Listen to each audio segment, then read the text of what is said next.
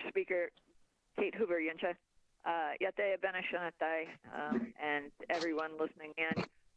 I would second Cecilia's request that we go into executive session. We traditionally do that when we speak about litigation matters and the costs of those the activities of the Water Rights Unit, and we do, especially if the delegates have questions. But Cecilia's presentation will be about the expenditures of funds to date out of the Water Rights Claims Fund, and to the extent I need to, I will talk about the reasons that we need additional funding in addition to running out of funds, but specifically what work we're engaged in at this time. Thank you. Thank you. Let's stop there. There's a request to go into executive session.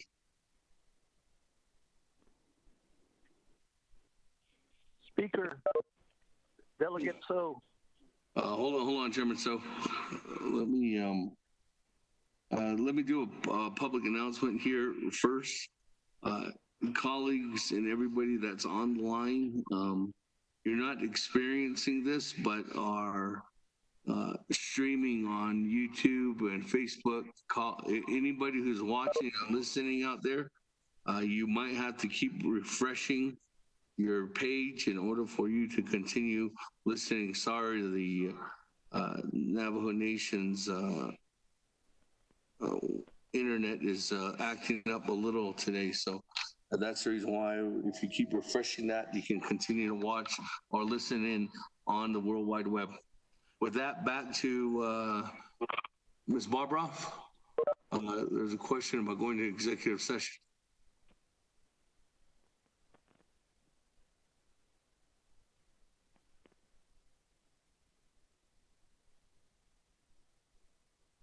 Speaker, this is point of order. Speaker, this is executive session.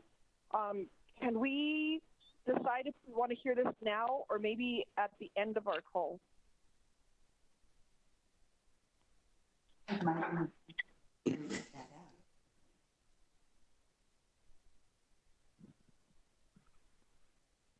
Speaker, Delegate Daniel So. Okay, colleagues, thank you for the suggestion. Before I open up for discussion, there's two things that we could do. If we knew in advance that there was a request that was going to executive session, we would have had another number set up.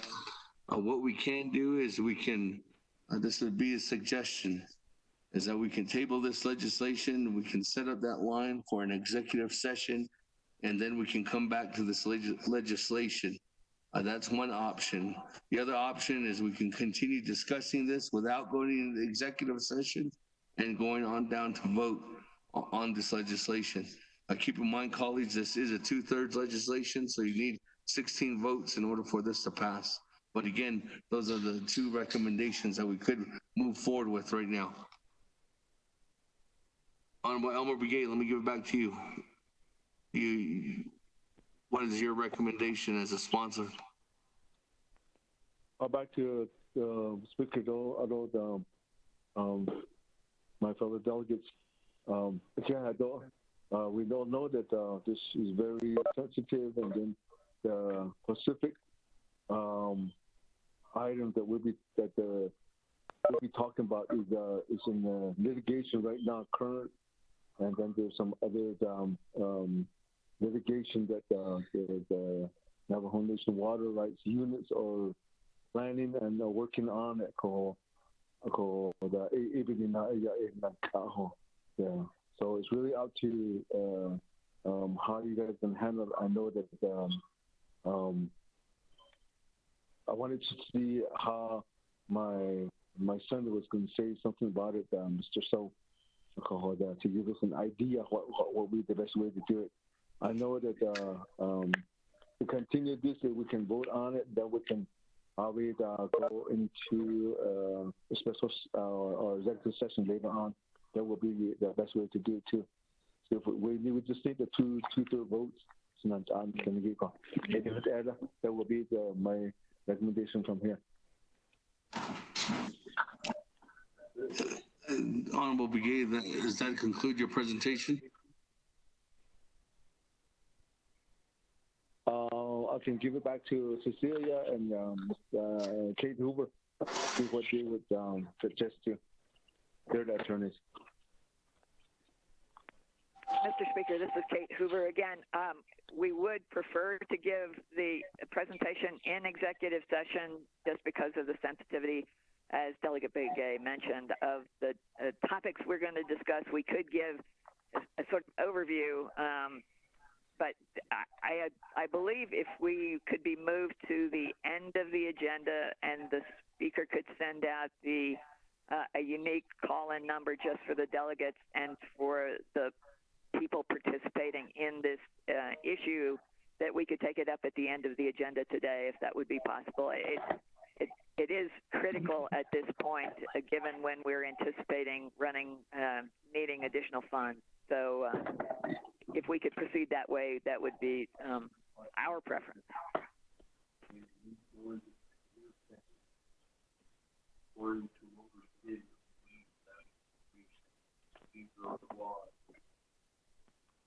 Yeah, I don't think there's a problem.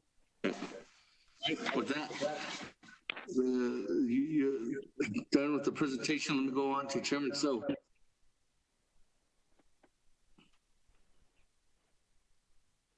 Thank you, Cecilia, Speaker Damon, Otto colleagues, legislative staff, legislative council, and attorneys.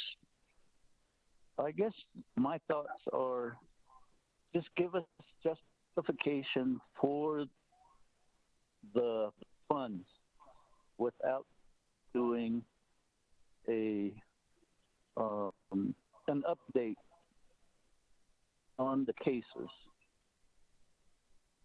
That way we can, I'm sure, the colleagues would get you the 16 votes, but at this point in time, I think what we're looking at is just some justification rather than doing an update on the court cases and such. We realize that the request is because the funds are starting to get low, and so you're concerned about continuing the litigation.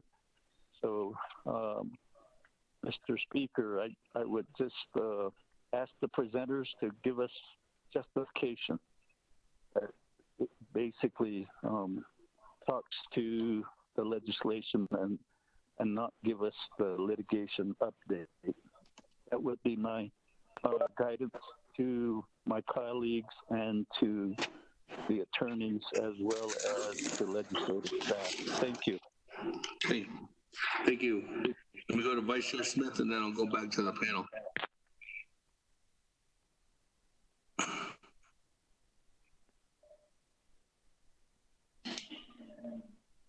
Vice Chair Smith?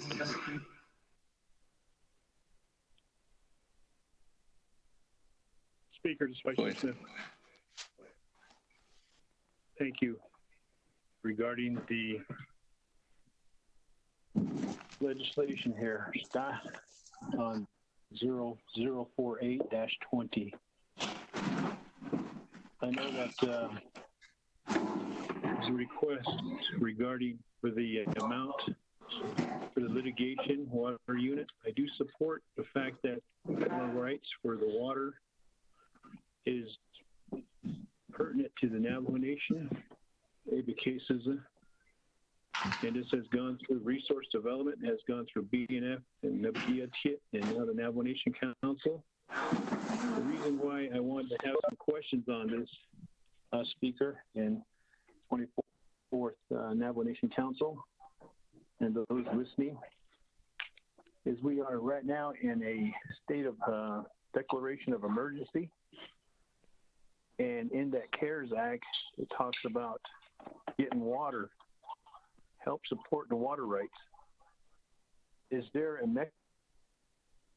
mechanism, if this legislation does get vetoed, can we address this through the CARES Act? Because number one was the water.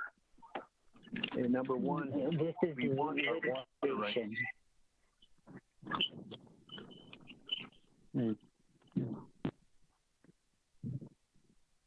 That is my question to Honorable Elmer Begay and the Water Rights Unit to possibly utilize that if it's all possible to do the CARES Act if we do not get this through the UUFB, because that's subject to veto item Shinada Amafinigi. But what about this case, Steve?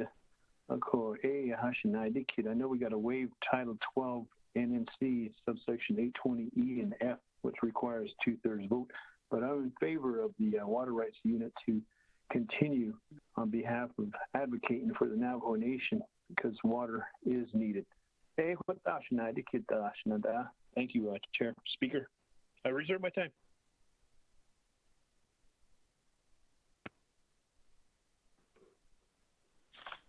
Okay, reserve your time at 2 minutes and 47 seconds. Colleagues, the new agenda has been sent out. I don't have anybody else on the panel right now. So let me go back to Tell Gary Yellow here. Honorable Yellow Hair. Let me go back to the presenters, and then I can come back to you. Let me get their question. I'll come back to you immediately after they're done. With that, Honorable Elmer Begay. Okay, can you answer that with my Honorable Smith? Certainly. Ask a question. Yes, okay. Vice Chair Smith, I am not aware. It's how the CARES Act funds can be spent is a matter of considerable debate at the moment because it is not very clear what is covered by the CARES Act. I am not aware that litigation expenses to secure water rights, though, would be covered by any CARES Act funding. It appears to be more directed towards providing water infrastructure, although that would be difficult to secure in the current December 31st deadline for expending the funds. So we are exploring all options for putting that money to use to secure water for Navajo people. And even without quantified water rights, which is our current situation in the state of Arizona, we can continue to put water to use.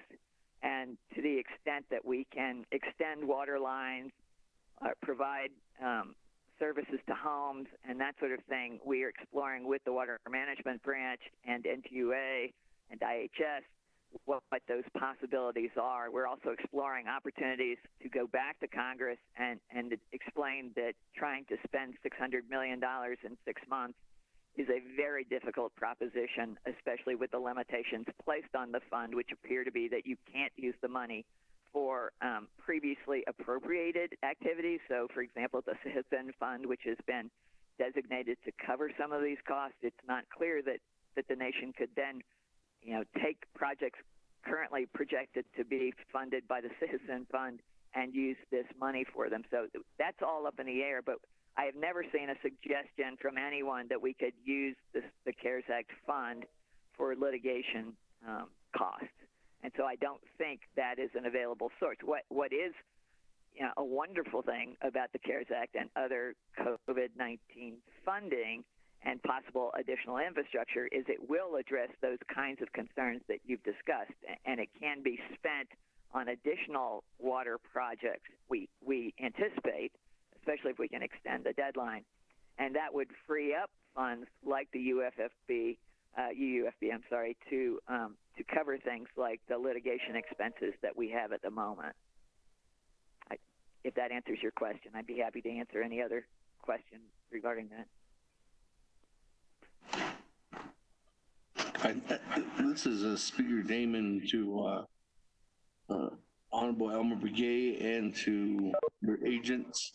I think the first question was from Chairman Daniel So to see, can you give a presentation and an overview that wouldn't have to go into executive session? And if so, or if not, he's just looking for that question. Thank you, Speaker Damon. This is Kate again. And thank you for the question, Delegate. So we can, in fact, do that. And both Cecilia and I are prepared to do a higher level discussion of why we're seeking the additional funds for the water rights unit. So we could go forward in that manner and appreciate the opportunity to do that.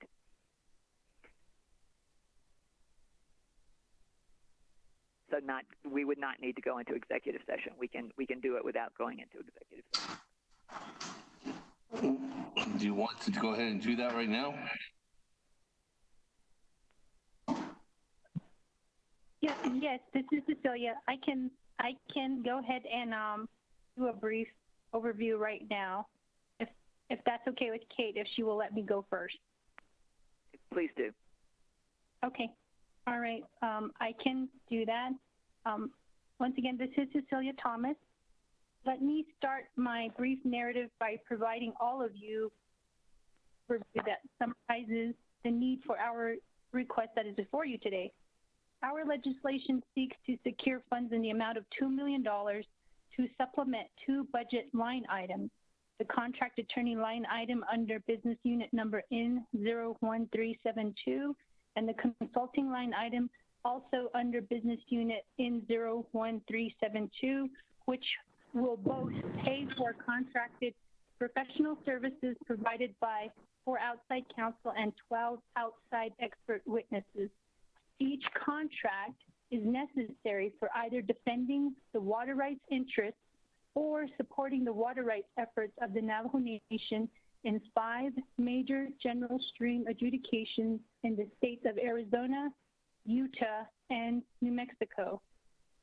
Our current projections show that the funds that have been allocated to the water rights unit to pay for these professional services will fully deplete by the end of September 2020, mainly due to the ongoing litigation in the LCR adjudication, which is scheduled for trial this summer. In addition to the heavy costs that are currently devoted to the LCR litigation, our unit is also engaged in multiple other water rights matters for the nation. It is worth noting that these contractors have been engaged to provide their professional services, as there are a limited number of outside counsel and outside expert witnesses with the background necessary to serve as litigation and non-litigation experts regarding the nation's water rights claims, and it is anticipated that they will continue to serve in these roles for years or even decades, as many of them have assisted the nation for several years.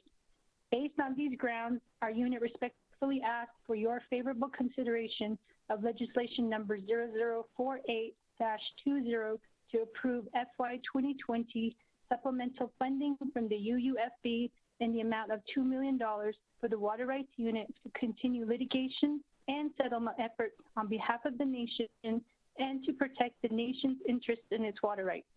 I will stop here to allow Kate Hoover to speak further on this matter, and please let me know if you have any questions, if you have.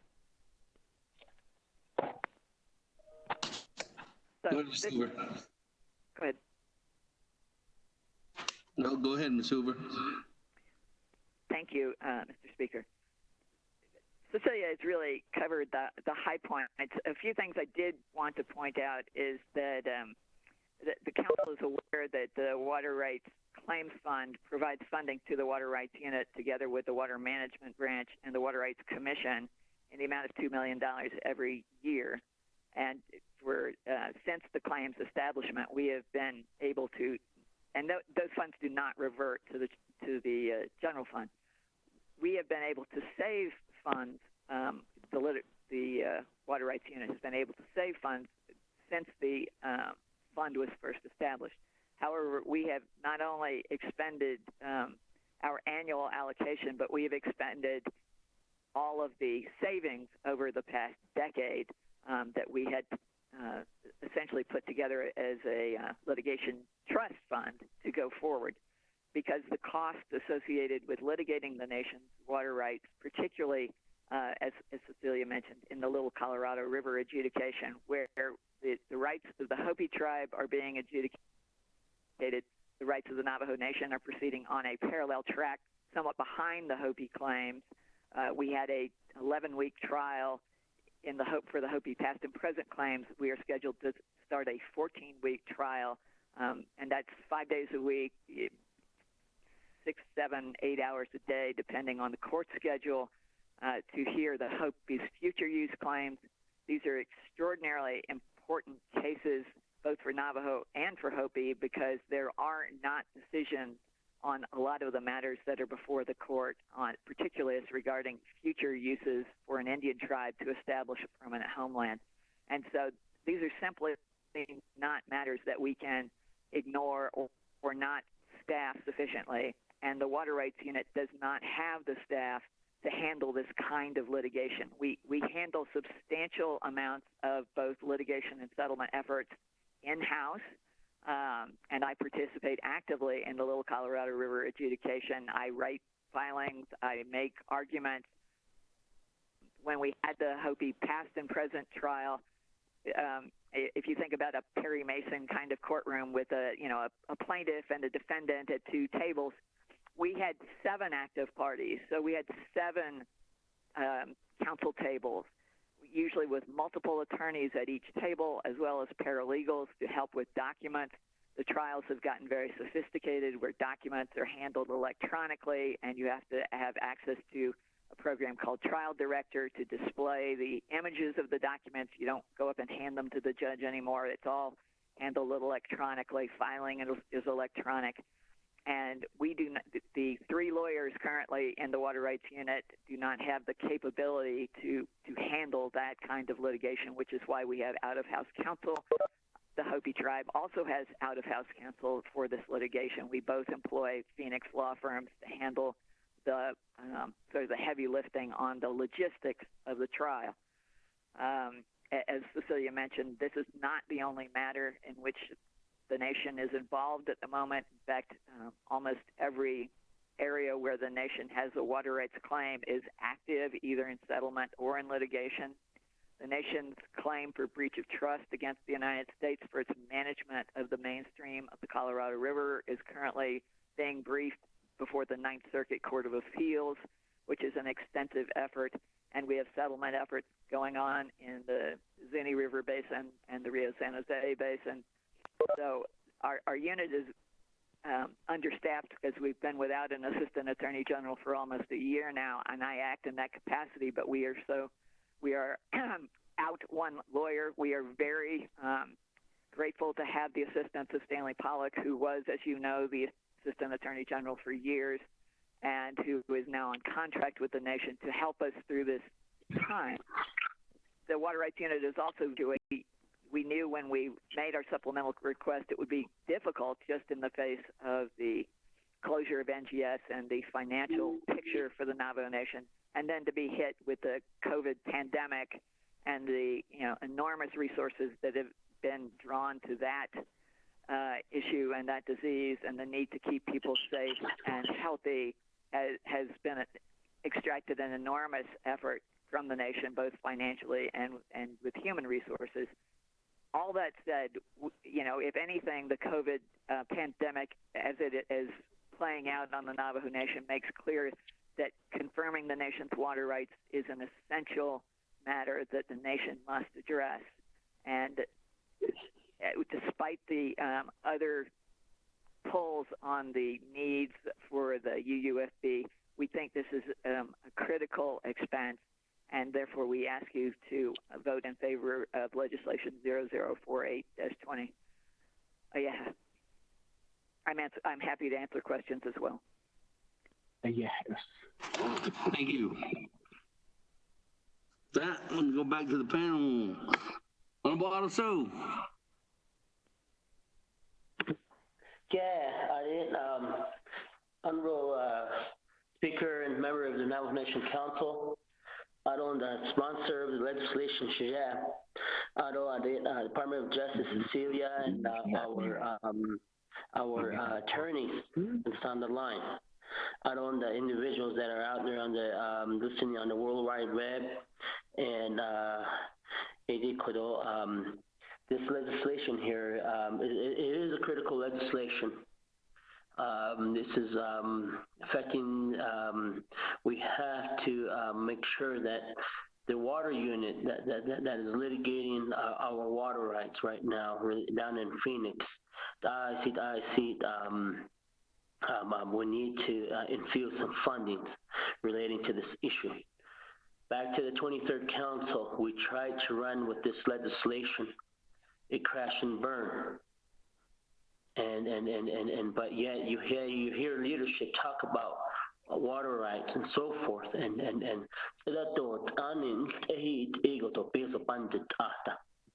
and each year they're coming to the table asking for revenues to infuse so that we can continue to advocate and fight for the rights of the water rights and Navajo on the whole nation as a whole. The water unit doesn't only focus in one area. The Department of Justice worked on water cases such as the San Juan settlement, and that's the reason why you have that pipeline going down 491. You have the settlement for the Utah water rights settlement again. Arizona, we have to make sure that we have these revenues there to support our legal team. To me, it's a no-brainer. This is something that is critical and precious, especially in the LCR region. It's in the western portion of the Navajo Nation, and the southern portion of the Navajo Nation is affected. Our own trustee is even going against the Navajo Nation. I'm going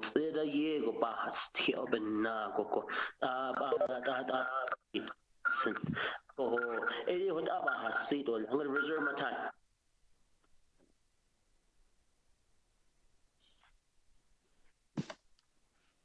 Reserve your time at 2 minutes and 23 seconds.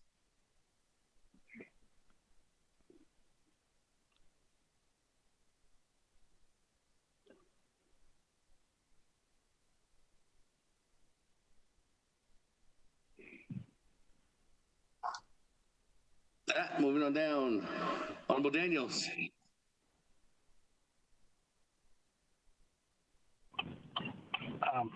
Thank you, Speaker. Arenda Kodo, Nantano Senegi Kodo, 24th Navajo Council, Arenda Kodo, Legislative Council, the Stato, I see Kodo, Arenda Kodo, legislation Kodo, sponsoring Lagi Kodo, Shita. I see Kodo, and also your agent Kodo. I see Bake Kodo. Adonarana speaking to this legislation. I fully support the legislation Kodo. I see Kodo. After the nation, the Nadishingi Kodo, the state of Utah, there's a settlement that's going forward. I see Kodo, not on Kodo. Yes, Utah water settlement. I see Bonet, Kodo. 81,500 acre feet per year. I see that's a lot of water. I see Jonathan and others. Arizona to the LCR. So on for the hospital, let's go down. So I think that the KDP for this legislation could hold Shanantana Senegi. I don't know, on for the state speaker, reserve time. Reserve your time, Honorable Daniels, at 3 minutes and 34 seconds. Let me go back to not anybody else on the board, so let me go back to the sponsor.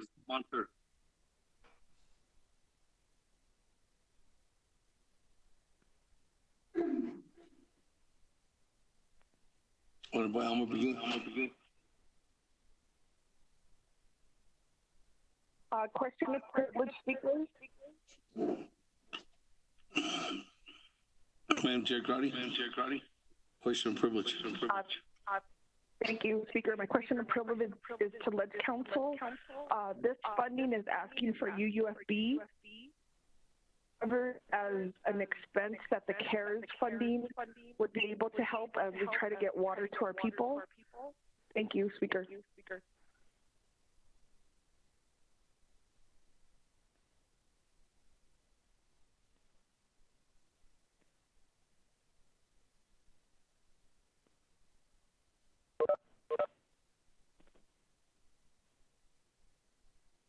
True.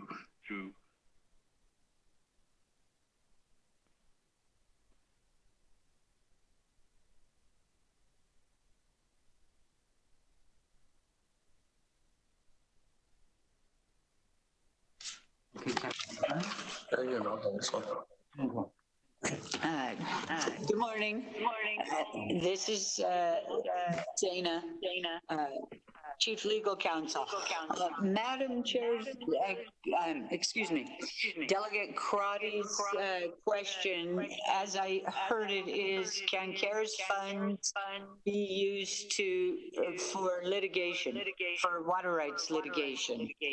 That is a question that my office has not investigated yet. Very complex question. We will put that on the list to investigate and get you an answer. I would suggest, I don't know if the Attorney General is on the line. Perhaps they've done an analysis.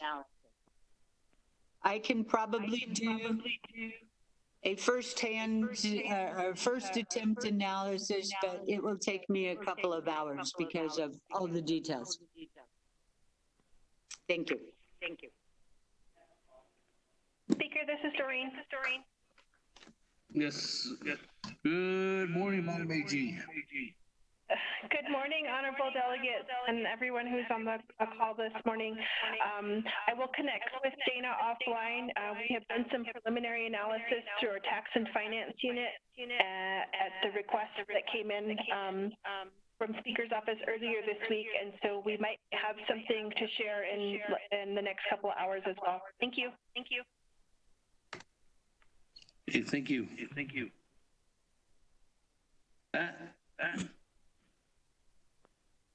Honorable Elmer Brigade. This is Delegate Elmer Brigade, yeah. Back to you in the panel. I think there was some questions from my colleagues.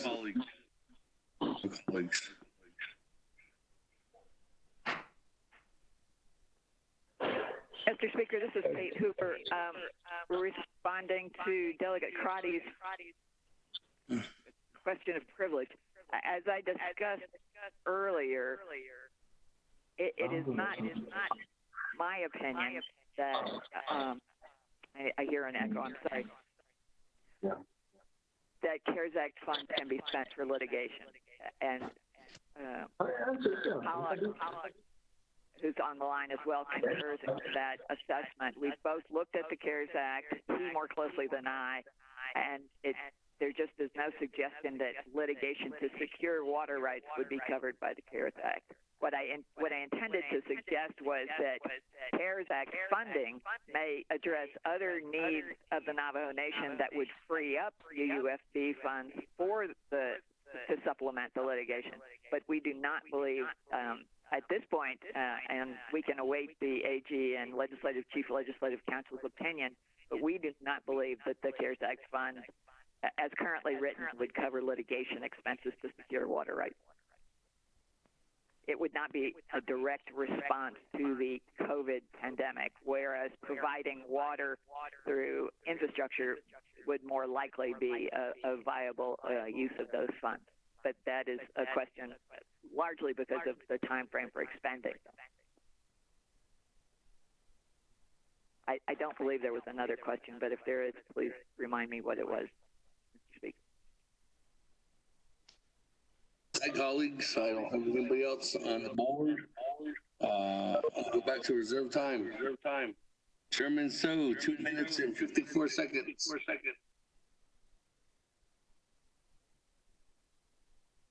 Thank you, Speaker.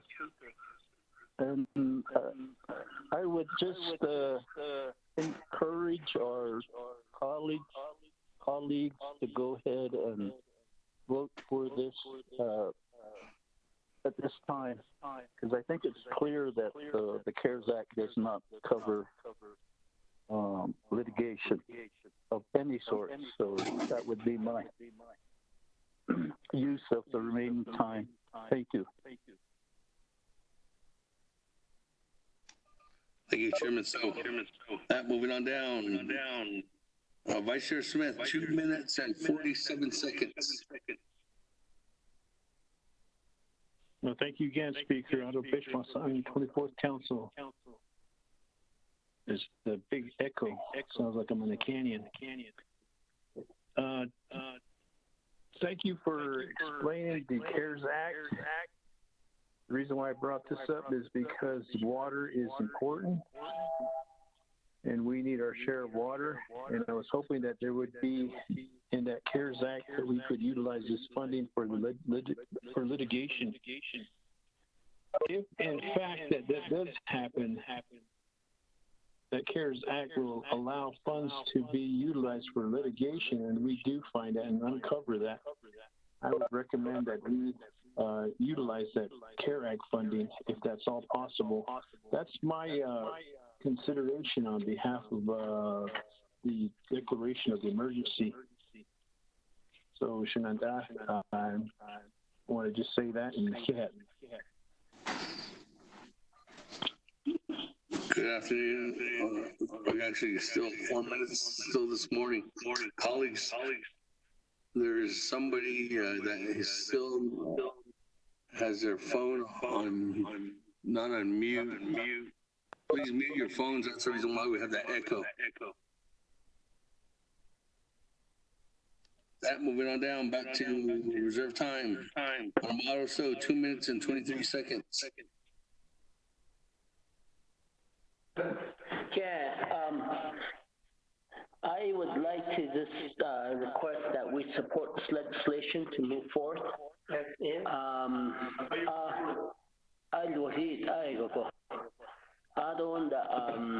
We'll see what happens. If it crashes and burns across the street, you know, it's on him.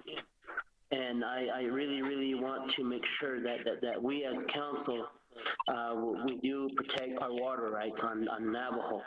And in my region, Aja, Yego, LCR, Aja Kabahuin, the litigation will be beginning and is ongoing. So we have to make sure we have to gear up and get what is rightfully Navajo. I don't just along to it about the CARES Act.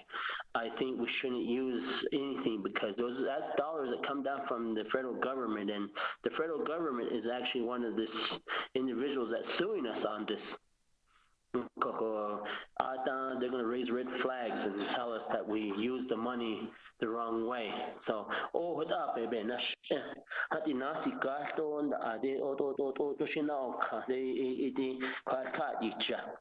Like I indicated, past leadership has supported water right, many water right issues on the Navajo Nation, whether it was in New Mexico or Utah, in Arizona. And this is one thing that we can unify on. I'm going to go ahead and reserve my time, whatever time I have left. Thank you. Reserve your time at 37 seconds. That moving on down, Honorable Daniels, 3 minutes and 34 seconds. On reserve time. Thank you, Speaker. Yeah, colleagues. I totally agree with the chief, my favorite chief delegate. Delegate so chief so yeah ni bahastigi I see baby and I see had that schedule election for you and water rights in I see dal shigi I think hay not the tol shiko so it could I see the so give Babeladi Tleshiko, I see Babalaoska, Adonanat Kodo, the 7 Utah chapters, Nasus on Ojeto, Denahot, so Mexican Water, and Red Mesa, T Sunspot, they fully support the Utah water rights. The ICK, so even Nashikodo, I'm going to be voting green on this legislation. Kodo that should not I see Banda Kaso Kodo, I don't know Kodo is not a lot of little I see Kodo then get the name because I get all this in Utah. I don't know because you see something that on this LCR. I don't know New Mexico she do that ego Kodo. So 80 also Mahasito like speaker Kodo. I don't know Kodo. Thank you, speaker. Wait time. Okay, with that, we'll go back to, I don't see anybody else on the board. Back to reserve time. Honorable Otto, so 37 seconds.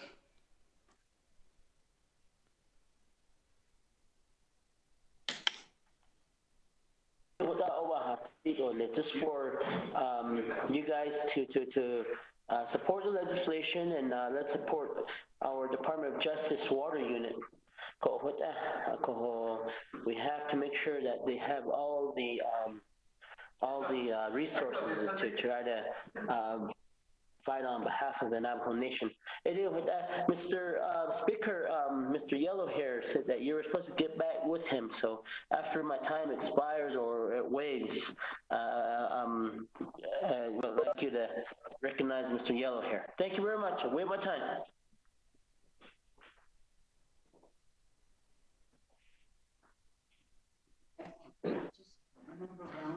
Okay. Honorable Yellowhair, sorry for that. If I didn't come back to you. Let me go back to you. New player, Honorable Yellowhair.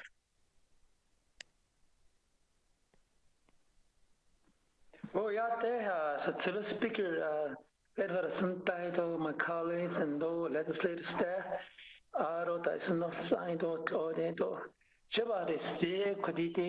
this legislation 0048-20. I think we just need to cease debate and let's vote on it right now. That this legislation is very legitimate. So therefore, our request to the Navajo Nation Council, my colleagues, let's cease debate, let's vote on it and move on. Thank you, Speaker. Second that motion, Eugene. So reserve my time. Reserve your time at 4:26. With that, I don't see anybody else on the board. Back to you, Honorable Yellowhair. 4 minutes and 26 seconds.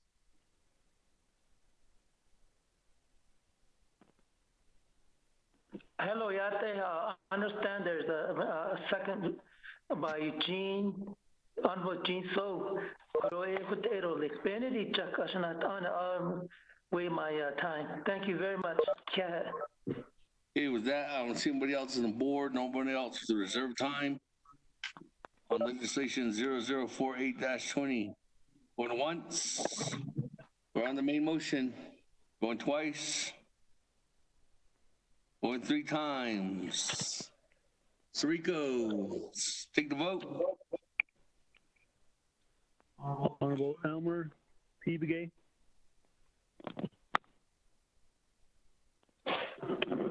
Honorable Elmer P. Begay.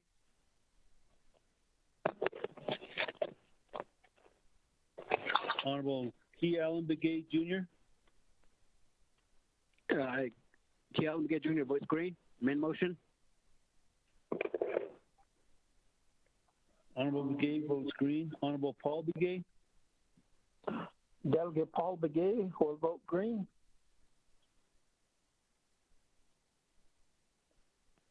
Honorable Begay votes green. Honorable Nathaniel Brown. Delegate Brown votes green. Yeah. Honorable Brown votes green. Honorable Eugenia Charles Newton. Delegate Charles votes green. Honorable Charles Newton votes green. Honorable Amber Canals-Bacrati. Delegate Amber Canis-Balcrotty votes green. Thank you. Honorable Crotty votes green. Honorable Herman M. Daniel. Council Delegate Herman M. Daniels Jr. votes green. Honorable Daniels votes green. Honorable Mark Freeland.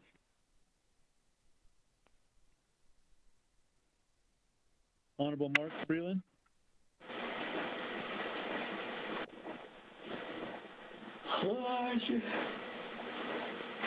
Honorable Pernell Halona. Delegate Halona votes green. Honorable Halona votes green. Honorable Jamie Henyo. Henyo votes green. Honorable Henyo votes green. Honorable Vince James. Honorable Vince James. Honorable Ricky Nez. Delegate Rick Nez votes green. Honorable Nez votes green. Honorable Carl Slater. Delegate Slater votes green. Honorable Slater votes green. Honorable Raymond Smith Jr. Green. Honorable Raymond Smith Jr. Green. Honorable Smith. Green. Green. Honorable Wilson Stewart Jr. Green. Honorable Stewart votes green. Honorable Daniel E. So. Delegate Daniel So votes green. Honorable So votes green. Honorable Charlene So. Green. Honorable So votes green. Honorable Eugene So. I vote green. Honorable Eugene So votes green. Honorable Otto So. Honorable Otto So votes green. Honorable Thomas Walker Jr. Thomas Walker votes green. Honorable Walker votes green. Honorable Edison J. Wanika. Green. Honorable Wanika votes green. Honorable Edmund Yazzie. Green. Honorable Edmund Yazzie. Green. Honorable Yazzie votes green. Honorable Jimmy Yellowhair. Vote green. Honorable Yellowhair votes green. Honorable Mark Freeland. Honorable Elmer P. Begay.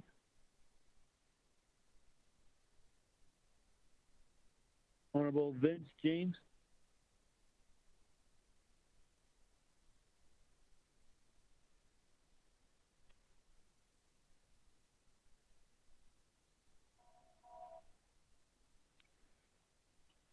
Mr. Speaker, you have 20 in favor and 0 opposed.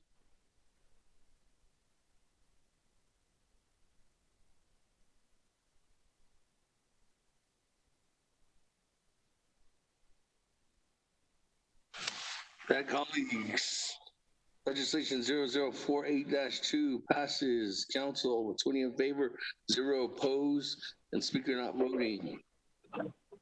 Moving on down on legislations 0081-20, sponsored by Madam Chair Charles Newton, co-sponsored by Honorable Chairman Henyo.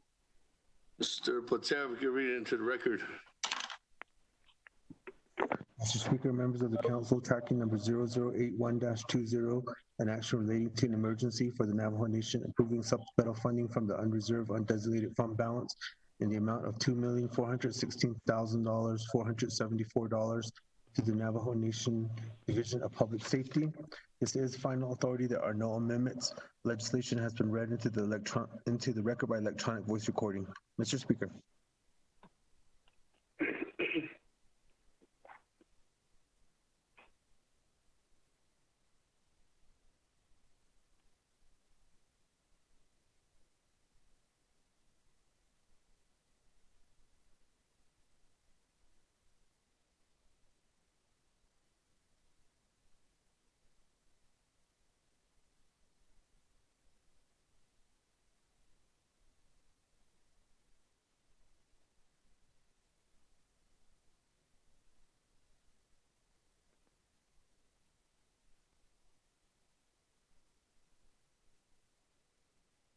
Hello?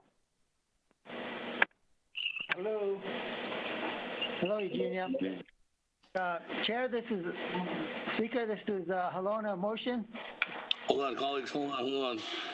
I'm trying to get information due to the fact that this legislation, as of right now, stands as with no budget form still.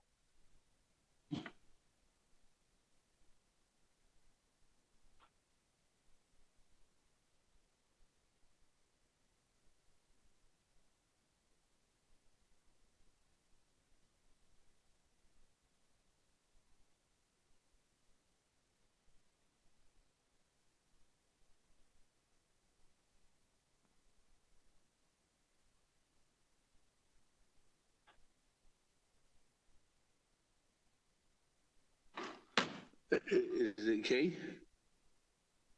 Okay, that, colleagues, there was an email that was sent out by Mr. Tom Platero on the legislation.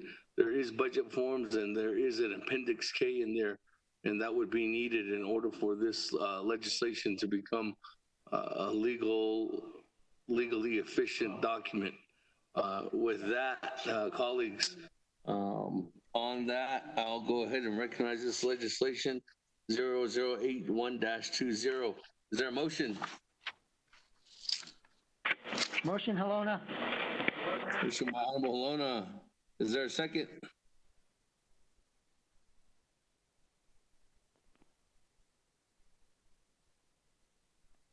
Going once. Going twice. Delegate Rick Nez. Second. Chairman Nez.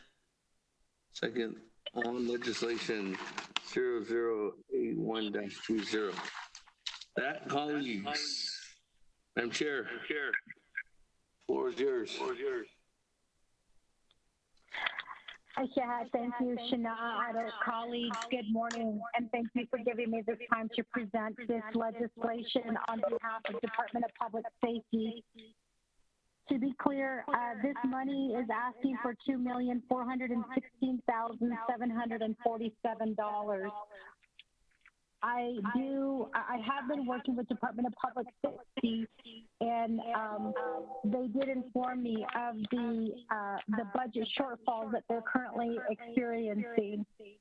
At this point, we did meet with Law and Order Committee did meet with Department of Public Safety this week. They talked about some of the issues that they are currently facing. And I'm hoping that Division Director Delmar is on the phone so he can provide you some information on what Department of Public Safety is currently facing. Mr. Delmar, are you there? Yes, ma'am, I'm here. Great. Can you provide the council some information about the $2 million or the shortfall that your department is currently facing? Yes, ma'am, thank you. Though, to Speaker Dosh and based on one item that most of all that we really are struggling with is compensation to the overall employees of the division, Navajo Division of Public Safety. So, hazard pay for those people who are primarily at the front lines of this fight of the virus.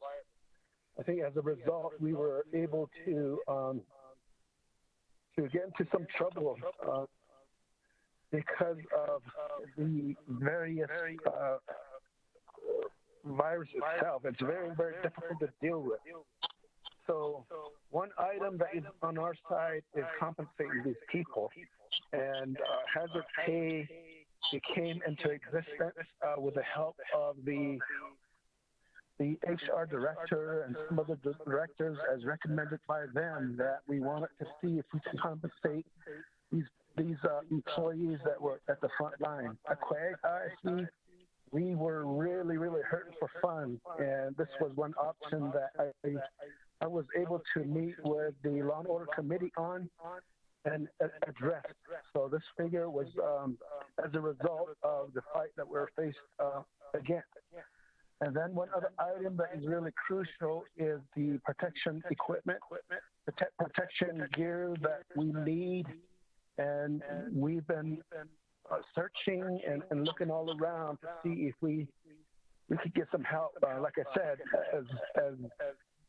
as we were struggling in getting some PPEs before, we were exposed. There's probably less than about 30 public safety employees who had tested positive. And 2 of our employees, unfortunately, are in the hospital right now, really, really struggling. And I really don't know how much this 2.4 million is going to help us as far as duration is concerned, because the big unknown right now is we don't know how long this is going to last. But currently and daily, we are really in need of these funds. Thank you, Chair.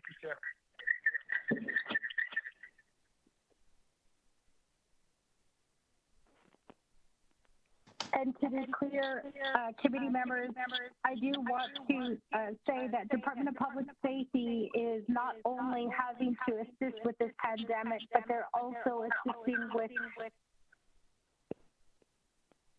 come in regards to crime. I would like to report to this body that crime has decreased as a result of this pandemic.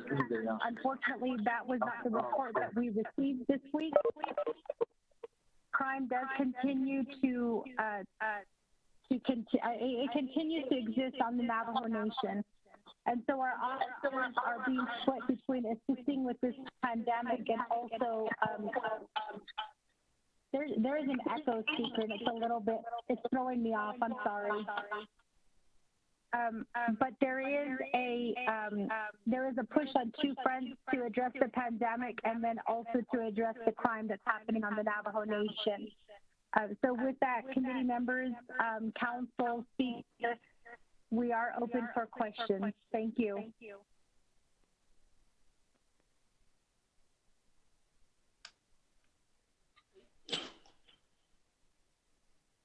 Colleagues, can you please check your phones to see, just to make sure everyone's on mute?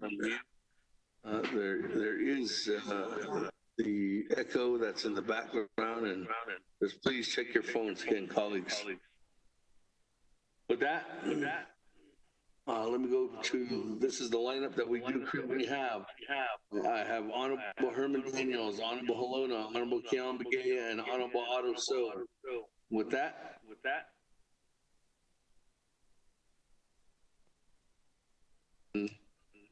Chairman Daniel So. With that, Honorable Daniels. Floor is yours. Thank you. Speaker. I see. I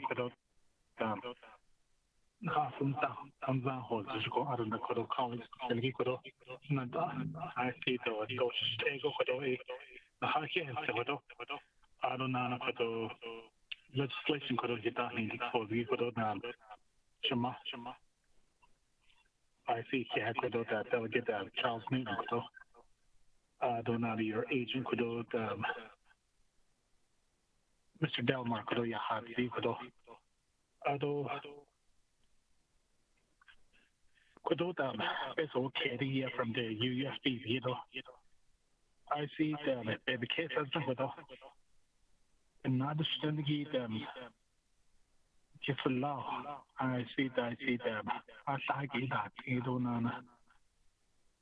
24/7 not allowed there. They're out there. Speaker, there's an echo level here.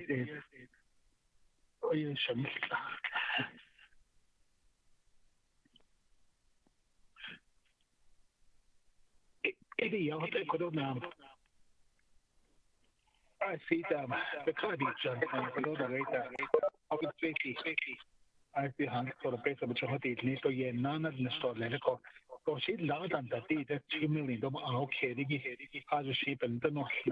But there's this cares the base of the 600 million. Asian still has me for the sub. Okay, hold yeah, but that's not so. I don't know the question that I have, Speaker, for those this 2 million can we get some dollars from the CARES Act and put it back into UUSD? That's the question I have, Speaker. Other than that, I fully support the legislation. Reserve time, sorry.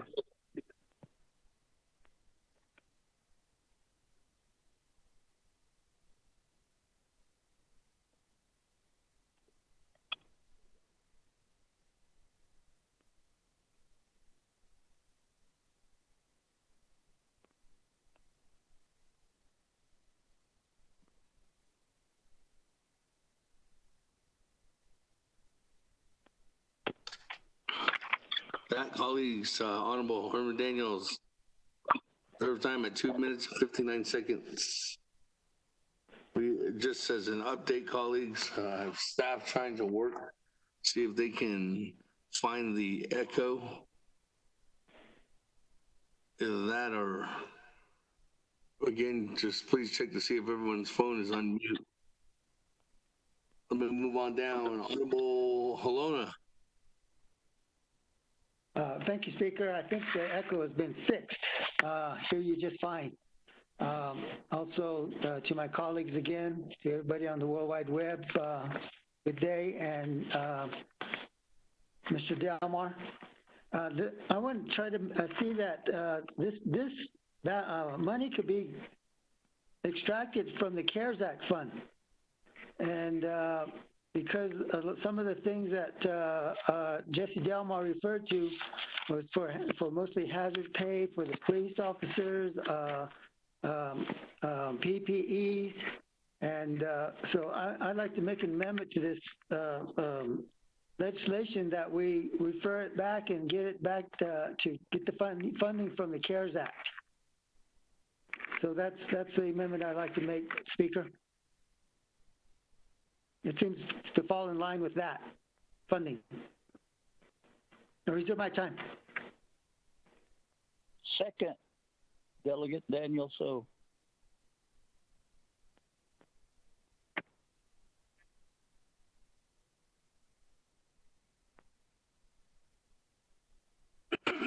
Okay. There was two things you did in that. One of them, Honorable Halona, is that you said you would refer this back. I don't know if you're referring this back to a committee or you're referring this back to maybe Law and Order or NAPKIT. And the second one is you wanted to do the amendment.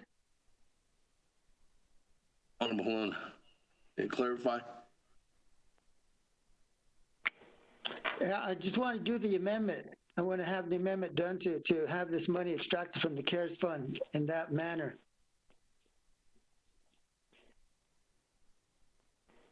That's what I was referring to, Speaker. Reserve my time.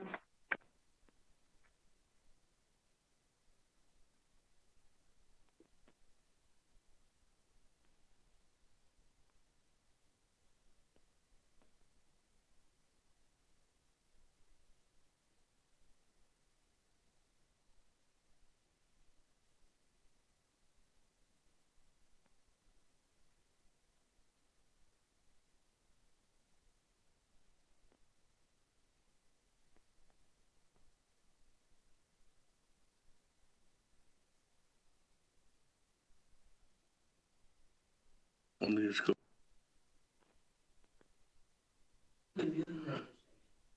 Let me go down this path first, Honorable Halona, and to colleagues of the 24th Navajo Nation Council. Legislation 0081-20 is an emergency legislation. And in that emergency legislation, it states that these dollars will be identified to take it out of the UUFB at this emergency time. One, that's one concern, is that it would change. I do believe that this would change the intent of that legislation if we move it from one item to another. Secondly, there is no CARES Act yet, or an area where we can draw down from the CARES Act. Maybe Ms. Barbara, who could clarify. One is that possibility of doing another legislation and with that in intent, and with that being the purposeful intent. Two is that the legislation could be modified, but I think that would change the intent of the legislation due to the fact that it is an emergency, but taking the dollars out of another account, which the account is not set up yet. Ms. Barbara?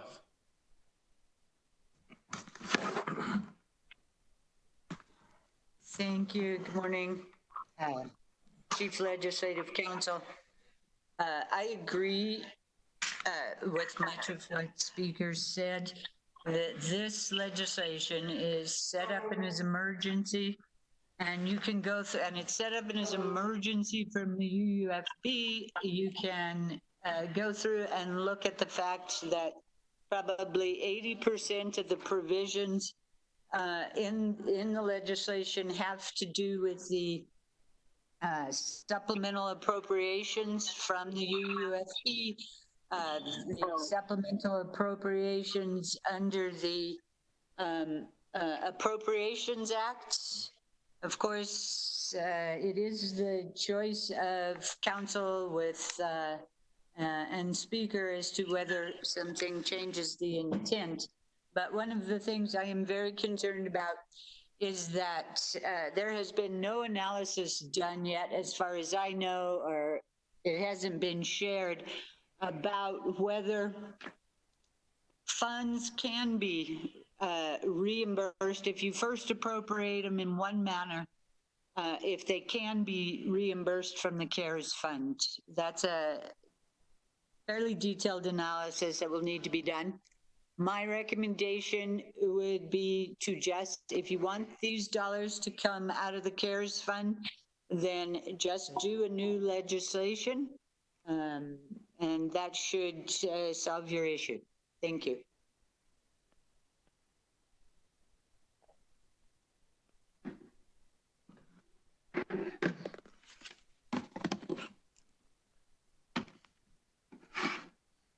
Honorable Helena? I return back the floor back to you. Thank you, Speaker. You know, a lot of this would be a situation where it would be coming out of the CARES Act. Is there? I guess there's still no provisions as far as the CARES Act because we still haven't really approved that legislation. I would seek to get some consultation with Delegate Eugene and Charles to see how we should proceed on this, because I know it's Emergency Act. The only thing is I don't know that we can recoup the money back into the UUFB fund after the fact, because that CARES Act says specifically that anything budgeted before March 1st, 2020, anything after that would be eligible for the CARES Act. So again, I'd like some guidance and some advice from the speaker, and also Eugene and Charles Newton, to see how we could proceed. Thank you. Reserve my time.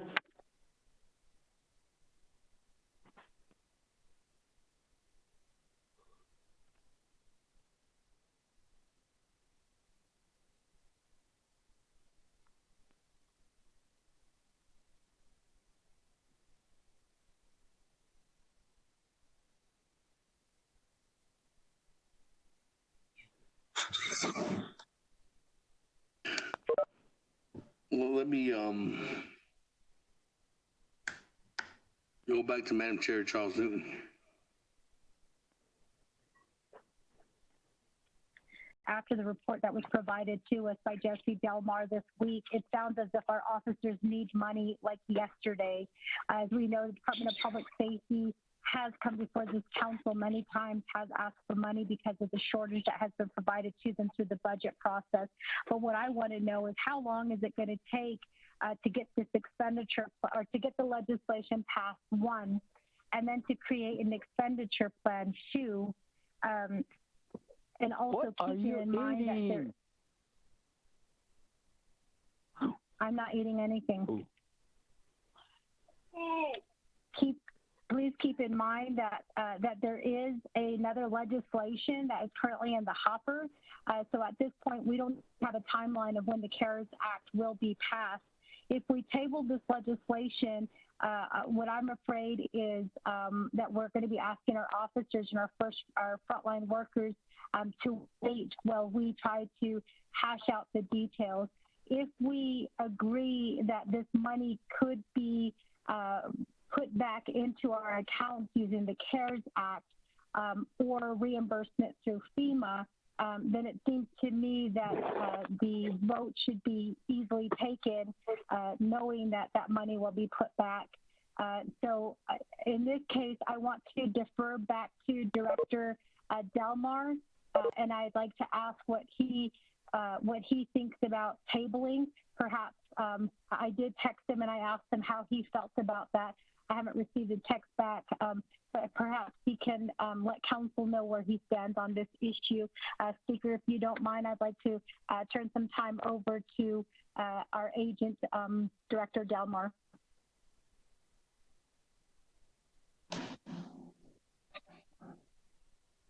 Mr. Delmar? Yes, thank you, Speaker, and Madam Chair, thank you very much. I think all of us know that we are really, really hurting at this moment. We need the equipment, like I said, and also the further we go on this, I think the period we really started suffering around about March, the second week in March, and that's when we started. And as you can see, we're approximately 2 months later right now. We're in the same predicament as we speak, and it seems like the pandemic is widespread, and it's especially on the Navajo Nation and our folks at the front lines, the police, criminal investigators, the EMS people, our corrections, our emergency management people. As Delegate Daniel said, I see we're really, really trying to be positive as much as we can. Like I said, compensation is an issue with us. We want to pay these people properly and appropriately too as well. So we're like 2 months behind right now, and we really need some help like right now. Thank you, Madam Chair.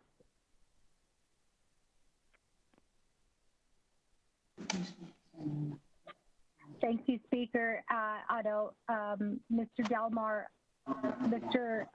Delegate Halona, I hope that answers your question. If not, please ask again. Okay. Thank you, Madam Chair. Let me go back to Honorable Halona. Thanks, Speaker. If the PPEs is the most important critical component of this, then surely we can find some PPE through our emergency management to settle that. And if it's a hazard pay and all of that, that can come later. We can always retroactive that. So I still think we should try to eliminate the part about trying to go through this UUSD fund and get the other CARES Act going. And then we can fund the department adequately in that fashion. I reserve my time. Okay.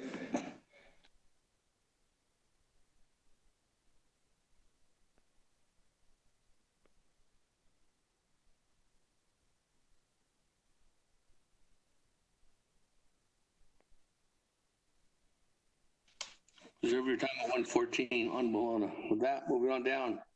Honorable Keelan Begay.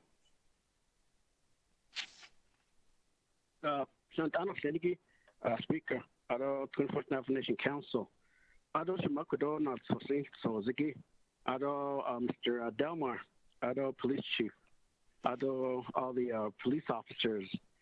First of all, I just want to say thank you for everything that you guys are doing. Kodo, Anhi Kane seats. But what aimed I yego shit. And it I get open not big shit.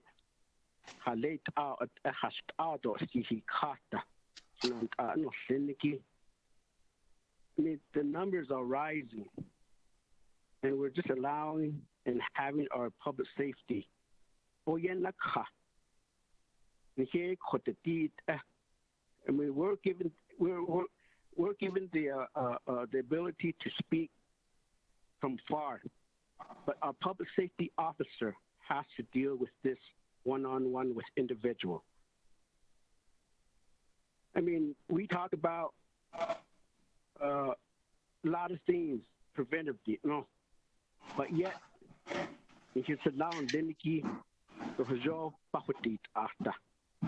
this goes to the question, from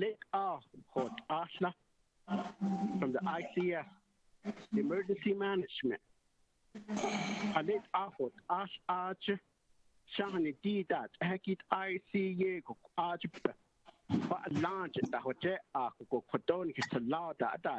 first responder that all hayutin hanana ki hatni ko hoti akoti and a don't eko ka it ko eight at in the year going hit the down dindiki on the bahanta tin hit it na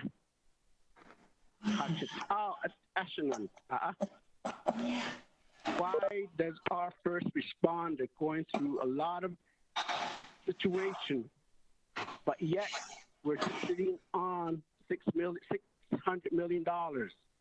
That's another thing that just troubles me. Asking for funding, but yet we're just sitting on $600 million over here. Now, so Asahabiatan has George Kitney, Kayata Dash, Asa Ochita, Sobe Kitney, Kagota. Belansi Clito, Lesson A. They cut past none yonder. So none of me that upper house in the year. But I don't know, so then give Hanahas and are there. But not social hit it, no base of in that on the shanky. I could eat egg on hit in the end, Lindy Hashina love, bay not lean, but behind it. But yet, the hair could it open yet here. As net not the nan didn't eat egg or baby in a whole yield, na. I saw the 80 nigger go equator, Bahasi, a large Dasentahaki speaker.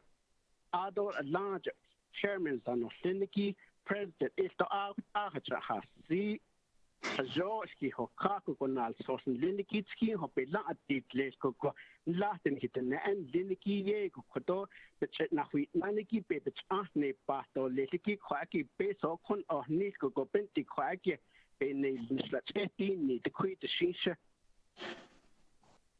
doesn't make sense for the council to debate on the funding while we're sitting on $600 million, and it doesn't make sense having the Incident Command Center operating while our first responders are not being taken care of properly.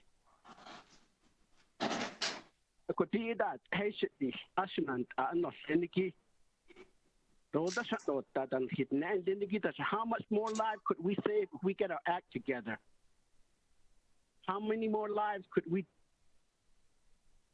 by today,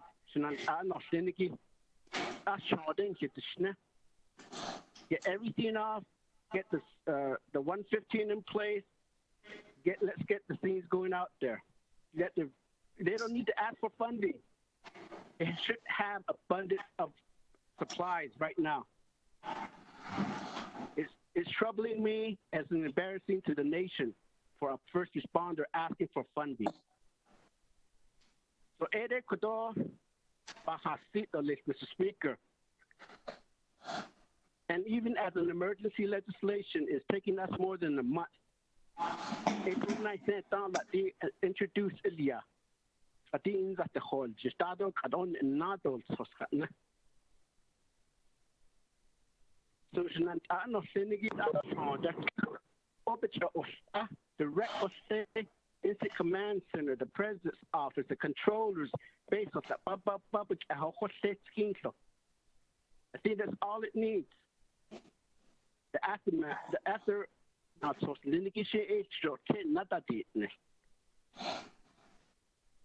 So maybe a directive, Mr. Speaker, requesting the Instant Command Center to directly appropriate a lot of these for PPE to our first responders across the Navajo Nation. So Ecuador directive is Mr. Speaker, reserve the rest of my time.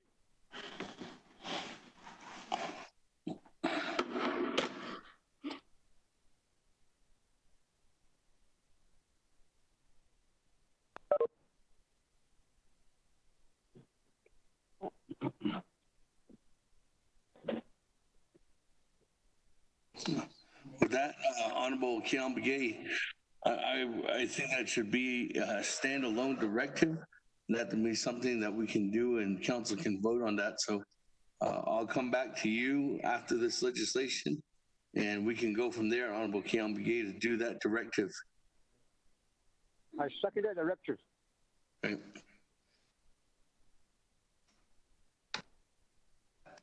This is the lineup that I do have right now. Honorable Otto So, Chairman Daniel So, Honorable Elmer Begay, and Chairman Yazzie. Honorable Otto So.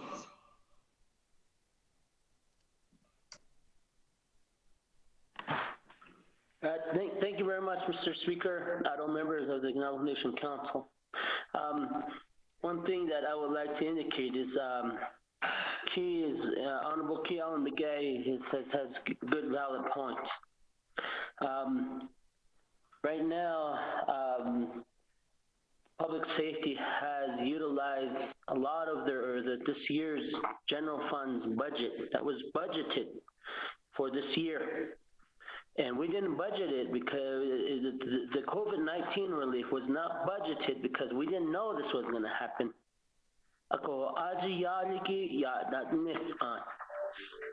And we know that there's $600 million there on the table. But we have to set the policies in place so we could start moving. So the issue relating to the CARES Act should be discussed until after the CARES Act legislation is put into law. Number two is that I believe that out of the $4 million that we have appropriated for COVID-19, public safety receives zero. Not a penny, a dime.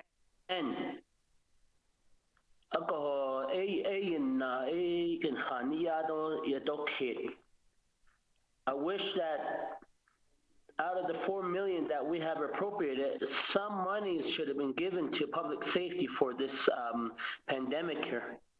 But I believe you're given nothing, and that's not we gave them money for the COVID relief, and our officers in the front lines there are fighting that. But yet, they didn't get 1 cent from the COVID-19 $4 million that we have appropriated. And it really, really, really disheartens me that not a cent has been given to them. We have officers out there. I talked to an officer Wednesday in Tuba City. PPE were low. I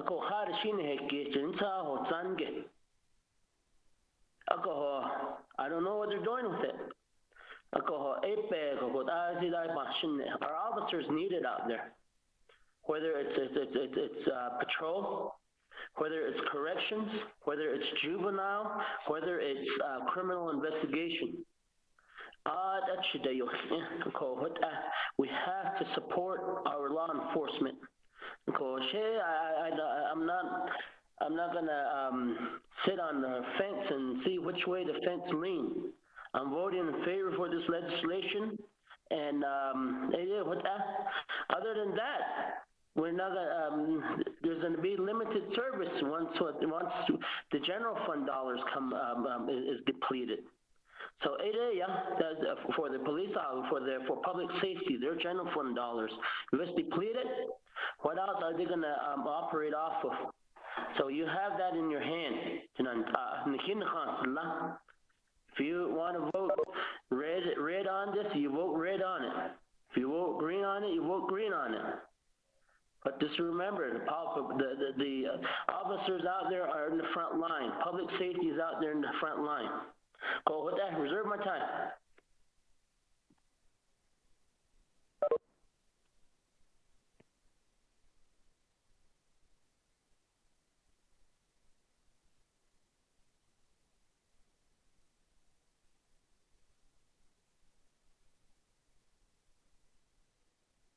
That's now from the UU.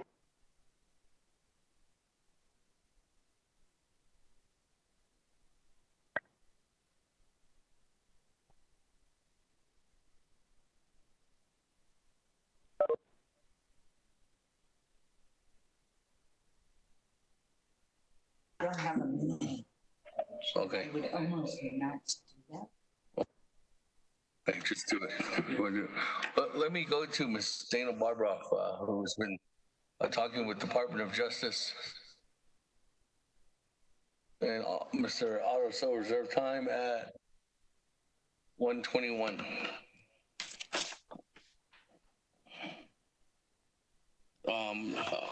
Ms. Barbroff has been working together with Department of Justice, and there's a possible recommendation. Thank you, Speaker. So I have been requesting some assistance from the Department of Justice, and I would like to thank them very much for that assistance this morning. And this is what the Department of Justice has determined, is that assuming that all of the expenses under this legislation are for COVID-19 purposes only, and the costs are incurred between March 1st and December 30th, Council can pass this legislation now and use the UUFB now, and then reimburse the UUFB later from once the CARES Act, the Navajo Nation has developed a CARES Act structure. So that is the recommendation or the guidance that I have received from the Department of Justice. I would not recommend putting an amendment in there to state that that is the plan. Just leave the CARES Act out of it for right now. Thank you.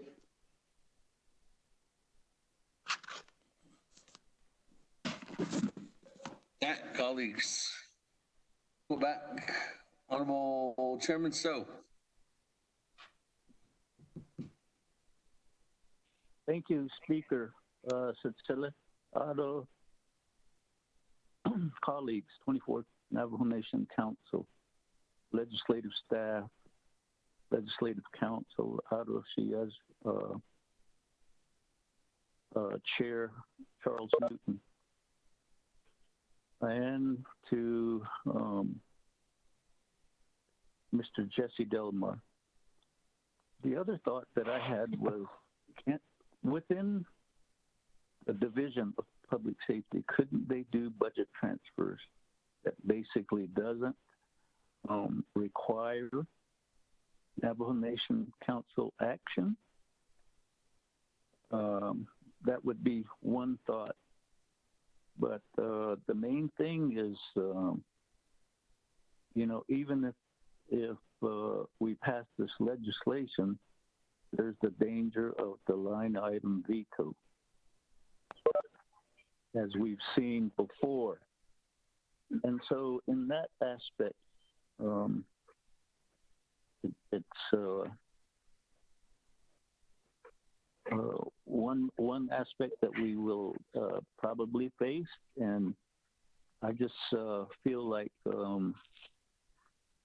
if we put it into the CARES Act straight off, I think we would be doing better. And it's the other is just the fact that, how come Division of Public Safety waited so long? And so that's the other aspect that I'm really wondering about. Yep. Mr. Speaker, so in that respect, then I'm in favor of just showing the legislative intent. The legislative intent is to with the intent of reimbursing the UFB with CARES Act money. Legislative intent. That would be a request to the moving parties that we include the language that the legislative intent is we adopt this legislation now with the understanding and with the intent of reimbursing UFB with CARES Act monies. Because definitely the intent is all COVID related, public safety. That's the intent and purposes. Thank you. Reserve the balance of my time.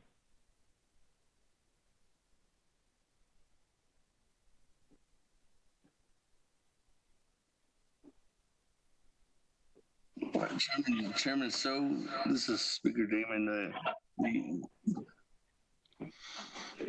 You're stating now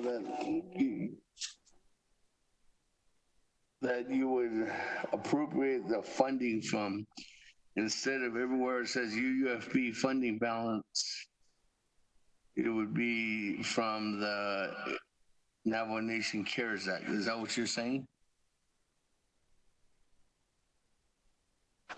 Mr. Speaker, no.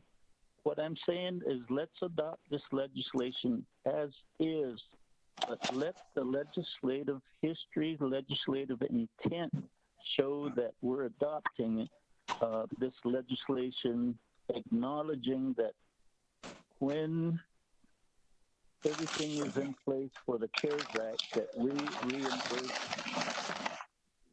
the UUFB in the amount of this particular legislation, $2.4 million. Okay.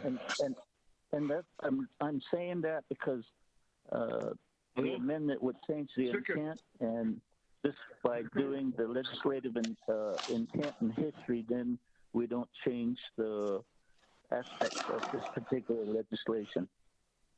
Okay. All right. Thank you for that recommendation, Chairman. So.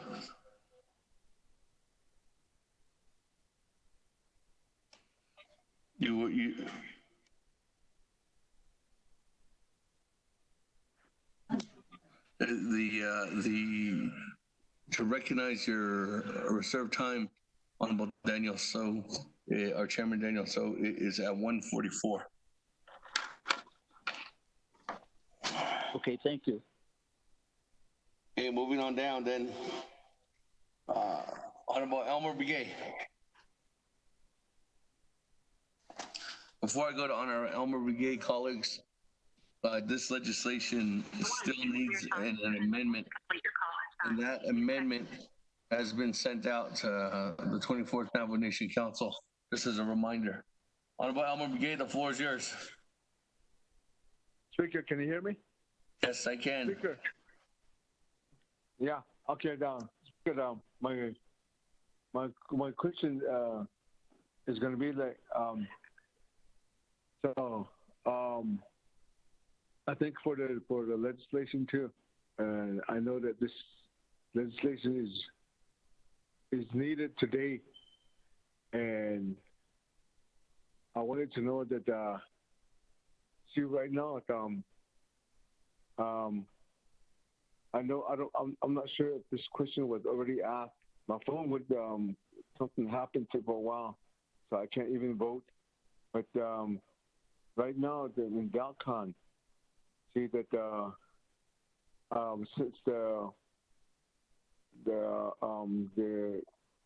Twin Arrows Casino has been closed for a while, so we wanted to know that if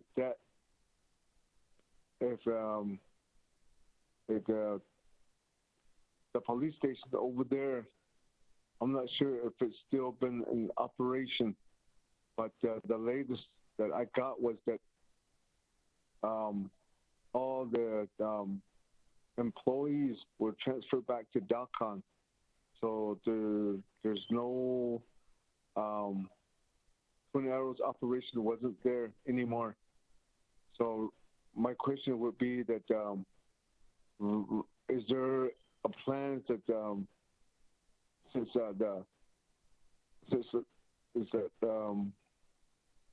the casino is closed right now, so if it's gonna be opening back up again, is there a plan that you guys gonna be moving the staff back over there again, or is it permanent that all the staff is gonna be within the Dalcon district again? Because we all know that it's a wide range that the Dalcon Police Department covers, all the way from Loop all the way through Jericho and Steamboat and close to Ganado. So I was wondering about it. How is there a plan? How's the plan? I guess I could say that. Thank you.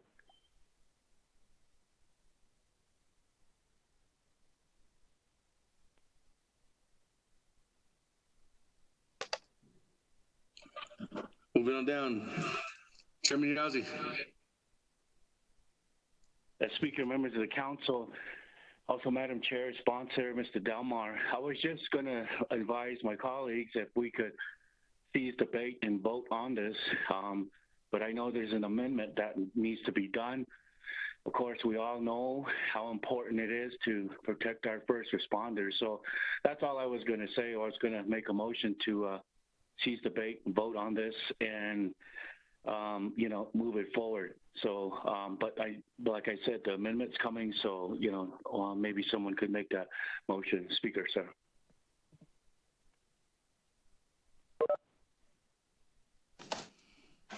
Hey, thank you, Chairman Yazzie. I don't have anybody else on the board. Go back to reserve time. Actually, let me go back to the sponsor because there was a couple of questions. And Chair. Thank you, Speaker.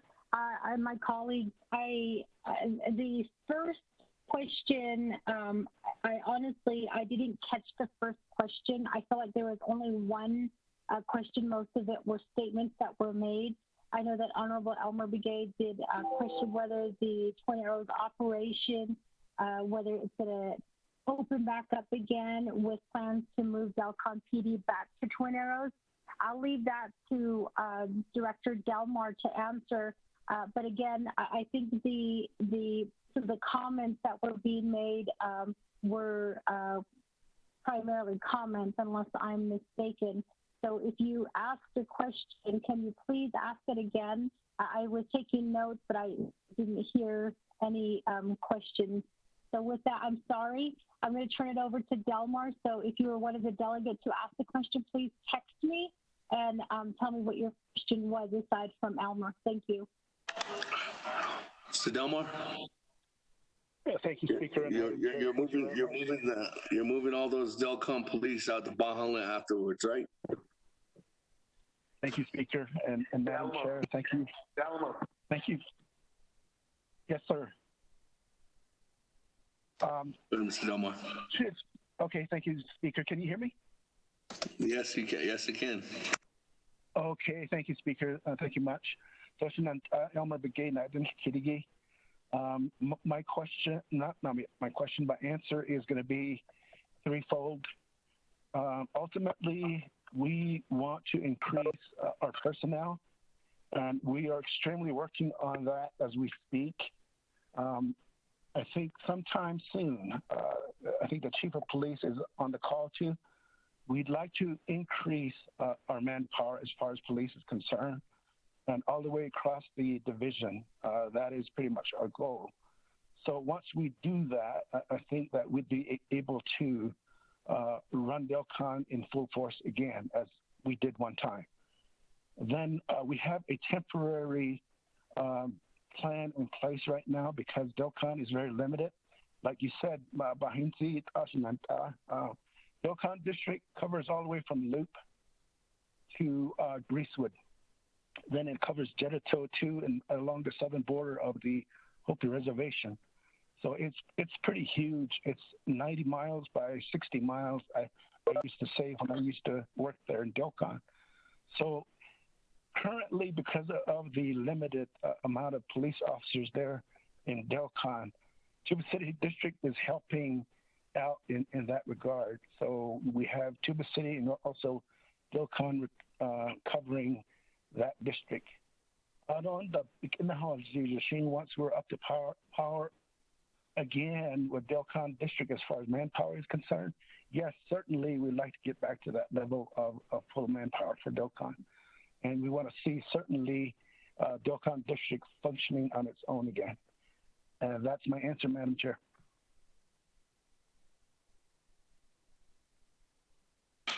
Okay. Thank you, Mr. Delmar. Is that it, Madam Chair? Thank you, Speaker. I do believe that Mr. Delmar mentioned that Mr. Francisco is on the line as well. Perhaps he would like to chime in on this question and also some of the comments and questions that have been posed by my colleagues, counsel. So if you don't mind, Speaker, to allow Mr. Francisco some time. Thank you. Chief, you online?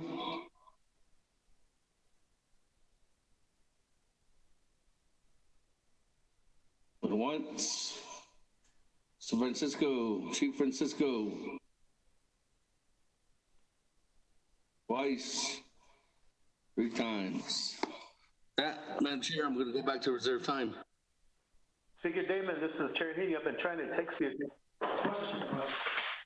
Oh, okay. Sorry, Chairman, I did not get a text message yet. With that, Chairman Hino, new player. Check out select Speaker Damon, and although she knows I think Sangido, deep Monday, Tennessee has Ani, baseball. It's a lot of bundle, and then you give the change as the Jay by Kaylee on the station. Yeah, I give it Ani. I don't that this co-sponsor is shot. The Nanigay, actually, it's a lot of Yakon. The Naja Danita, AKB and Kata Halian, the Gata is was shot. I wonder, on Juno 90, he did do they thought that I could not cut. I don't know when it's Kato 90 campaign lives in that stock. I don't that the basically you can't but not the year. Abayana Tigo Yat about the year. But over you that he's still one the corridor. In fact, notes. Abahazno Shende, Nina Lebanon Tani, Jade Lebanon Tani, Shinot at the hardest the hop. They are the base, so the something had all these. I say, need to allow it illegal Shaya has a car so little bit of the Shosna. The what's illegal, Joy became a thousand. Other Hatashaya, a Chana, Tagi, Sabe Hanas or Cash. Ata in Lanish Aji cost. In late day, Nissan, Diana, she had could I La or you in and the Shigi, a Yunis had not had the shot not the shot not a but the Kadea Koya and Nigo Hotel. A decision in Hans Nigi, the Cosm Sana Safa, the Hadenigi. So AD gave and a Jaya added each other Barco. So even Naya, the AD space of did the meal for which I did, yeah. So I put a shade or I need a business. And I put that on the cheese, you know, she really found the business. It's a love of a bag or sign other areas, it's a big name cost. So even a Jaya, the coin about a honey, so I additional basement underneath Trinity. I need a Nigo. I need coin to long is the liberty Nigo. Joe Cohaba not a big place. Ata ko sa even na ina so din pala pinat kala ko. Adon da di ko be ai kushi kenana sa. Adi banad ni kha. Kha go shin da di kida. Di pe so re ba hin tena kha da shin da di ko ban di kha so ko. Even na no ba da ina. Adon da ya ko do me me li ki do e pa pa ko. No ta gi da ba da ina ko. But ko he lo to da Ado Kodaya, there's no sign of Kehana, that she not finding Ado Lacha Yati, Amikate, so she Bahazanda, Edo, Lina, the Archer, or Topaki, Chenida. Agashi Kana, Ado di, Izige, reserve shake or Adonda, Kana.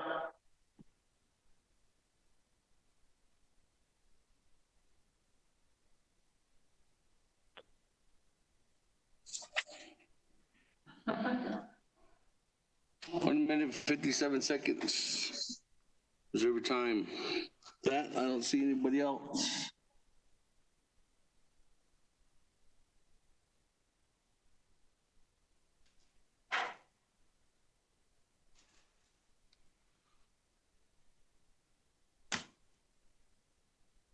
We go back to reserve time. Honorable Herman Daniels, 2 minutes, 59 seconds. He literally had goggles on. Yeah, I saw him, like, he walked up to me and he, like, waved, and I thought he was just, like, some weird, like, Navajo guy.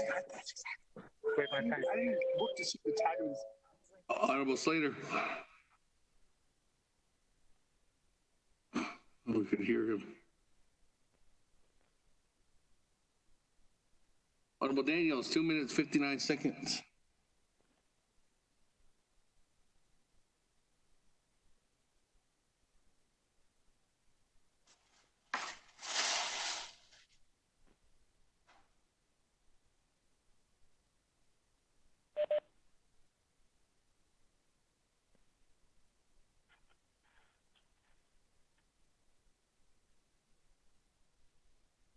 Moving on down, Honorable Lona. 1 minute, 14 seconds. Thanks, Speaker and my colleagues. This was a good test run through.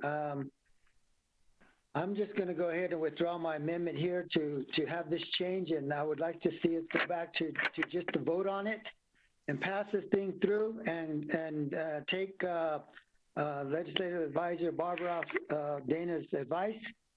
I think that was going to be the easiest way to get through this. Get the reimbursement from to the UUFB fund from the CARES Act. But we need to make sure that we get that and the legislation going for that. So that concludes my end of the statements in. But the other thing would be, you know, the PPE is an important factor with the job as far as the police department and all the safety people and the hospitals are concerned. I still think emergency management has enough of that supply there to help our police force. I don't know if he just didn't ask them or didn't request anything from them. And, you know, that's the supervisor's position, the supervisor's job to make sure that those things are happening. Just like myself, I couldn't get any PPE or anything like that requested for my chapters.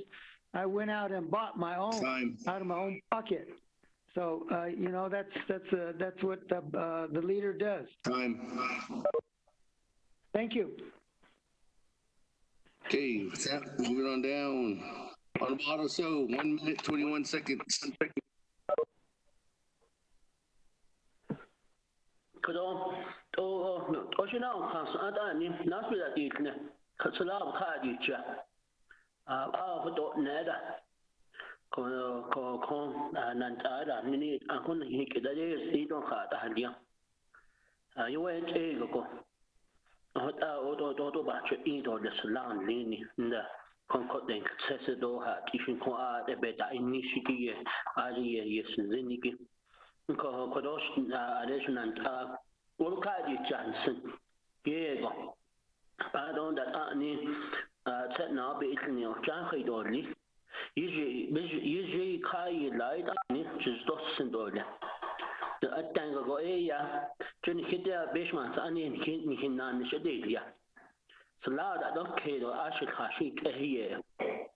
You shouldn't be begging for money and say, we need money for operation.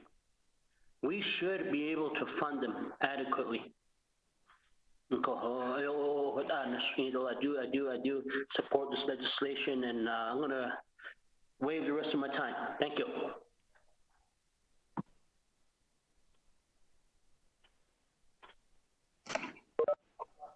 That, moving on down. Chairman So, 1 minute, 44 seconds. Priscilla, Speaker Damon, Otto Cement, I, 24th Navajo Council. So what that public safety? AI, see, that's an essential governmental service.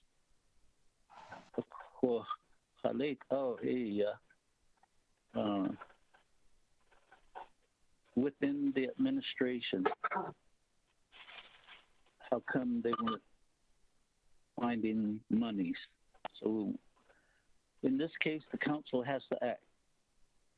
I agree with Chairman Hino. I agree with Vice Chair Otto. So let's just vote green on this and send it across the street. Colleagues, so without iba hastito licado, I waive the rest of my time. Thank you.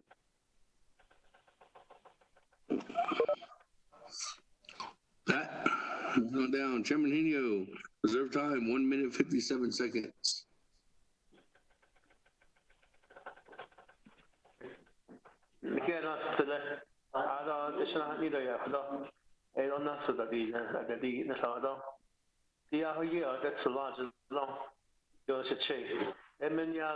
Vice Chair Smith,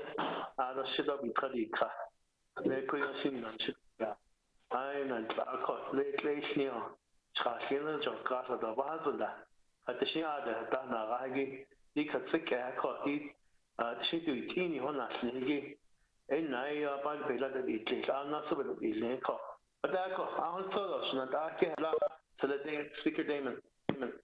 Speaker, ask what a question.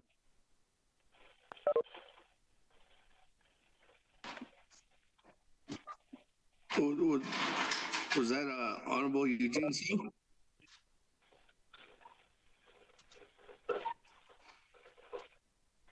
Hey, I have a new player, Honorable Slater.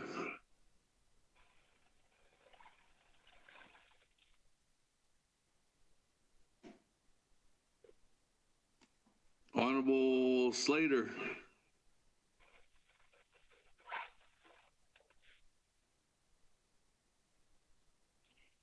Speaker, Vice Chair Smith would like to say something.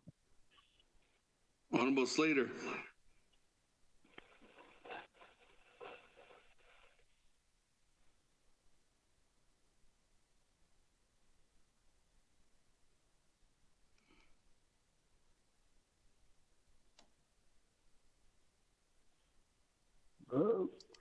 Honorable Slater. That, moving on down. Honorable Vice Chair Smith, new player.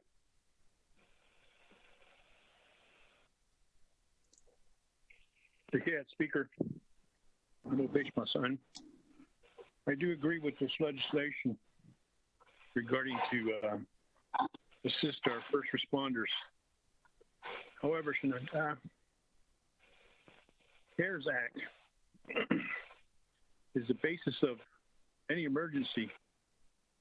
And I understand it was said earlier that we shouldn't be putting no amendments saying that CARES Act money should be reimbursed into the UUFB.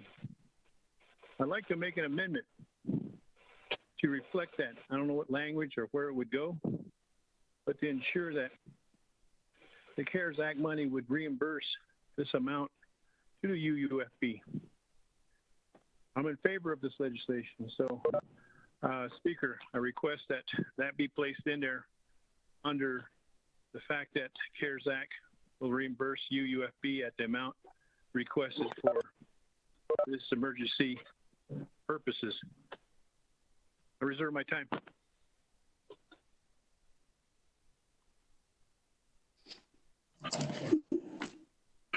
reserve your time at 3 minutes, 53 seconds. I think the recommendation from DOJ and Office of Legislative Counsel was not to include that language in there, Vice Chair Smith, but I can go back to.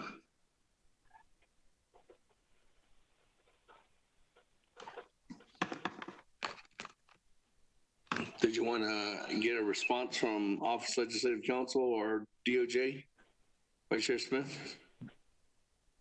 Speaker, the reason why I'd like to have this amendment is because we're going to be audited. And if we don't have that language within this legislation, then we can be hit with that audit. I think that would be right in line with making sure that we are going to tap into that fund to reimburse UUFP, and it was passed by council. That's my reason for doing this. Thank you. I reserve my time. I hope my time wasn't charged.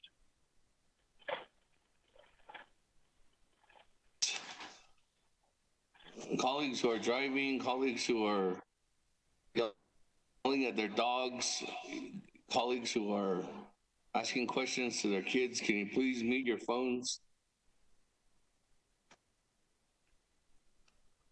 That, Honorable Vice Chair Smith. Let me refer that with Department of Justice and Office of Legislative Counsel. I'll have them kick that around again, and I'll come back to you from Vice Chair Smith. Honorable Slater, are you on the line? Yes, sir. Can you hear me? I can hear you now. Thank you. New player, 5 minutes. Thank you, Speaker. I have a couple questions. I just want to clarify, has the legislation been amended to include those budget forms, or are they not included at this point? Sure, back and forth, I'm kind of confused. It has not been amended yet. It has not been amended yet. Okay, thank you. And then has there been any communication to the Speaker's office from the President's office regarding the President's disposition on this legislation? No. There hasn't? No. And is that Director Delmar who was speaking prior? Yes. Okay. And the Division of Public Safety is in support of the legislation, correct? Yes. Okay, thank you. As the legislation stands right now, can we confirm that the expenditures made available under the appropriation could be reimbursed? I just want to confirm that I heard that from Ms. Bobroff correctly through the $600 million legislation. Yes, with the Department of Justice and Office of Legislative Counsel has confirmed that. Vice Chair Slater. Okay, and has there been any updated information on the drawdown of the $4 million appropriation? As of this day, we have not.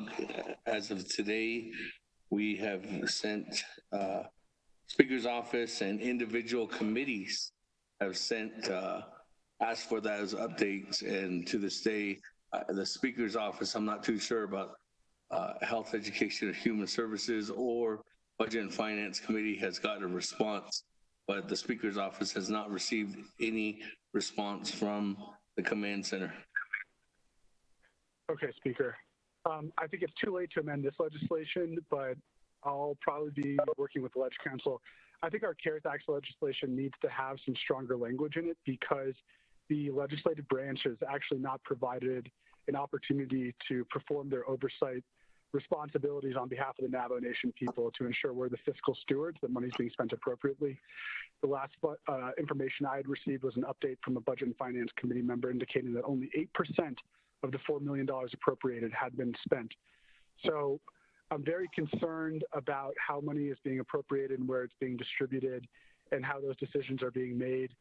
This is obviously an incredibly worthy legislation that's more than needed, but the concerns identified regarding PPE, et cetera, really should be flowing from a centralized Navajo Nation operation. And if we're receiving those fundings and they're being made available, the legislative branch needs to be able to exercise the Navajo Nation people's fiscal stewardship. So thank you, and I yield my time. Thank you, Honorable Slater. That, Onto the board, new players. Chairman Nez. Thank you, Honorable Speaker Damon and honorable members of the 24th Council. Master Hitchhand and the police dog is telling us to vote on this. And I support this legislation, but I'd like to second the motion for Honorable Smith to have that wording in the legislation for the amendment. Thank you. I reserve my time.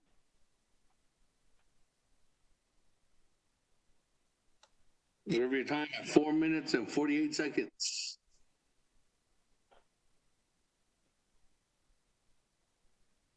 Well, let me go back to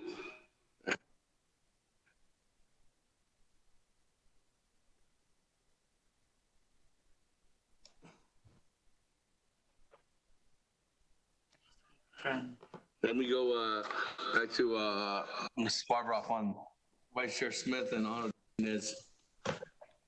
Thank you. I think we're on mute. Oh, you're good. Okay, thank you. As I recommended earlier after consultation with the Department of Justice, that while it does appear that this amount, you will be able to reimburse it with the CARES Fund once a CARES Act is passed by the Navajo Nation. It's not recommended that you include that reference here, but I can do that, and I am working on an amendment right now. I want to thank Delegate So, Chairman So, for establishing the legislative history. You would actually be doing this reimbursement as part of one of the expenditure plans, but I am working on the amendment. Hey, Mr. Barbara.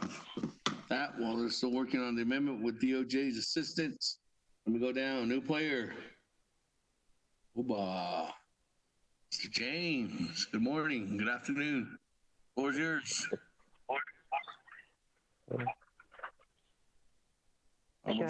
Good afternoon. Yad Isnale Adosh Kahasi Voshnat Arnofini. Kadota Banadis Kiligi Ado Bidoto Bahazo. Yadi Beso Chido Ihigi. Ale Katinje Jeta today Beso Chido Ich Akota that Babidoto and Nache Ado Connecti Beso Lunigi today Dotli. So my recommendation and an amendment to the legislation would be to request that we insert wording that the funds be utilized within the next 30 days, put in a time frame. It would help the Department of Public Safety to work with the Office of the Controller to make sure that these funds are expedited within 30 days to get the items in emergency fashions for our police officers. Thank you. I reserve my time.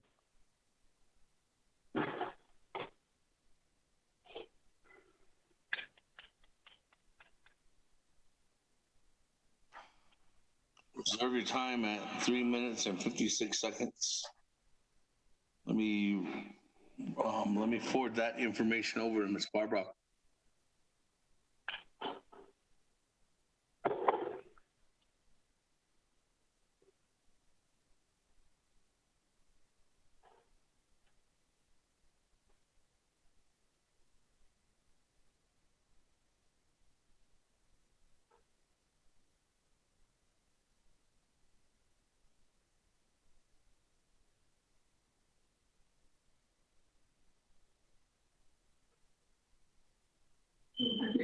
Hello? Hello? Honorable Vince James, I have limited staff here.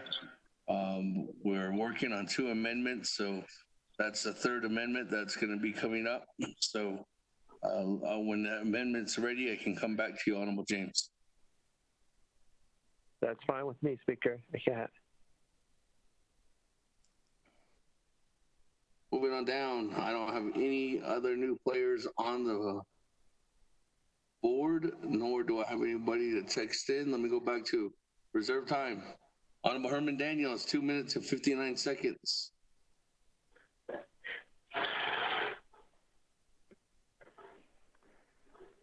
Waive my time.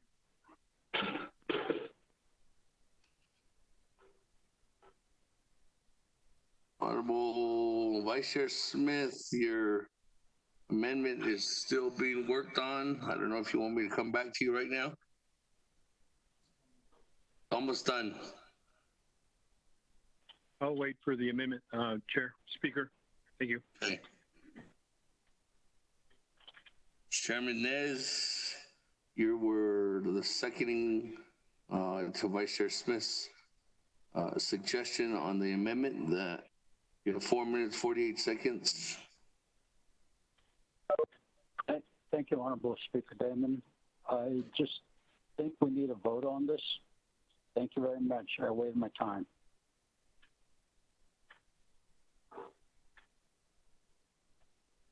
Okay, waive your time. Honorable Rich James, you're the next one up. 3 minutes, 56 seconds. Your legislation, actually your amendment's still being developed. With that, colleagues,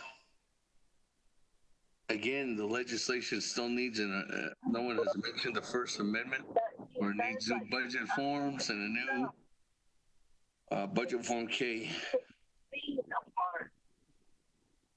And that was emailed out to everyone.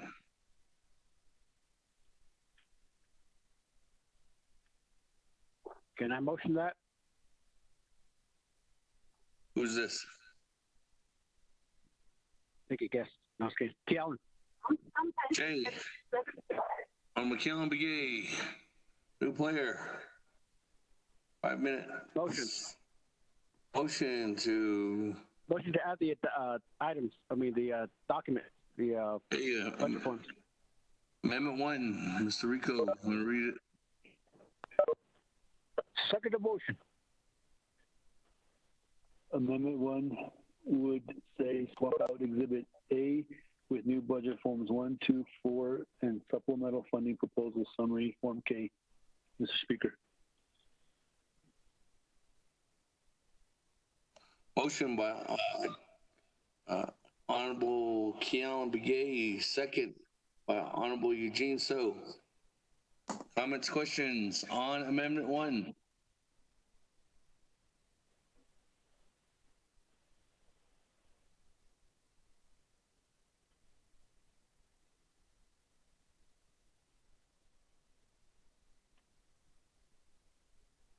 Speaker, this is Delegate Charles Newton. Madam Chair, Charles Newton on the amendment. Yes, I apologize, Speaker, but there's also amended language. I've been trying to find someone to amend, to add language regarding the requirements needed for the signature. And the amendment just is that the Navajo Nation waives the requirement for any provisions of the BIM that require budget documents to be signed before a supplemental appropriation can be approved. I did send it to a few delegates. I haven't got a response back yet. I know that I am the sponsor of this legislation. I don't know if it's in order for me to ask that this amendment be added as well. But colleagues, if you could consider this, I would greatly appreciate it. Thank you. Honorable Kealan Begay is a request to modify to include that in the Amendment 1, in your Amendment 1. And that would say, line 12. New paragraph 6. Page 4, line 12. Is that what it is? Yes. On page 4, line 12, yes, add new paragraph C as follows. Paragraph C _ C. The Navajo Nation hereby waives the requirements for any provision instruction manual that require budget documents be signed before a supplemental appropriation can be approved. Mr. Speaker. Honorable Kealan Begay. So modified, Chair. Hey, Honorable Eugene So, you good with that? Oh, Viva. Okay. That Amendment 1 then. Anybody else on Amendment 1? Going once? Going twice? Anybody texting? A text message. Are you looking for a second, Speaker? No. I'm just seeing if there was any more discussion. Okay, thank you. Going once, twice, 3 times. Mr. Rico on Amendment 1. Vote. Honorable Elmer P. Begay. Vote green. Elmer P. Begay. Vote green. Can you hear me? Honorable Begay votes green. Honorable Key Allen Begay Jr. Key Allen Jr. votes green. Honorable Begay votes green. Honorable Paul Begay. Honorable Paul Begay votes green. Honorable Begay votes green. Honorable Nathaniel Brown.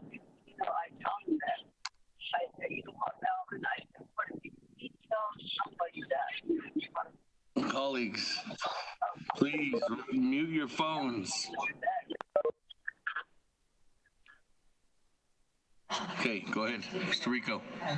Honorable Nathaniel Brown. Sorry, I got cut off. Can you, what's going on? I'm barely logged back off. Mr. Rico, Honorable Brown, we are voting on Amendment 1 for legislation 0081-20. What's the amendment? Is it It's adding in, swapping out budget forms and adding in a proposed summary Form K. And then it's also asking the Navajo Nation to waive the requirements for any provisions of the BIM and require budget documents be signed before a supplemental appropriation can be approved. Okay, thank you, Speaker. I vote green. Honorable Brown votes green. Honorable Eugenia Charles Newton. Delegate Charles Newton votes green. Thank you. Honorable Charles Newton votes green. Honorable Amber Knez-Bakrati.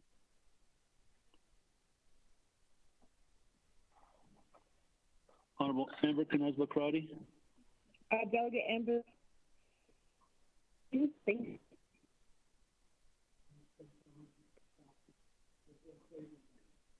Honorable Amber Knez-Bakrati.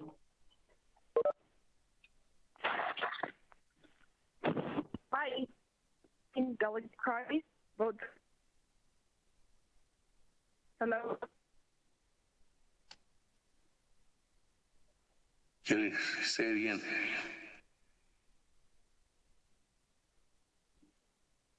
Honorable Amber Knez-Bakrati.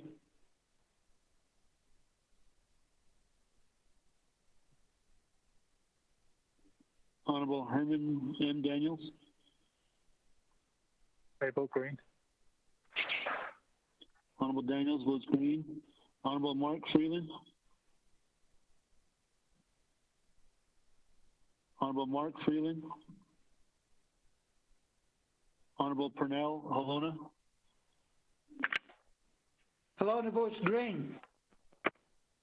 Honorable Halona votes green. Honorable Jamie Henyo. Henyo votes green. Honorable Henyo votes green. Honorable Vince James. Delegate Vince James votes green. Honorable James votes green. Honorable Ricky Nez.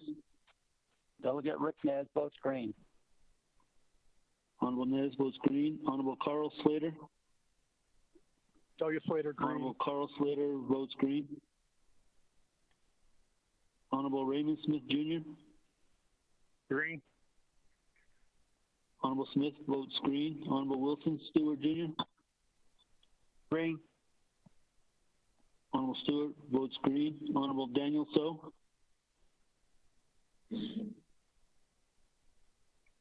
Honorable Daniel So votes green. Honorable So votes green. Honorable Charlene So. I vote green. Honorable Honorable Charlene So votes green. Honorable Eugene So. I vote green. Honorable So votes green. Honorable Otto So. I vote green. I vote green. Honorable So votes green. Honorable Thomas Walker Jr. Thomas Walker votes green. Honorable Walker votes green. Honorable Edison J. Wanika. Green. Honorable Wanika votes green. Honorable Edmund Yazzie. Green. Honorable Yazzie votes green. Honorable Jimmy Yellowhair. I vote green. Honorable Yellowhair votes green. Honorable Amber Canasba Crotty. Honorable Crotty votes green. He checks. Honorable Mark Freeland.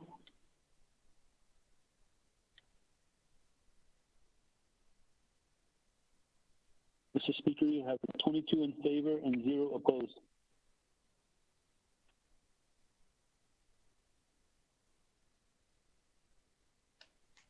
That Collins Amendment 1 passes, 22 in favor, 0 opposed. Speaker not voting. That back to the main motion. I don't have anybody on the board.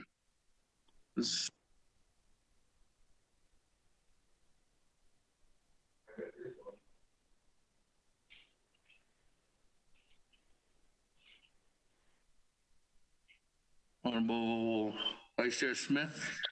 Let me go back to you. There's an amendment. Let me go ahead and have Mr. Rico read it into the record.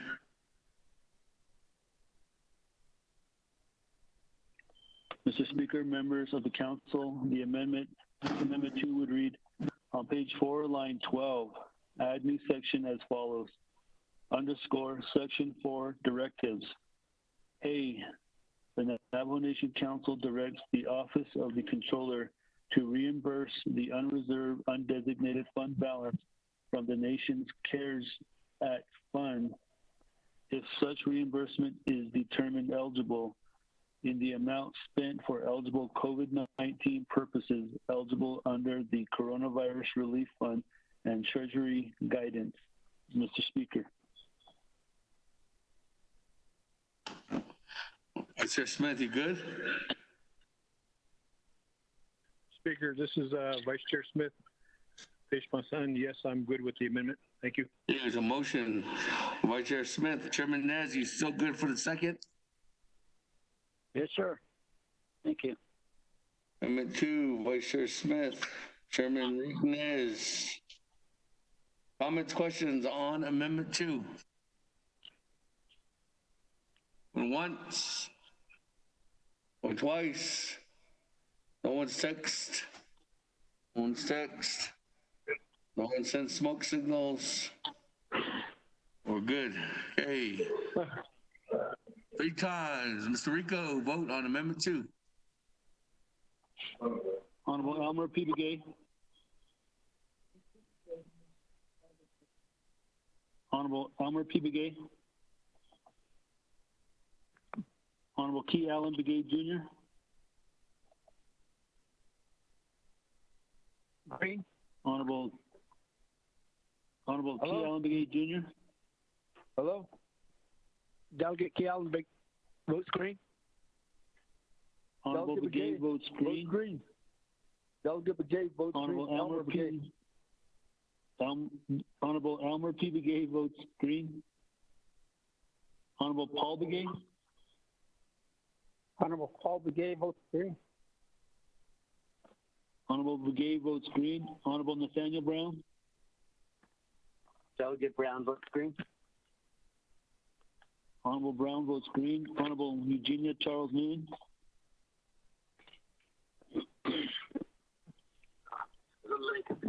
Delegate Charles Honorable Newman Eugenia votes green. Charles Newman. Honorable Charles Newman votes green. Honorable Amber Canasba Crotty. Delegate Amber Kinsbach-Crotty votes green. Thank you. Honorable Crotty votes green. Honorable Herman M. Daniels. Green. Honorable Daniels votes green. Honorable Mark Freeland. Honorable Mark Freeland. Honorable Pernell Halona. Halona votes green. Honorable Halona votes green. Honorable Jamie Henyo. Henry votes green. Honorable Henyo votes green. Honorable Vince James. Delegate Vince James votes green. Honorable James votes green. Honorable Ricky Nez. Delegate Rick Nez votes green. Honorable Nez votes green. Honorable Carl Slater. Green. Honorable Slater votes green. Honorable Raymond Smith Jr. Green. Honorable Smith votes green. Honorable Wilson Stewart Jr. Green. Honorable Stewart votes green. Honorable Daniel Eso. Delegate Daniel So votes green. Honorable So votes green. Honorable Charlene So. Green. Honorable So votes green. Honorable Eugene So. Green. Honorable So votes green. Honorable Otto So. Green. Honorable So votes green. Honorable Thomas Walker Jr. Thomas Walker votes green. Honorable Walker votes green. Honorable Edison J. Wanika. Green. Honorable Wanika votes green. Honorable Edmund Yazzie. Green. Honorable Yazzie votes green. Honorable Jimmy Yellowhair. I vote green. Honorable Yellowhair votes green. Honorable Mark Freeland.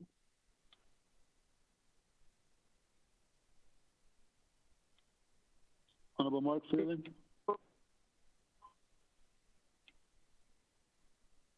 Mr. Speaker, you have 22 in favor and 0 opposed.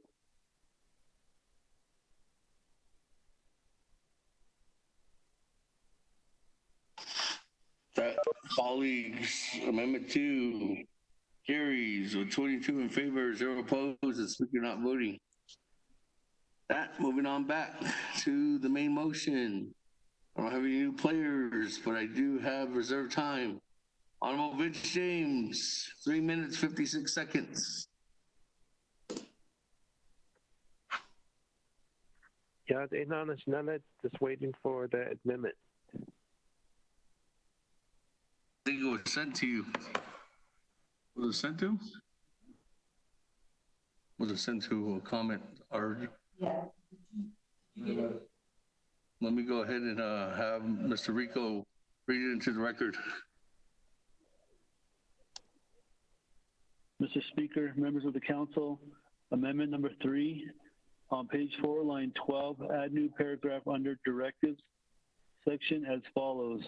Underscore, paragraph B, the Navajo Nation Council directs the Office of the Controller and the Office of Management and Budget to ensure that this appropriation is available to be expended by the Department of Public Safety within 30 days of enactment of this legislation.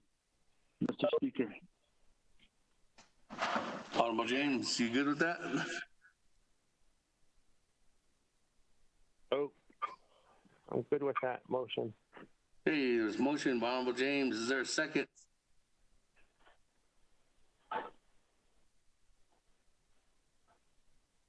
Going once, twice, 3 times. No seconds. That. Go back to my colleagues. Nobody on the board. Reserve time. Honorable Vince James, 3 minutes and 55 seconds. I'll weigh off my time. Okay. That, colleagues, I don't have anybody else on board or anybody else with reserve time. Going once. Yeah. Twice. 3 times on the main motion, second reading. Mr. Speaker, you have two amendments. Amendment 1, swap out Exhibit A with new budget forms 1, 2, 4, and supplemental funding proposal summary form K. 2, on page 4, line 12, add new paragraph C as follows. Paragraph C underscore paragraph C. The Navajo Nation hereby waives the requirements for any provisions of the budget instruction manual that require budget documents be signed before a supplemental appropriation can be approved. Amendment 2, on page 4, line 12, add new section as follows. Underscore section 4 directives. New paragraph A underscore the Navajo Nation Council directs the Office of the Controller to reimburse the unreserved undesignated fund balance from the Nation's CARES Act funds if such reimbursement is determined eligible in the amount spent for eligible COVID-19 purposes eligible under the Coronavirus Relief Fund and Treasury guidance. Renumber, reletter succeeding paragraphs or sections accordingly if necessary, and this amendment shall supersede inconsistent language contained in any other committee amendment which shall be conformed to the intent or language of this amendment. Office of Legislative Services is hereby authorized to make grammatical changes or correct typographical errors with notice to the sponsor. Mr. Speaker. That leaves motion second with two amendments on legislation 0081-20. We're board. Vote.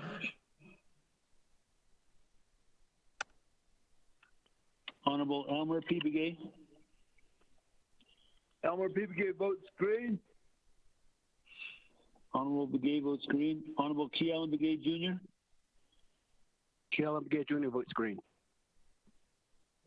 Honorable Begay votes green. Honorable Paul Begay. Delegate Paul Begay votes green. Honorable Paul Begay votes green. Honorable Nathaniel Nez. Delegate Nathaniel Brown votes green. Nathaniel Brown? Not native.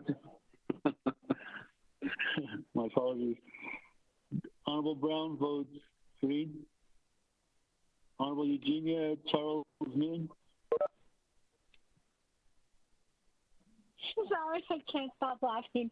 I vote green. Honorable Charles Newton votes everyone Nez. Honorable Amber Kanaz-Bakrati. Delegate Amber Kanaz-Bakrati votes green. Thank you. Honorable Bakrati votes green. Honorable Herman M. Daniels. Green. Honorable Daniels votes green. Honorable Mark Freeland.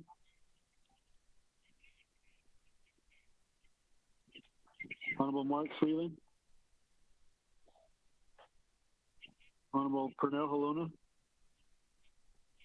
Halona votes green. Honorable Halona votes green. Honorable Jamie Henyo. Honorable Jamie Henyo. Henyo votes green. Honorable Henyo votes green. Honorable Vince James. Delegate Vince James votes green. Honorable James votes green. Yeah, Honorable Ricky Nez. Right now it's kind of like hard because it's Delegate Rick Nez votes green. Honorable Rick Nez votes green. Honorable Carl Slater.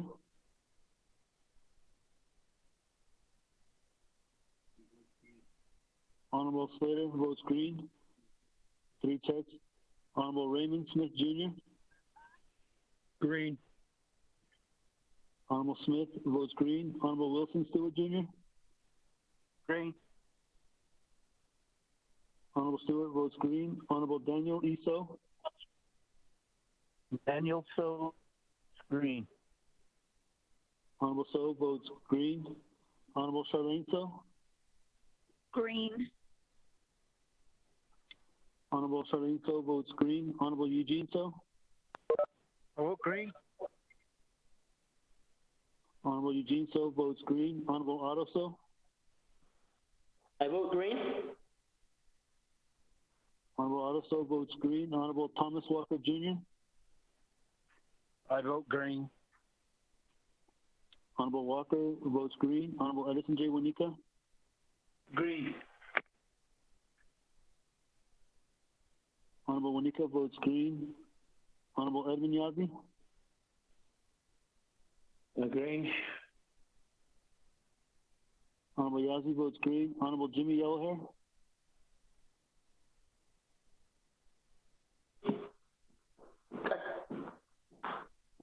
Honorable Jimmy Yellowhair. Green.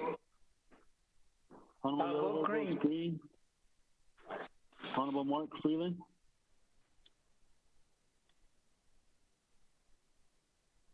Mr. Speaker, you have 22 in favor and 0 opposed.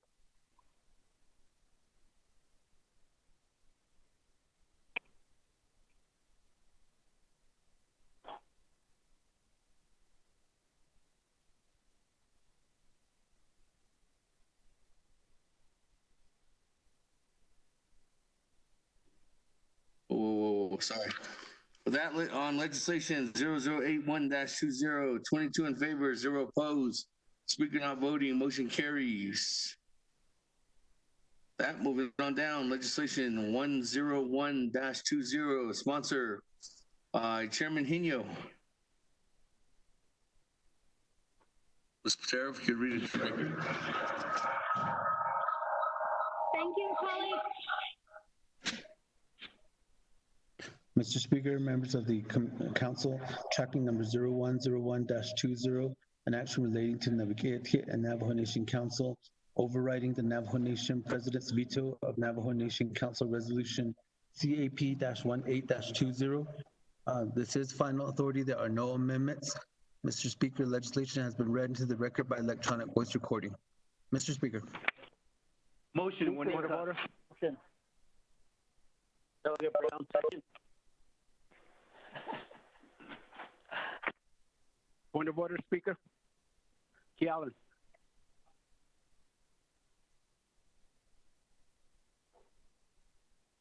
Yes, point of order by Honorable Kealan Begay. I was trying to say point of order. I forgot to unmute. But I'd like to raise a point of order, Speaker. Request the staff quickly finalize the legislation that we just passed, get it signed, and send it across as soon as possible, and let our public safety personnel get what they need. So, could all request a shot on this, Speaker. Okay.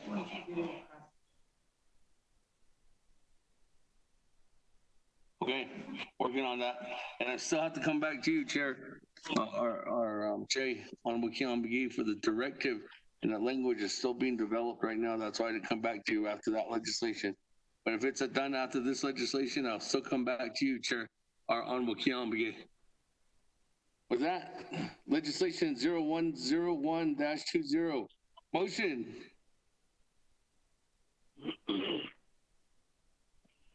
Motion. Chairman So. Second. Yellowhair. Second by Honorable Yellowhair. That, colleagues, this has been read into record. There's no debate. Let's go straight to the board. This does need 2/3 overriding President's veto on Council's resolution CAP-18-20. Mr. Rico. Vote. Honorable Elmer P. Begay. Elmer P. Begay votes green. Honorable Elmer P. Begay votes green. Honorable Kealan Begay Jr. Delegate Begay votes red. Honorable Kealan Begay Jr. votes red. Honorable Paul Begay. Delegate Paul Begay votes green. Honorable Paul Begay votes green. Honorable Nathaniel Brown. Delegate Nathaniel Brown votes green. Yeah. Honorable Nathaniel Brown votes green. Honorable Eugenia Charles Newton. Delegate Charles Newton votes green. Honorable Eugenia Charles Newland votes green. Honorable Amber Knazbakrati. Delegate Amber Knazbakrati votes green. Thank you. Honorable Amber Knazbakrati votes green. Honorable Herman M. Daniel. Green. Honorable Herman M. Daniels votes green. Honorable Mark Freeland. Freeland votes green. Thank you. Honorable Mark Freeland votes green. Honorable Pernell Halona. Honor votes green. Honorable Pernell Halona votes green. Honorable Jamie Henyo. Henyo votes green. Honorable Jamie Henyo votes green. Honorable Vince James. Delegate Vince James votes green. Honorable Vince James votes green. Honorable Ricky Ned.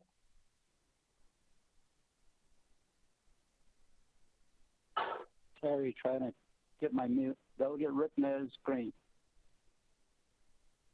Honorable Rick Nez votes green. Honorable Carl Slater.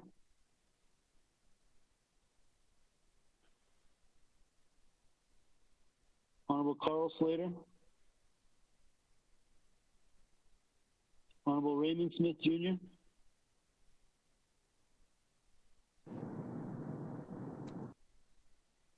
Honorable Raymond Smith Jr.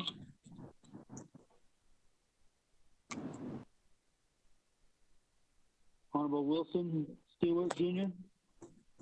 Green. This is Delegate Slater. I vote green. Honorable Slater votes green. Honorable Wilson Stewart Jr. Green. Honorable Wilson Stewart Jr. votes green. Honorable Daniel Eso.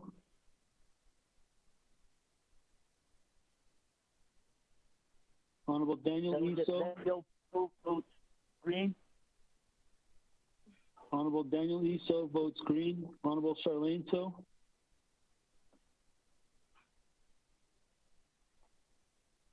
Honorable Charlene So. Red. Honorable Charlene So votes red. Honorable Eugene So. I vote red. Honorable Eugene So votes red. Honorable Otto So. I vote green.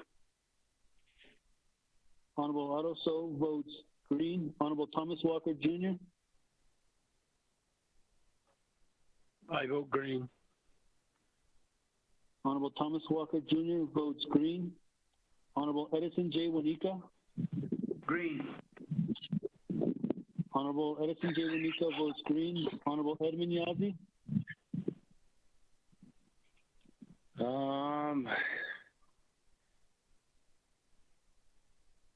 Green. Honorable Edmund Yazzie votes green. Honorable Jimmy Yellowhair. Vote green. Honorable Jimmy Yellowhair votes green. Honorable Raymond Smith Jr. Red. Honorable Raymond Smith Jr. votes red.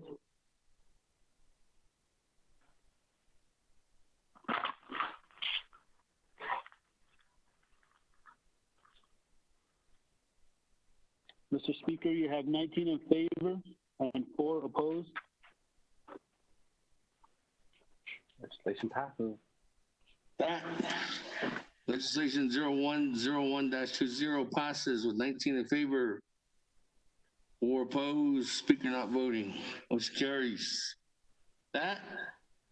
Moving on down, legislation 0102-20, sponsored by Madam Chair Crotty, co-sponsored by Honorable Freeland, co-sponsored by Honorable Vice Chair So, co-sponsored by Honorable Vice Chair Walker.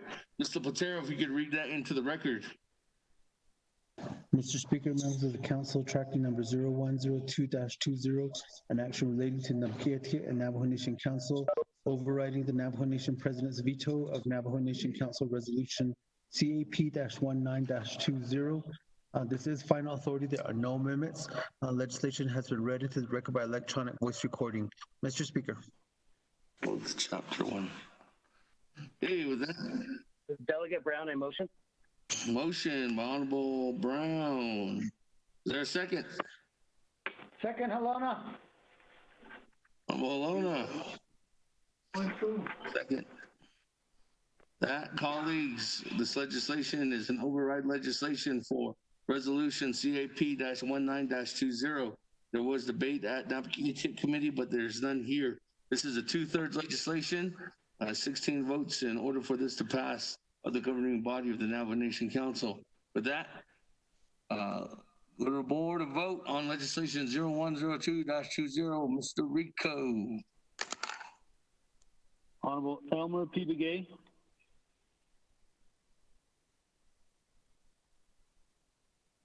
Honorable Elmer P. Begay.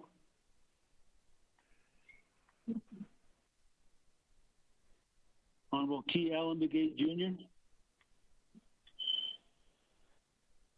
Delegate Key Allen votes red. Honorable Key Allen Begay Jr. votes red. Honorable Paul Begay. Paul Begay votes green. Honorable Paul Begay votes green. Honorable Nathaniel Brown. Delegate Brown votes green.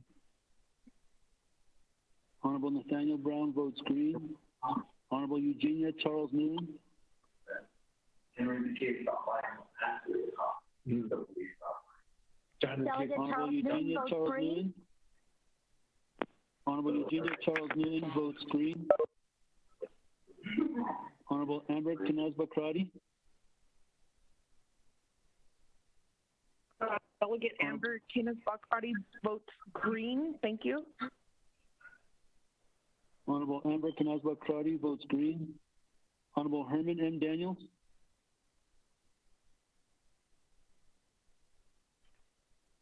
Honorable Herman M. Daniels.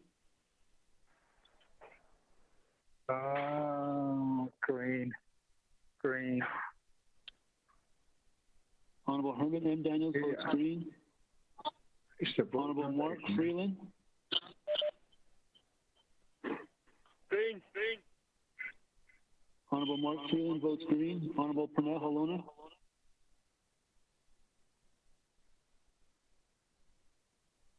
Honorable Pernell Halona. Halona votes green. Green. Honorable Pernell Halona votes green. Honorable Jamie Henyo.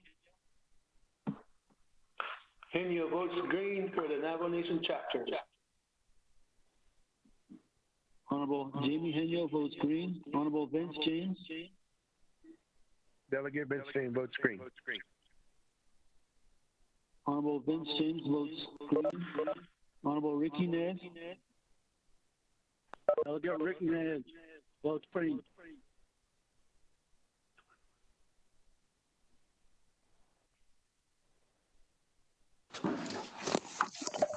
Honorable Ricky Nez votes green. Honorable Carl Slater.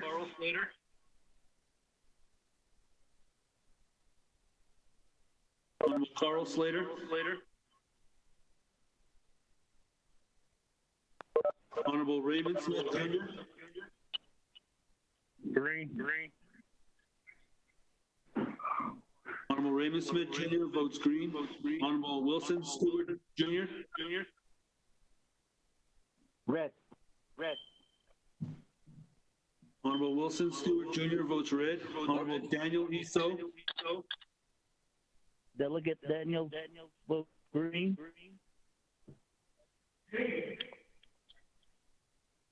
Honorable Daniel Iso votes green. Carl. Honorable Charlotte Iso. Can I get a clarification of what we're voting on? I lost phone reception.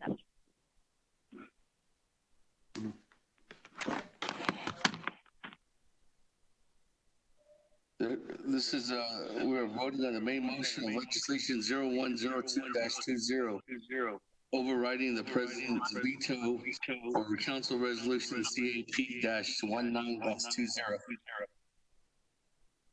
Okay, thank you, Shaja. I vote green. Honorable Charlene So votes green. Honorable Eugene So. I vote red. Oh, block. Can you repeat that? Honorable Eugene So. Red. Honorable Eugene So votes red. Honorable Otto So. I vote green for the chapters. Honorable Otto So votes green. Honorable Thomas Walker Jr. Thomas Walker votes green. Honorable Thomas Walker Jr. votes green. Honorable Edison J. Wanika. Green. Honorable Edison J. Wanika votes green. Honorable Edmund Yazzie. Green. Honorable Edmund Yazzie votes green. Honorable Jimmy Yellowhair.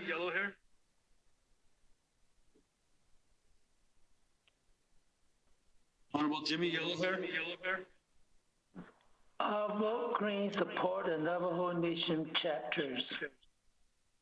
Honorable Jimmy Yellowhair votes green. Honorable Paul Begay. Albert Begay votes green. Honorable Elmer P. Begay votes green. Honorable Carl Slater.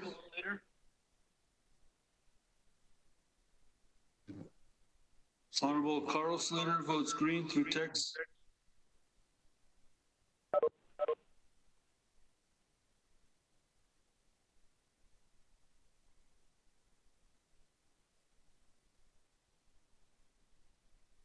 Mr. Speaker, you have 20 in favor and 3 opposed. Did my vote?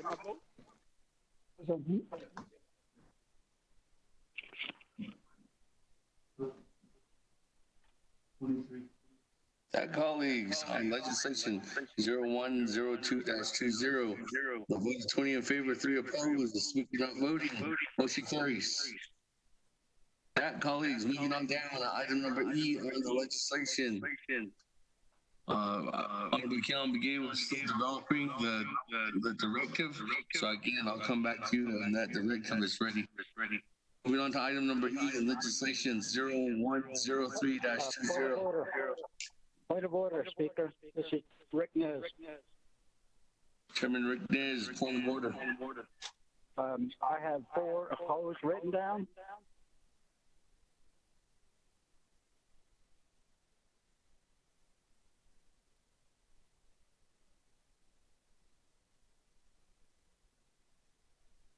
Instead of 3.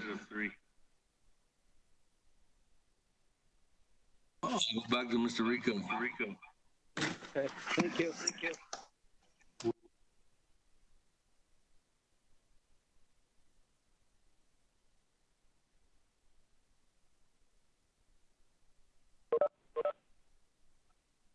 Vote against it.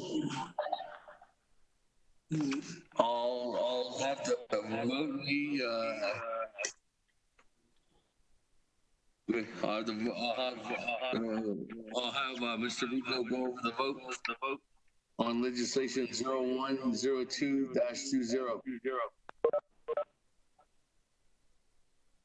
Mr. Speaker, members of the council, the vote for 0102-20, Honorable Elmer P. Begay voted green. Honorable T. Allen Begay Jr. voted red. Honorable Paul Begay voted green. Honorable Nathaniel Brown voted green. Honorable Eugenia Charles Newman voted green. Honorable Amber Kanazwa Crotty voted green. Honorable Herman M. Daniels voted green. Honorable Mark Freeland voted green. Honorable Pernell Halona voted green. Honorable Jamie Henyo voted green. Honorable Vince James voted green. Honorable Ricky Nez voted green. Honorable Carl Slater voted green. Honorable Raymond Smith Jr. voted green. Honorable Wilson Stewart Jr. voted red. Honorable Daniel C. So voted green. Honorable Charlene So voted green. Honorable Eugene So voted red. Honorable Otto So voted green. Honorable Thomas Walker Jr. voted green.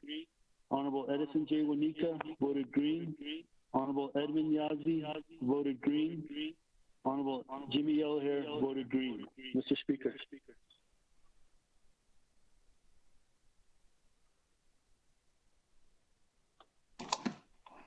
That 20 in favor, 3 opposed. Speaker not voting on legislation 0102-20.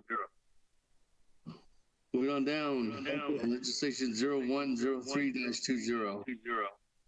Sponsored by Madam Chair Charles Newton, co-sponsored by Honorable Freeland, co-sponsored by Honorable Vice Chair Otto So, co-sponsored by Honorable Vice Chair Thomas Walker. Mr. Botero, if you could read it into the record. Mr. Speaker, members of the council, tracking number 0103-20, an action relating to Navajo and Navajo Nation Council, overriding the Navajo Nation President's veto of Navajo Nation Council Resolution CAP-17-20. This is final authority. There are no amendments. Legislation has been read into the record by electronic voice recording. Mr. Speaker. That, colleagues, is there a motion?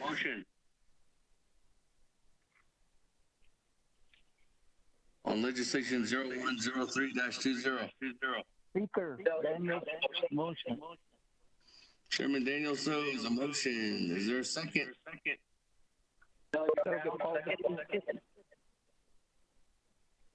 Delegate Paul beginning, second. Colleagues, this is legislation 0103-20. The sponsor is Madam Chair Charles Newton. This is a presidential veto override for resolution CAP-17-20.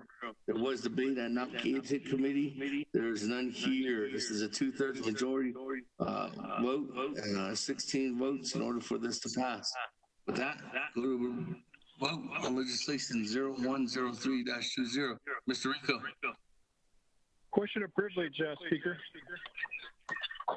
Question of privilege by Vice Chair Smith. Is that you? Thank you, Speaker. 24th Council.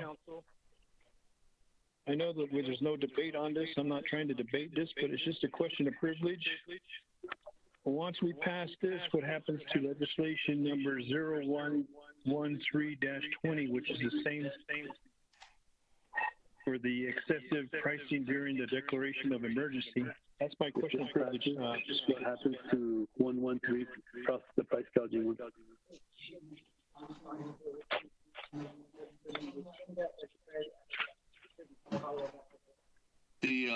At that time, when we get to that legislation, Honorable Vice Chair Smith, it'd be at the recommendation of the sponsor on what direction, in this case, Vice Chair Walker would want to do with his legislation, as it is up to the sponsor.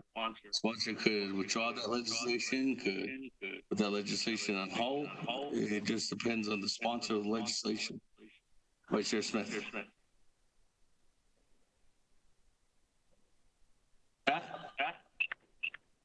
Go to vote on 0103-20. Honorable Elmer P. Begay. Elmer P. Begay votes green. Honorable Elmer P. Begay votes green. Honorable Key Allen Begay Jr. Key Allen votes red. Honorable Key Allen Begay Jr. votes red. Honorable Paul Begay. Paul Begay votes green. Honorable Paul Begay votes green. Honorable Nathaniel Brown. Delegate Brown green. Honorable Nathaniel Brown votes green. Honorable Eugenia Charles Newton. Delegate Charles Newton votes green. Honorable Eugenia Charles Newton votes green. Honorable Amber Kanazba Crowdy. Delegate Amber Canas-Balcrotty votes green. Thank you. Honorable Amber Canas-Balcrotty votes green. Honorable Herman M. Daniel. Green. Honorable Herman M. Daniels votes green. Honorable Mark Freeland. Green. Honorable Mark Freeland votes green. Honorable Pernell Halona. Voter votes green. Honorable Pernell Halona votes green. Honorable Jamie Henyo.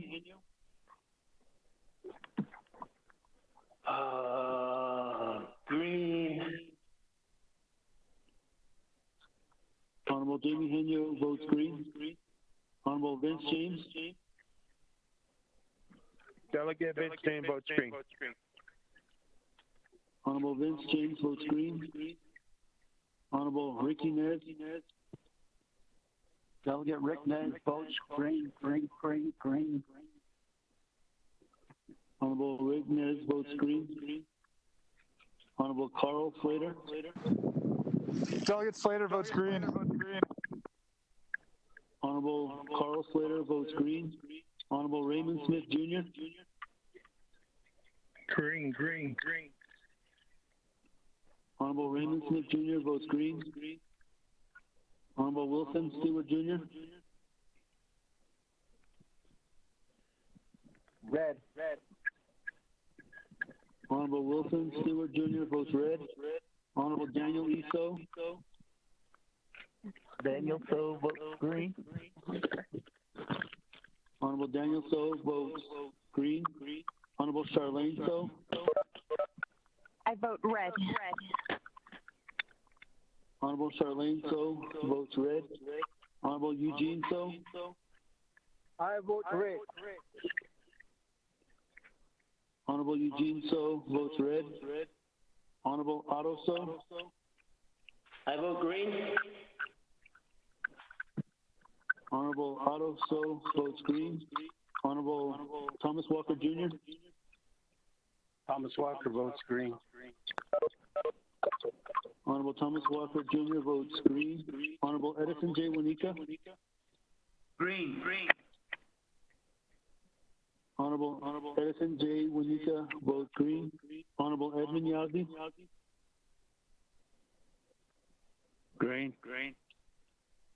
Honorable Edmund Yazdi votes green. Honorable Jimmy Yellowhair.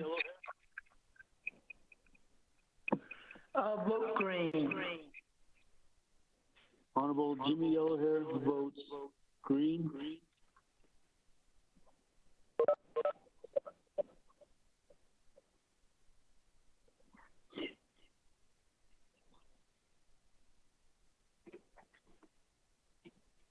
Mr. Speaker, you have 19 in favor and 4 opposed. That colleagues on legislation 0103-20 with a vote of 19 in favor and 4 opposed. Speaker not voting, motion carries. With that, colleagues, moving on down to item number F. 0120-20. Sponsored by Honorable Paul Begay. Mr. Platero, if you could read it to the record. Mr. Speaker, members of the council, tracking number 0120-20, an action relating to an emergency by the Navajo Nation overriding the Navajo Nation President's veto of Navajo Nation Council Resolution CAP-28-20. Since final authority, there are no amendments. Legislation has been read into the record by electronic voice recording. Mr. Speaker. Colleagues, before we move on, is there a loud echo again? Yes, there is. Yes. Oh. All right. I'm going to have staff work on that again, try to see what's going on. Please, colleagues, again, just check your phones, see if they're on mute or not. Thank you, Mr. Platero, for reading that into the record. Colleagues, this is the legislation that's a Navajo Nation presidential veto override of the resolution CAP 28-20, sponsored by Honorable Paul Begay. This is a 2/3 legislation, so 16 votes needed of the governing body of the Navajo Nation Council. With that, is there a motion? Motion, Wanika.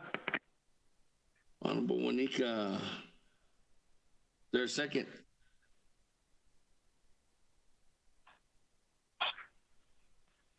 Second. Delegate Brown. Second it.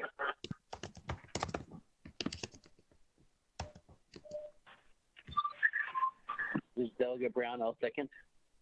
Okay, second by Honorable Brown.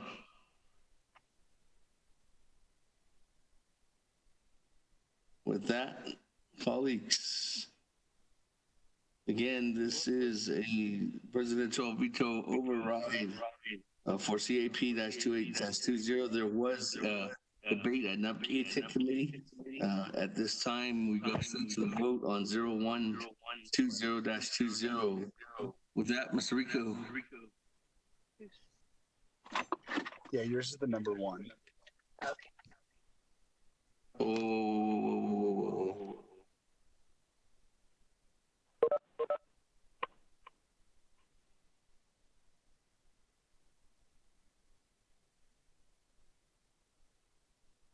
Emergency legislation, CAP-20-28.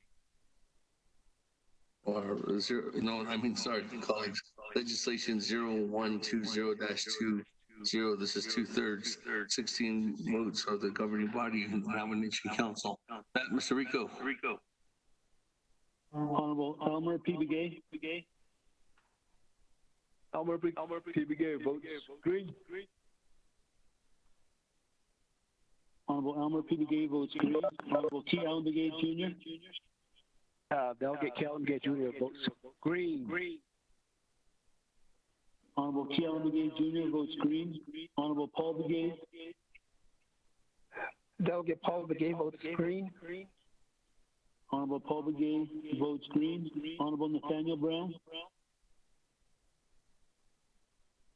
Delegate Brown votes green. Honorable Nathaniel Brown votes green. Honorable Eugenia Charles Newton. Charles Newton votes green. Honorable Eugenia Charles Newton votes green. Honorable Amber Knaspa Crowdy. Delegate Amber Crotty votes green. Honorable Amber Knasba Crotty votes green. Honorable Herman M. Daniel. Delegate Herman M. Daniels Jr. votes green. Honorable Herman M. Daniels votes green. Honorable Mark Freeland. Freeland votes green. Honorable Mark Freeland votes green. Honorable Pernell Halona. Yeah. Halona votes green. Honorable Pernell Halona votes green. Honorable Jamie Henyo.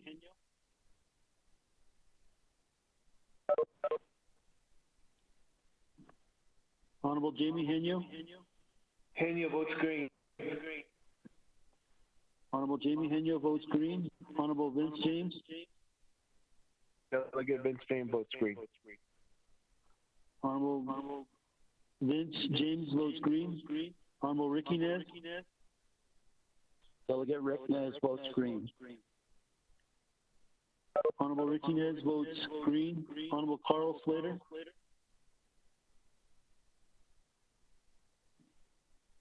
Honorable Carl Slater. Honorable Raymond Smith Jr. Green. Honorable Raymond Smith Jr. votes green. Honorable Wilson Stewart Jr. Green. Honorable Wilson Stewart Jr. votes green. Honorable Daniel Eso. Daniel So votes green. Honorable Daniel So votes green. Honorable Charlene So. Red. Honorable Charlene So votes red. Honorable Eugene So. I vote red.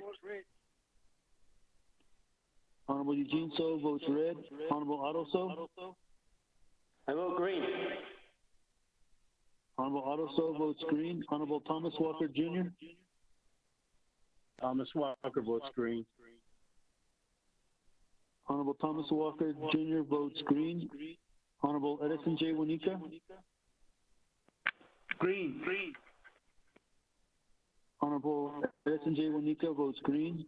Honorable Edmund Yazzie. Green. Honorable Edmund Yazzie votes green. Honorable Jimmy Yellowhair. Support 110 chapters. Vote green. Honorable Jimmy Yellowhair votes green. Honorable Carl Slater.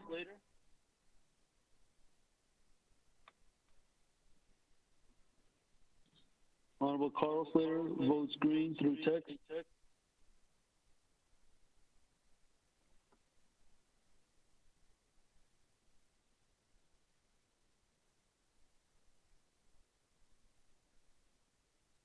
Mr. Speaker, you have 21 in favor and 2 opposed.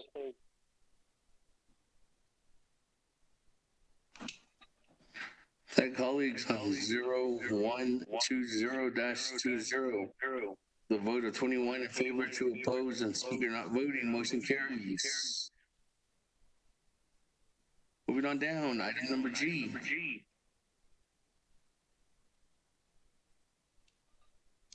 Legislation 112-20, sponsored by Madam Chair Crowdy, co-sponsored by myself, Seth Damon. Mr. Patel, we can read into the record. Mr. Speaker, members of the council, tracking number 0112-20, an action relating to an emergency waiving 13 NNC sections 1901 through 1903, burial statute 13 NNC sections 1951 through 1953, cemeteries 16 NNC sections 2251 through 2253, Navajo Nation Civil Trespass Act 16 NNC sections 2301 at sea, Navajo Nation General Leasing Regulations as relates to obtaining a lease for family burial plots, guidance on burials, community cemeteries, family plot burials, and related services. Section G, RDCJN-33-15, the Navajo Land Department's land withdrawal designation regulations, and RDC CO-74-16 and home site lease regulations, section 17.08J, to allow family members to bury their loved ones in family burial plots during the state of emergency due to the COVID-19 virus, waivers to be for a limited time, and compensation and due process pursuant to 16 NNC section 1401 at SEEK should be afforded to land users who have not consented to the use of their land or their family burial plots. This is emergency legislation. There are no amendments. Council has final authority. Legislation has been read into the record by electronic voice recording. Mr. Speaker. Motion. Motion was up by Chairman Yazzie. Yes, sir. Good ear, sir. Second. Second by Honorable Eugene So, right? Freeland. Oh. Sorry, Mr. Freeland. Not a good ear on that one. Hey, with that, motion by Chairman Yazzie, second by Honorable Freeland. Any questions, comments? Everybody texting in? Everybody texting me?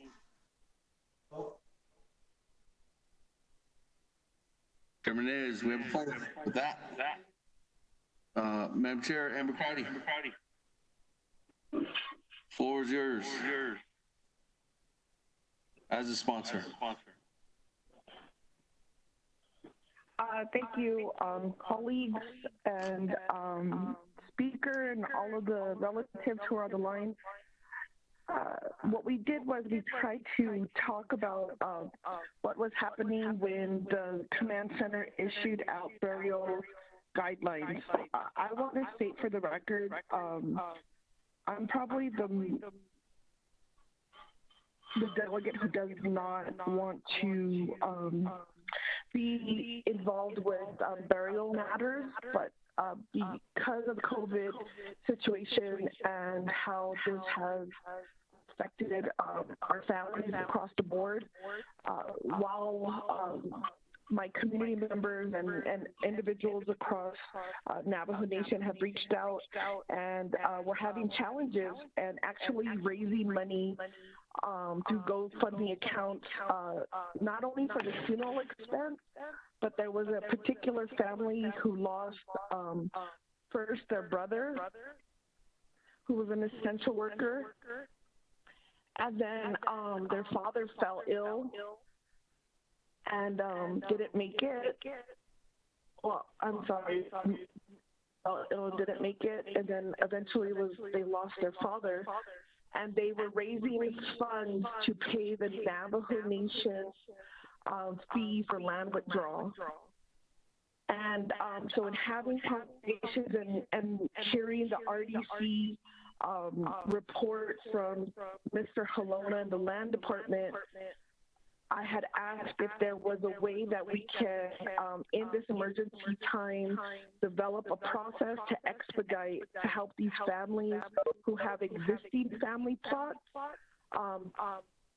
not have the full land withdrawal, so that their family member can be laid to rest in their existing family plots. I myself, as a delegate, have been asked to draft memos and to work with the grazing official to allow the mortuaries that we recognize that there's not an official withdrawal, but that the family will work with the land department, Mr. Halona's shop, who is willing to help guide the family. But I don't think this information is across the board, because now we're finding families who are incurring additional costs of the burials to bury them in cemeteries outside of Navajo Nation. Again, the Navajo Nation only provides a very limited amount for each burial.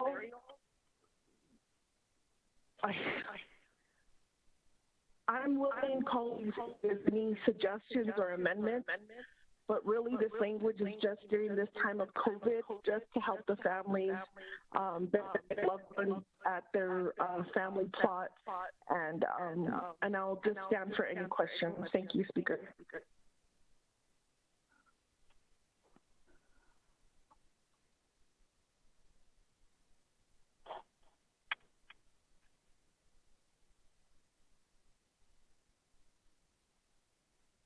Thank you, Madam Chair. That, I'm going to the floor. This is the lineup that I do have currently. Chairman Nez, then Honorable Daniels, and then Honorable Stewart. Chairman Nez, floor is yours. Thank you. And, Honorable Speaker and members of the 24th Navajo Nation Council. I really have a concern here because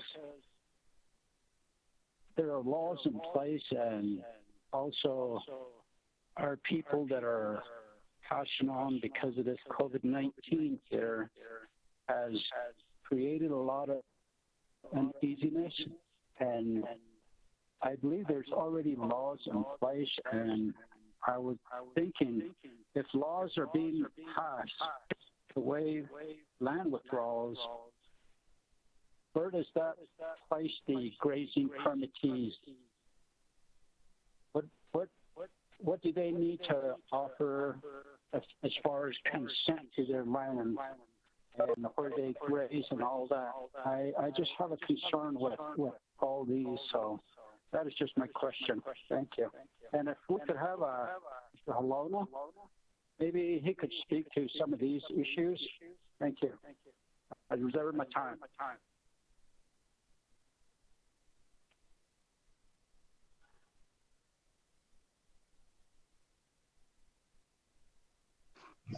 That, Chairman, is reserve time at 3 minutes, 50 seconds. Moving on down. Honorable Daniels. Thank you, Speaker. Aronan Kudo Sanantano Senegi, 24th Council, Arenta Koto legislation, Kudo Hitani, thank you, Kudo Shama, Arenta Koto dealing with this pandemic, Kudo, COVID-19.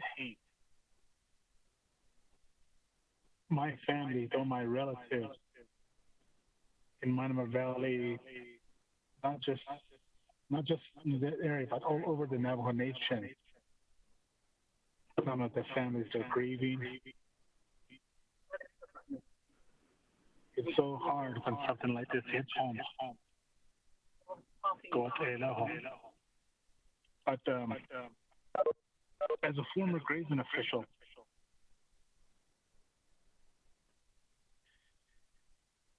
I dealt with something like this.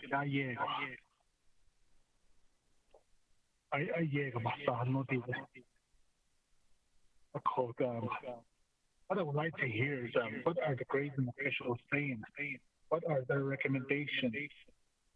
There's 78 grazing officials on the reservation. We have land boards. I'm just wondering what they're saying, what their recommendation is, what their comment is. I see that.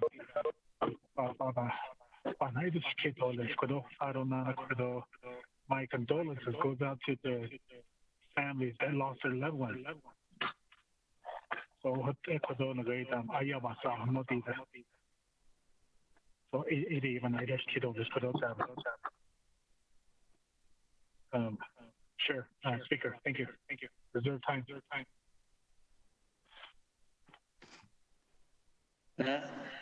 Honorable Daniels. Every time at 3 minutes, 9 seconds. Moving on down, Honorable Stewart. Floor is yours. Thank you, Speaker. Colleagues, Aron hina huid nagi hi job is small agi hi kwagi they need energy burial for yegi kwagi ega to shabantas ke to ge we still have we still have a lot of grazing permits out there that are active. In the communities that I represent, there are massive family plots. Families that have gone into 5 or 6 different plots with no regard to the nearby grazing permittee holder. When we met with Toronto Medical Center for Defiance Chapter, we already said this is going to be from the current cemetery that's here in Fort Defiance. We already withdrew some of that for the COVID-19 because that's what TMC had asked us if it would be possible to go that direction. So that's what we did. In years past, I've always heard from families that say, I use that area, or we still graze on there, we have sheep on there, we have cattle on there. We farm nearby. Then when these families put loved ones there, in these family plots, they're not fenced in. Then when they go back, for whatever reason, because in our teachings, they say you don't go back over there.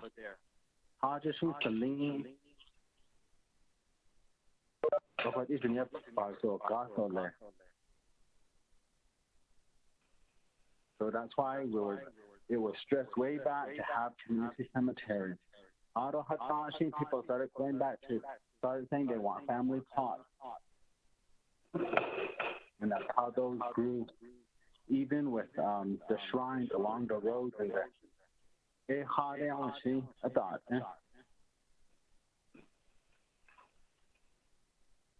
So this is one area that we as RDC, Resource Development Committee, we work and we discuss these things with land development.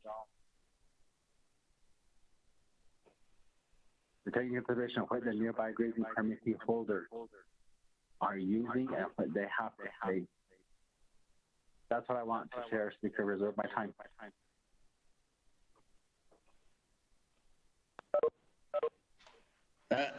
Almost short.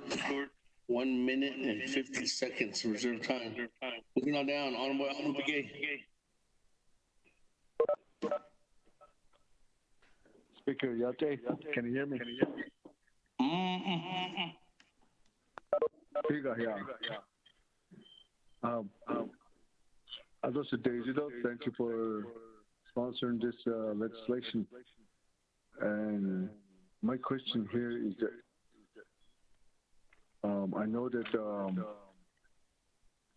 there's a lot of teachings and then also the protocols within the Navajo traditional way of our way of life.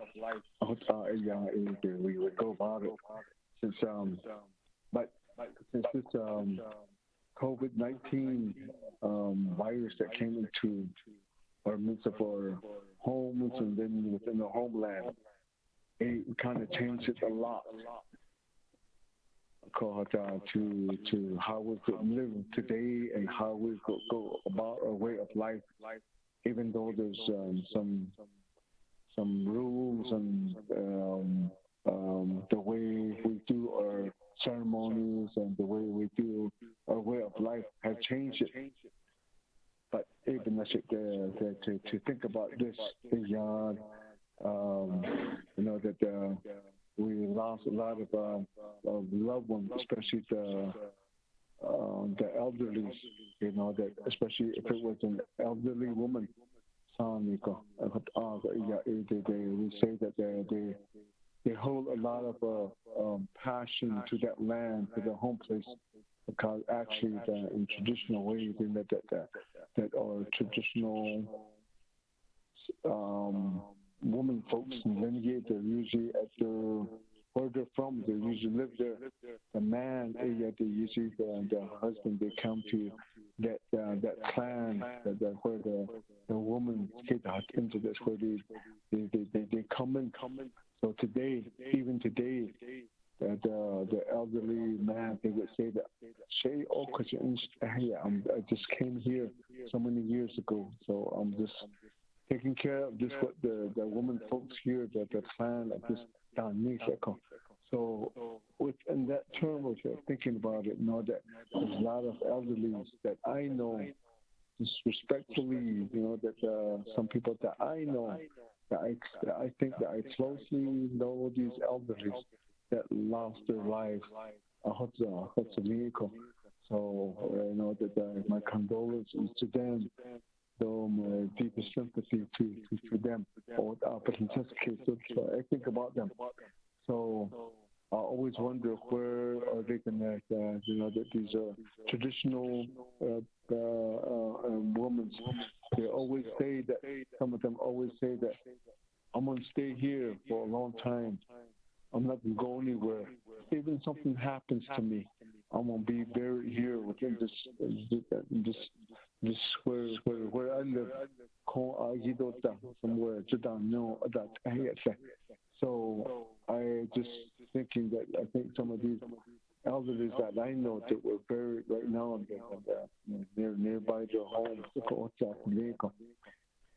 even as you anticipate thinking about this. But the only thing that I've been thinking about is, what if there was a dispute when that happened? How do we take care of it? What kind of laws do we can use to address this or to resolve this? What kind of regulation do we go by? I think we need this. I think this kind of question goes to, since we're a three-branch government, I think we can address this to Madam Chief Justice. the judicial branch.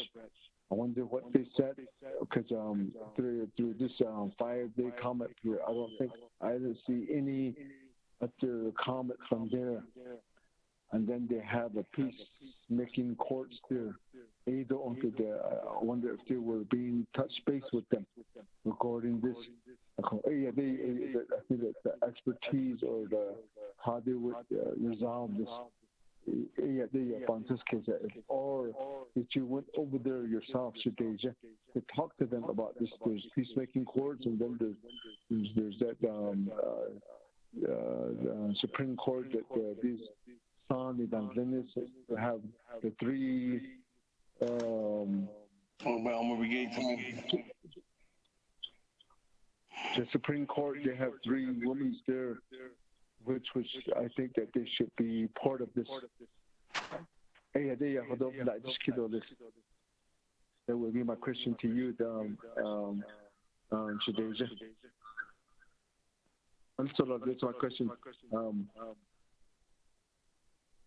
Reserve time.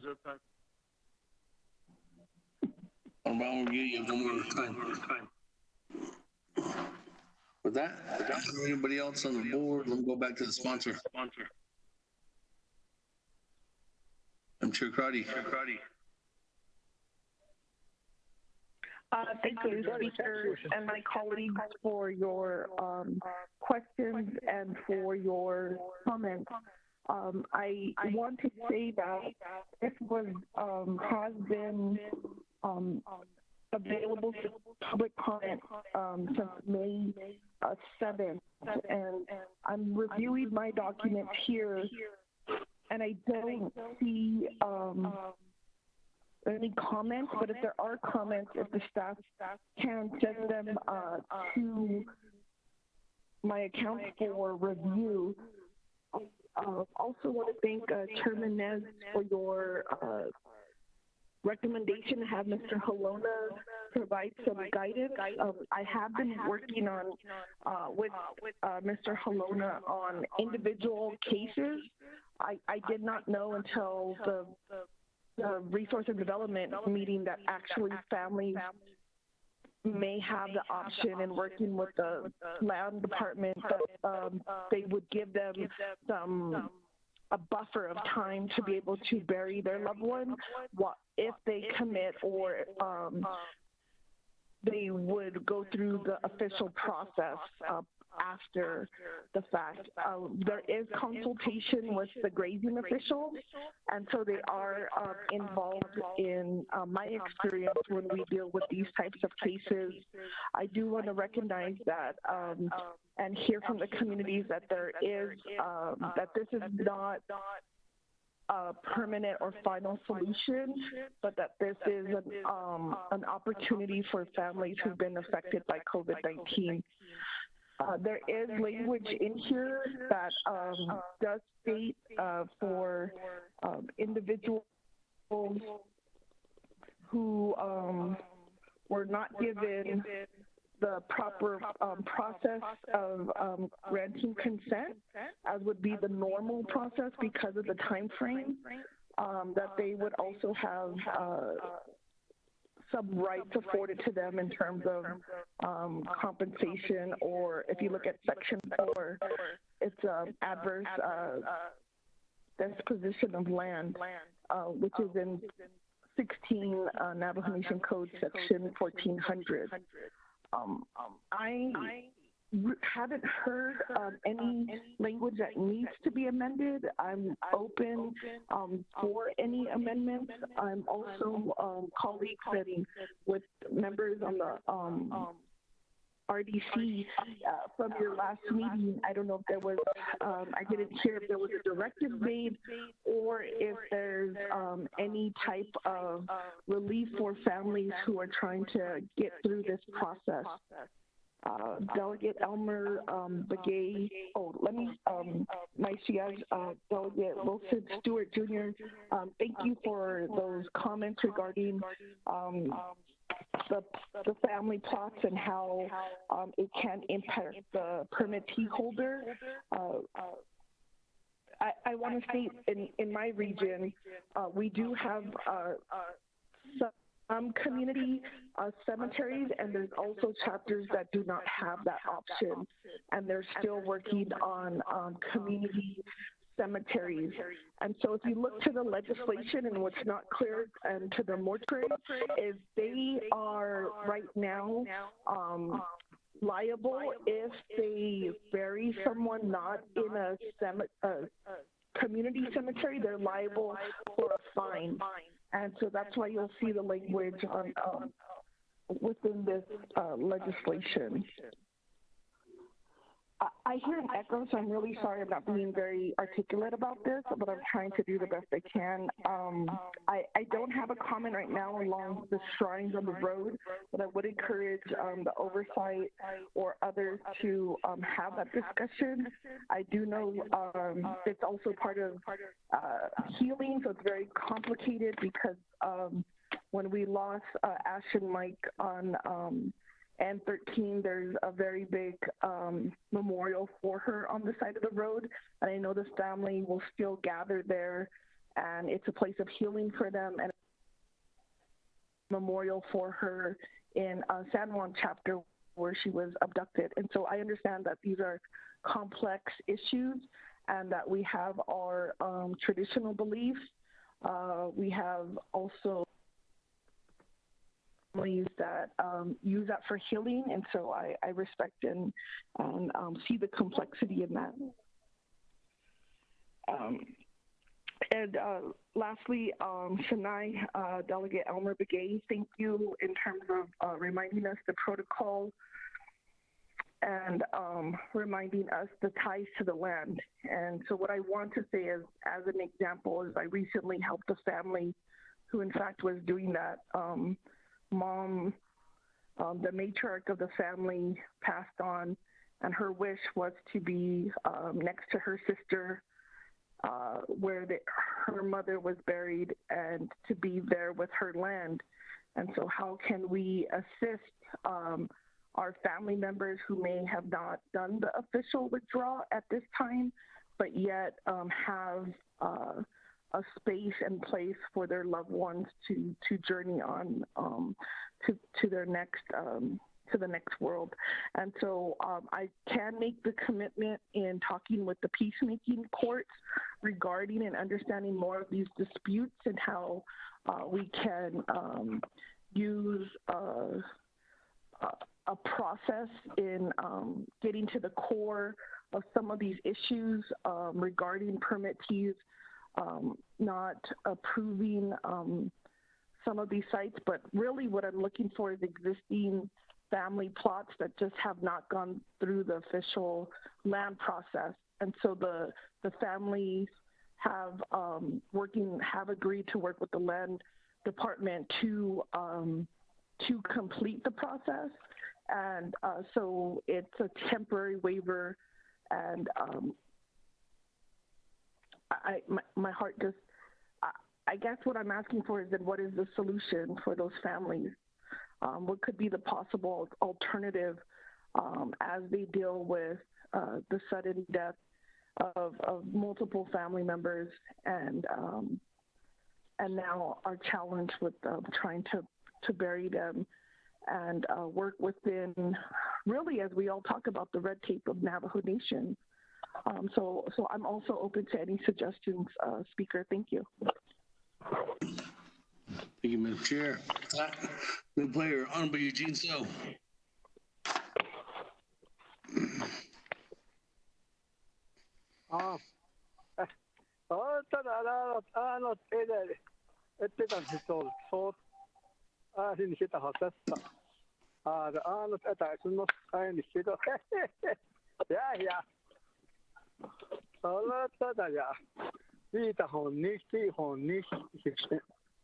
I reckon we learn to, after all this is over, we need to learn how to appreciate one another again.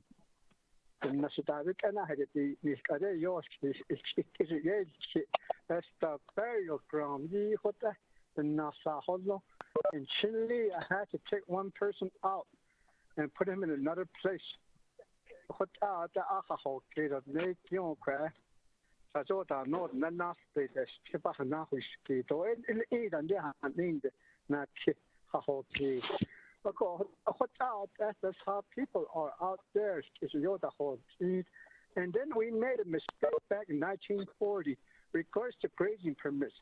Washington, which is DJ, but actually some family out there it permitted causing so pay to get a yacht.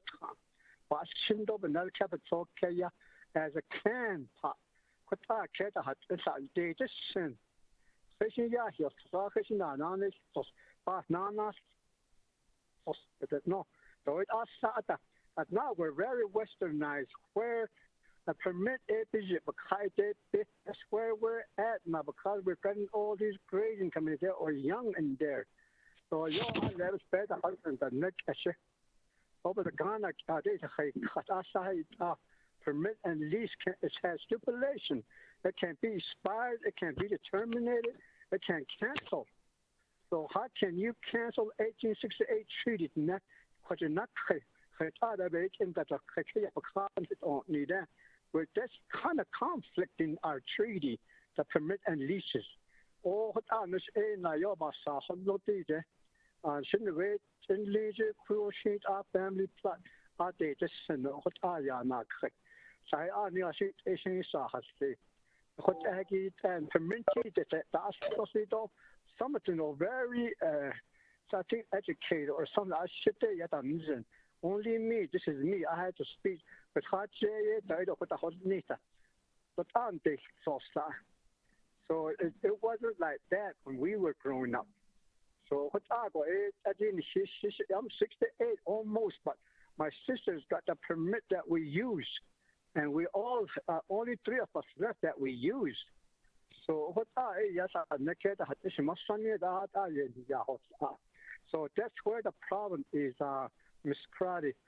Ni what passy by Nico Nayo now, Crata Nosa. Shouldn't later old cemetery, and at our phone that I up there at the kid on the unique up at the KG got.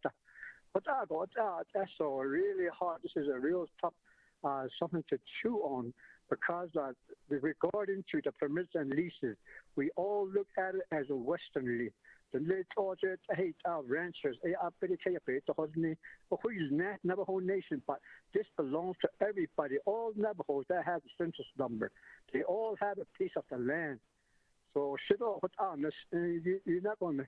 This is gonna be not the last time you guys are gonna hear of it.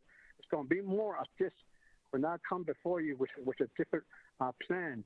It is what I about on the the cases on the rule. Best has they just on the yawn that is it all yada has now that's a or let it go a bit or we got but they know where it is. I should think because you're one know the better as a lot. So but I did only to feel that this is a really tough situation that we're in on the Navajo Nation because of the permission leases. Now you're the idea, not idea, so the question or arbitrary G. Once every hospital, if he doesn't say enough.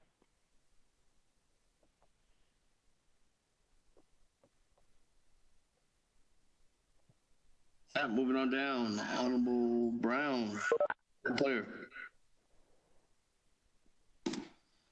Mr. Speaker. Speaker Ado, Sananda. This is a really sensitive topic. I know in my 3 chapters, my officials and grazing officials, we all oppose family plots because right now, if you go out on Navajo, we have a lot of family plots. And I know that this is temporary, but what's happening, what will happen in 20, 50 years, 100 years? Where will our Navajo grandchildren live? Are they going to be all living next to multiple cemeteries? In Danahootsa, we opposed all family plots, so everyone goes to a community cemetery. And Kayenta also, they're all going to the community cemetery. Chochimbito, they're all going to the community cemetery. I'm not aware that that there are communities or chapters who do not have it, and that I would say I support them getting cemeteries. But right now, looking into the future, I oppose this legislation. We have been talking about this, especially during COVID as well. So what happened in one of my chapters is when they went to a family plot, the backhoe operator got exposed. So the way we do it right now is like we're just saying we're not taking chapter backhoes to dig family plots. So we all stand on one page with my community. So I'm not sure. I'm not sure what the sunset clause is on this also, but this is very uncomfortable for me, but I oppose this legislation, and I'm not sure how to craft it. All I stand on is community cemeteries, and if the community doesn't have one, then I support for those communities to get one. But family plots, we completely oppose that. And then it goes for where we herd sheep at my dad's house. When we herd sheep to the east, somebody just they just buried the family member right there where we herd sheep. And we have to walk by there. My nieces and nephews have to walk by there herding sheep. And then when you go on the west to the north side, there's more people buried over there. So some people are being reckless and burying people. And then people are land grabbing using dead bodies. Unfortunately, that's what's happening also on the other side. So we therefore, with my grazing officials, we're saying no to all family plots at this point, especially during COVID. When we have community plots, when it's already there, then the chapter backhoe operator is not afraid to go there, and it's close distance. It's not usually some family plots in our areas are way by the mountains. It's hard to get to, so it takes an extra time to get there also. So those are my comments. Thank you. Hey, with that, I don't see anybody else on the players, so let me go back to reserve time. Chairman Nez, 3 minutes, 50 seconds. Yeah, Shinanta, Honorable Speaker Bayman, and honorable members of the 24th Council. Shinanta, sir, this is a very difficult time that we're in, and what we're discussing here, my brother Elmer, a very traditional person, always teaching us on things that are very important for us to hear. And then we share information and be respectful to one another. Now, there are current burial policies that are in place, and it should remain in place as it is. Like when we had pretty much a meeting with all 5 grazing officials, and one of the main topics with their concerns, the concerns that they had were illegal burial sites, family plots. And one of the grazing officials, with a lump in his throat, told us that a permittee came to his house and told him, there's a burial that's going to happen. I want you to go stop it. I'm the permittee. When the burial was taking place, he had to show up as a grazing official, tell him, you can't bury this here. You need proper permits. And it was sad, and he felt really bad about what he did. Now, looking at all this and what we have heard from the 5 grazing officials, this will create unnecessary land disputes, and it will be added issues for them. My sister, Honorable Crotty, said it's not permanent.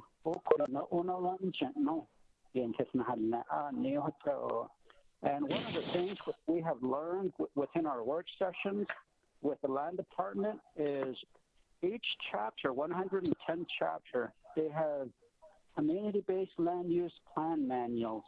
And in there, they should have a clause for community cemeteries for up to 40 acres. And during this time of COVID-19, I believe we could use some of those funds to pretty much establish community cemeteries. So, yeah, thank you. I reserve my time.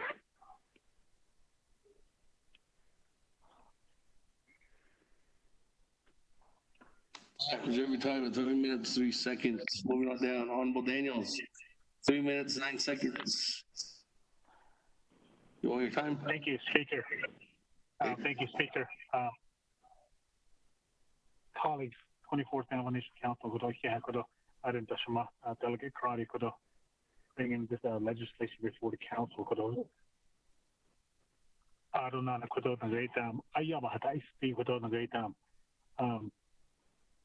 Right now, grazing officials on this case, if we approve this, grazing officials for the initial relation for you about this case. So what I'm thinking right now is this legislation going to go before RDC. About this case, maybe to refer this legislation back to RDC. You talk about this case. So just away with our land department. It's we're still discussing this burial.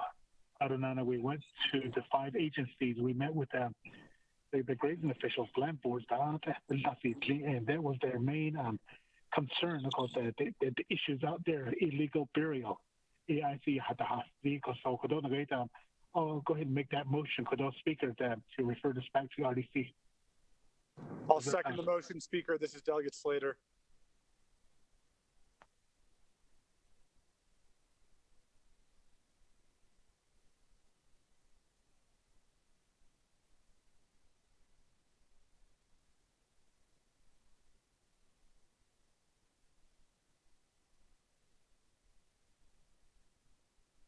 Hello? Hold on, colleagues. I'm just getting some legal advice here. This is an emergency legislation, and referring it back to committee, it can be done, but I'm just saying, hold on, colleagues.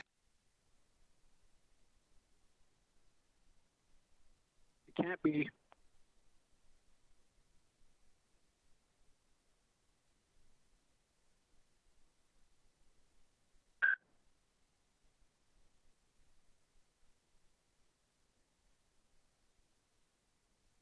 All right, that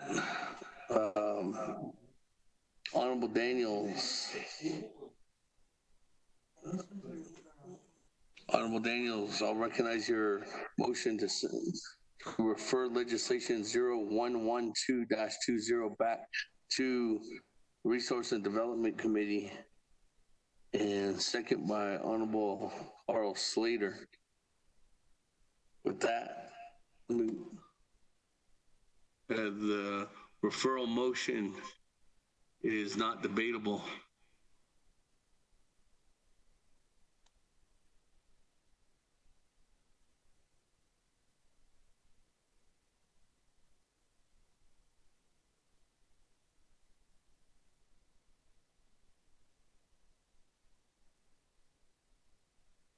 Okay, and this is not debatable. Motion by Honorable Daniel, second by Vice Chair Slater, to refer this back to Resource and refer this to Resource and Development Committee, which is legislation 0112-20. Yes.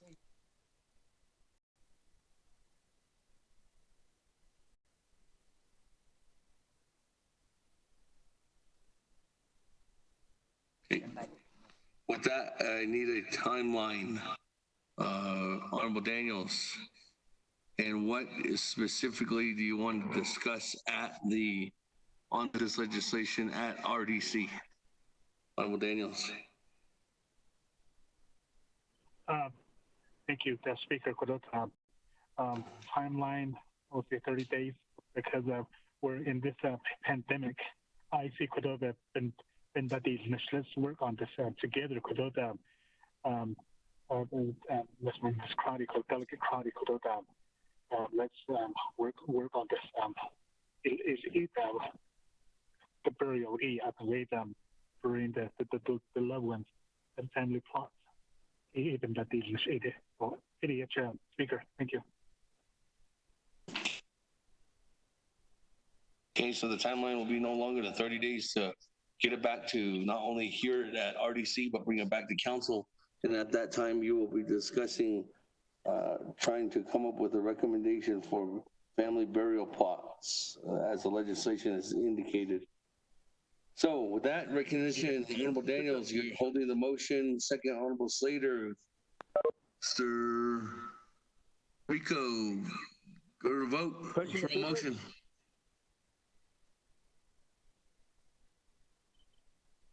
Question of privilege. Honorable Elmer P. Begay.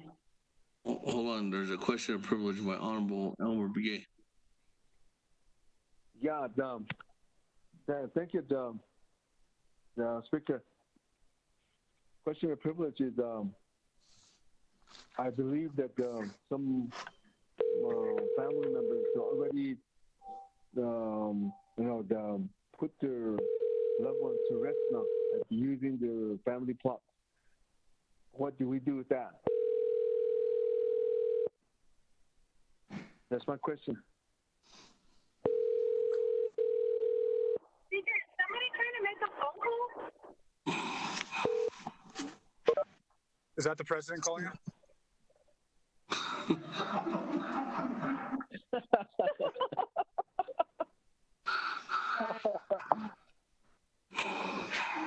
Got it. That, Honorable Elmer Begay, can you restate your question again? Thank you, Speaker. What do we do? I believe that the family members that already put in their loved ones to rest, utilizing the family plot.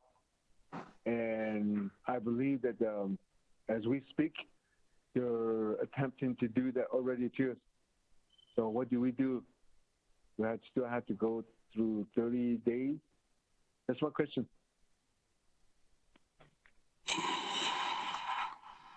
Well, Honorable Elmer Begay, if they're doing that currently, and that is breaking the Navajo Nation law, and there's no enforcement of that, that will probably still continue until there is a recommendation for this legislation to help enact and move forward and try to pan out that discrepancy amongst the gray area of the law. Honorable Elmer Begay. That, there's a motion and a second. Referral to RDC. Honorable Elmer P. Begay. Green. Honorable Begay votes green. Honorable Key Allen Begay Jr.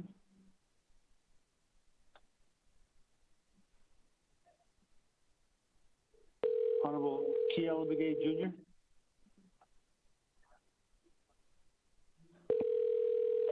Honorable Paul Begay. Hold on. Somebody, you're utilizing the. If you're making another telephone call, we can hear you.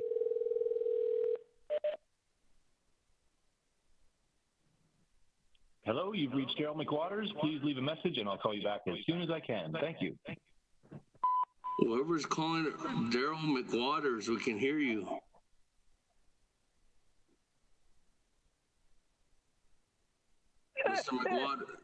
Mr. McWaters, if we're leaving a message on your phone, you tell the person to put their phone on mute. Back to the vote. Honorable Key Allen Begay Jr.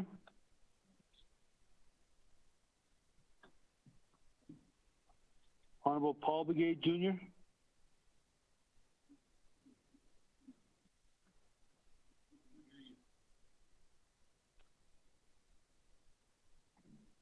Honorable Paul Begay votes green. Yeah. Honorable Nathaniel Brown. Delegate Brown votes green. Or wait, is this the main motion? Referral. Oh, okay, yes, green. Honorable Brown votes green. Honorable Eugenia Charles Nguyen.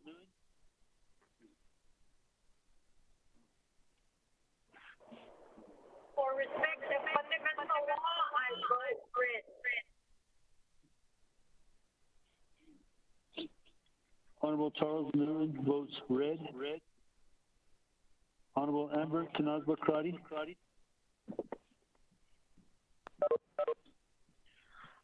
Delegate Amber Keenan's Crotty votes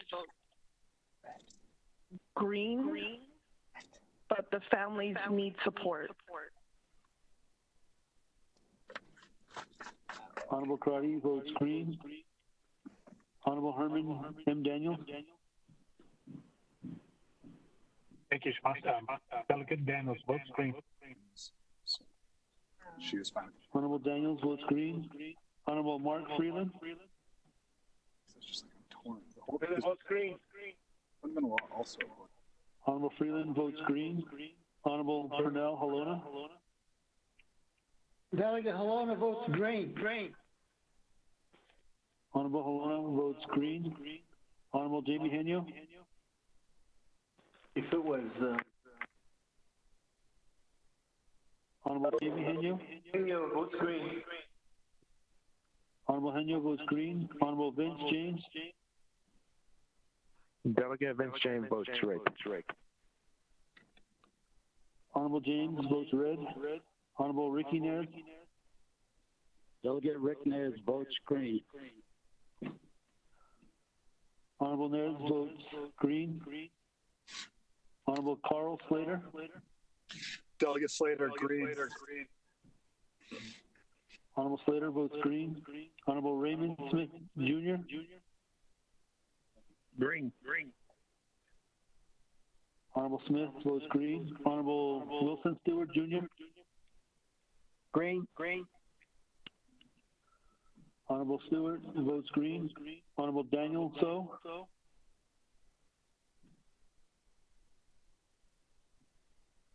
Honorable Daniel So votes green. Honorable So votes green. Honorable Charlene So.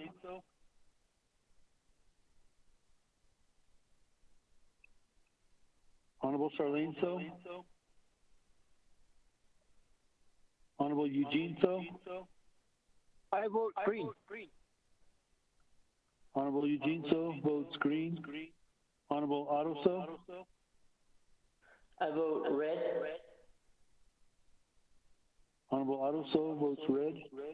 Honorable Thomas Walker Jr. I vote green. Honorable Walker votes green. Honorable Edison J. Wanika. Green. Honorable Wanika votes green. Honorable Edwin Yazzie.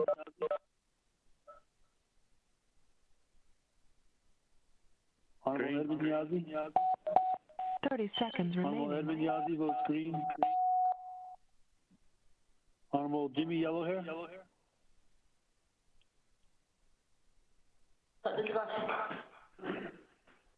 I vote green. Honorable Yellowhair votes green. Honorable Key Allen Brigade Jr.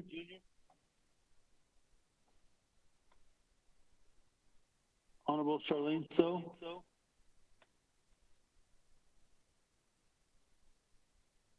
Your recording has reached maximum length. If you are satisfied with your message, press 1. To listen to your message, press 2. To erase and re-record it, press 3. For delivery options, press 9.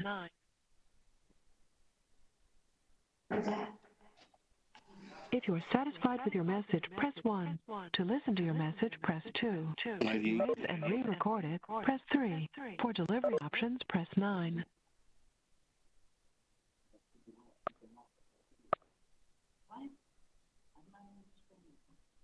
Mr. Speaker, I have 18 in favor and 3 opposed. Okay, with that, colleagues, 18 in favor, 3 opposed, motion carries. Speaker not voting on referring legislation 0112-20 back or referring it to the Resource and Development Committee first time. With that, it should be back no later than 30 days back to the Navajo Nation Council. Moving on down, colleagues. We are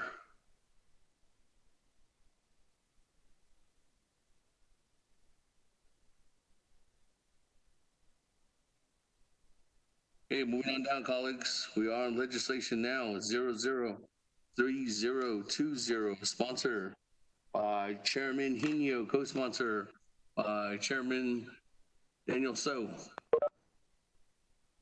That motion, Monica. Second, Alona. Oh. Mr. Speaker, members of the council, tracking number 0030-20, an action relating to health, education, and human services, and Navigated committees and Navajo Nation Council, amending CAP-19-16, titled Approving the Navajo Nation Permanent Fund Income 5-Year Expenditure Plan and waiving 12 NC Section 1162B for a limited time period, reallocating funds in year 4 from office buildings to the Twaji Lake Development Plan. This is final authority. There are no amendments. Legislation has been read into the record by electronic voice recording. Mr. Speaker. Okay. Nobby Ward. Motion, Wanika. Second, Alona. Honorable Wanika, motion. Second by Honorable Alona. Comments, questions? I don't see anybody on the board. Let's text in. Going once. Going twice. On legislation 0030-20. 3 times. That, Mr. Rico. All for the vote. Honorable Elmer P. Begay. You have reached 2811Q. Vote green. Yes, 37Q. Yes. Honorable Begay votes green. Honorable Key Allen Begay Jr. Point of order, Speaker. For the assistant, please. Point of order by Honorable Key Allen Begay. I just got back on. So where we're at, we were trying to table the cemetery legislation.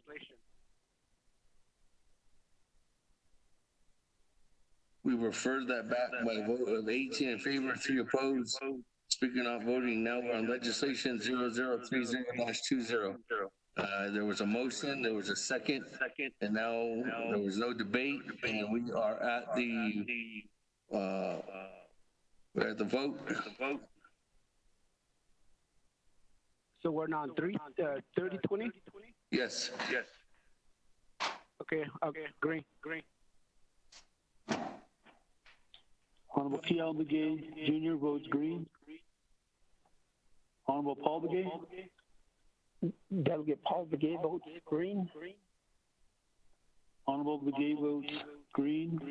Honorable Nathaniel Brown.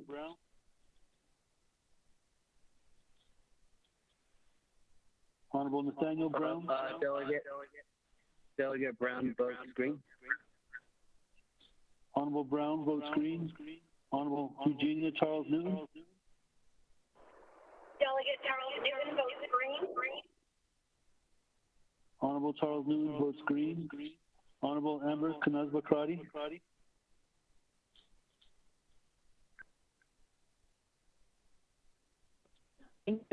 Honorable Amber Knazba Crotty.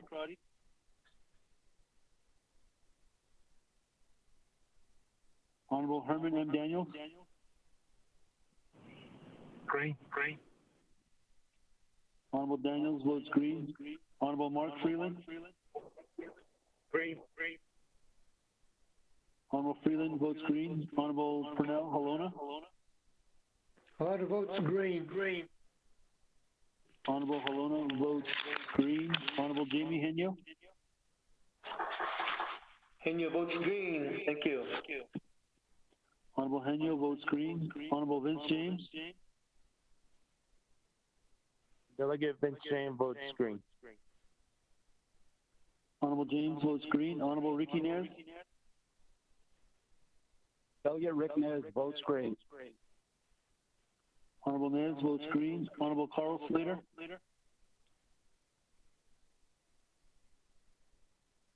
Honorable Carl Slater.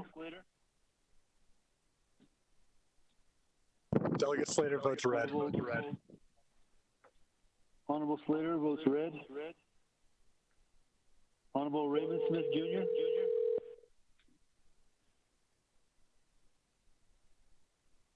Honorable Raymond Smith Jr. Green. Honorable Smith votes green. Honorable Wilson Stewart Jr. Green. Honorable Stewart. Honorable Daniel Iso.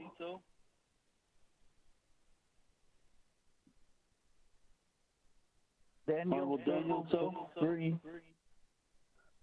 Honorable So votes green. Honorable Charlene So.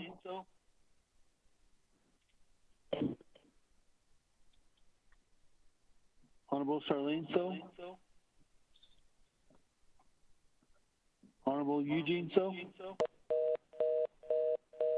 Votes green.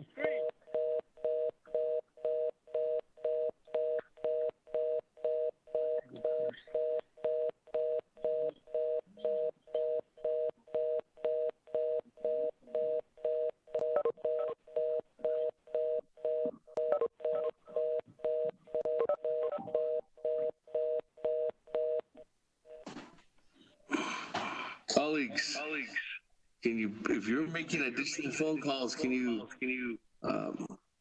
maybe use a different telephone, or where we are hearing individuals trying to call insurance agencies and whatever else you're trying to do, or if anybody else is on there, staff members, can you please make sure to mute your phones? All circuits are busy now. Please try your call later. I vote green. Honorable Eugene So. Votes green. Honorable Eugene So votes green. Honorable Otto So. I vote green. Honorable Otto So votes green. Honorable Thomas Walker Jr. I vote green. Honorable Walker votes green. Honorable Edison J. Wanika. Green. Honorable Wanika votes green. Honorable Edmund Yazi. Green. Honorable Yazi votes green. Honorable Jimmy Yellowhair. Sprint has connected you to an external operator where you can now complete outbound calls using either a credit card or collect billing. To call your mobile carrier or any other phone number in the U.S. Honorable Jimmy Yellowhair votes green. Honorable Amber Kanazbakrati. Delegate Amber Kanazbakrati votes green. Thank you. Honorable Crotty votes green. Honorable Charlene So.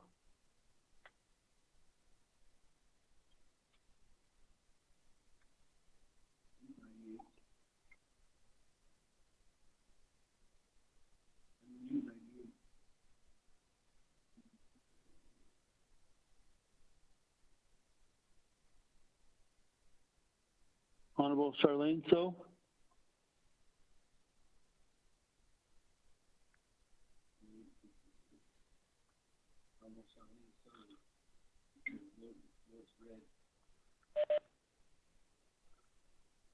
Honorable Charlene So, through text message, votes red.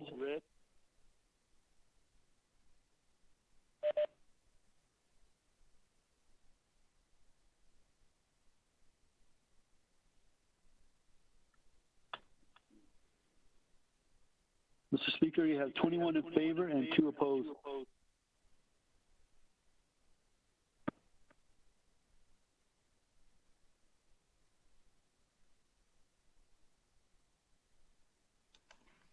That, colleagues, legislation 0030-20, on a motion, second, and a vote of 21 in favor and 2 opposed. The speaker not voting, motion carries. That, colleagues, moving on. Item I on legislation 0042-20, sponsored by Chairman Daniel So. Mr. Botero, if you could read it into the record. Mr. Speaker, members of the council, tracking number 0042-20, an act relating to law and order, health, education, and human services, Navigatia and the Navajo Nation Council, amending the Nate College Board of Regents qualifications provisions at 10 NC sections 2003, 2004, 2005, and 2008, superintendent and Board of Education members. We do have an amendment from the Health, Education, and Human Services Committee. Amendment 1, page 2 of 5, lines 18 and 19, due to typo error, change to 10 NC sections 2003, 2004, 2005, and 2008 to read as follows. Page 2 of 3, line 18 and 19, section 3, amending 10 NC sections 2003, 2004, 2005, and 2008. Council is final authority. Legislation has been read into the record by electronic voice recording. Mr. Speaker. Motion, call the game.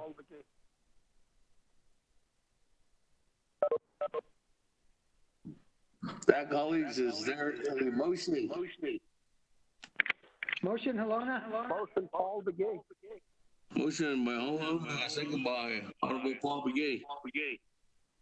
With that, colleagues, does not be work. Going once, I don't have anybody on the board. Going twice, I don't have anybody texting. Anybody, Joseph? Anybody? Rico? I don't have anybody texting in. Going 3 times. For the board to vote on 0042-20.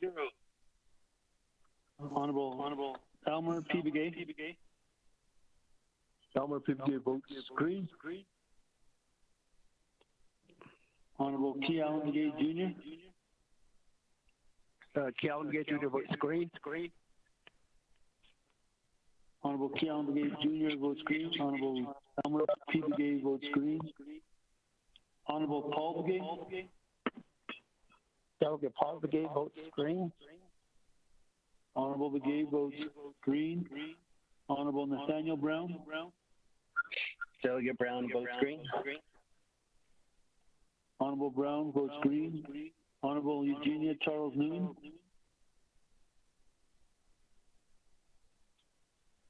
Honorable Eugenia Charles Newman. Honorable Amber Kanazba Crotty. Delegate Amber Kinsbaugh-Crotty votes green. Thank you. Honorable Crotty votes green. Honorable Herman M. Daniel. Green. Honorable Daniel votes green. Honorable Mark Freeland.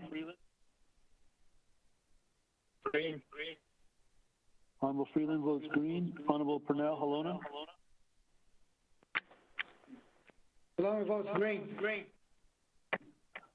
Honorable Halona votes green. Honorable Jamie Henyo.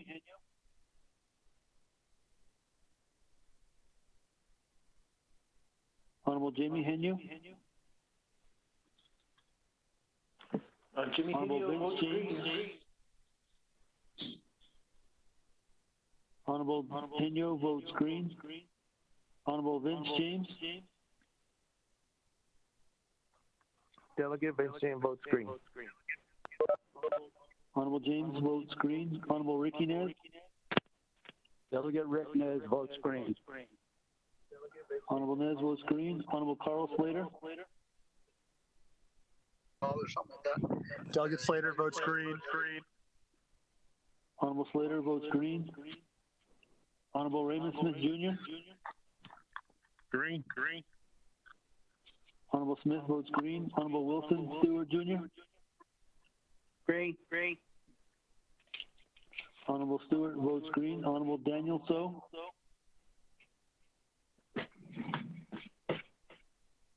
Delegate Daniel So votes green. Honorable So votes green. Honorable Charlene So. Green. Honorable Charlene So votes green. Honorable Eugene So.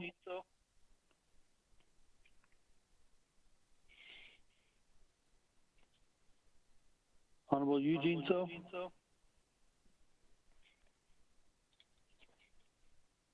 Honorable Otto So. Delegate Otto So votes green. Honorable So votes green. Honorable Thomas Walker Jr.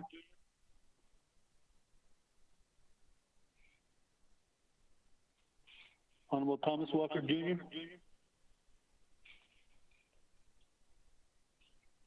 Honorable Edison J. Juanita. Green. Honorable Juanita votes green. Honorable Edmund Yazzie. Green. Honorable Yazzie votes green. Honorable Jimmy Yellowhair.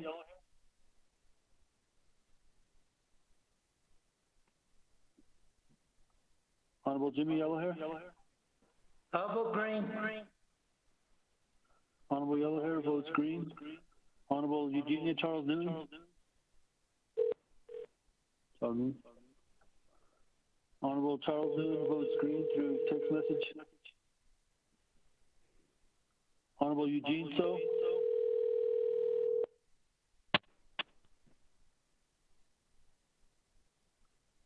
Honorable Thomas Walker Jr.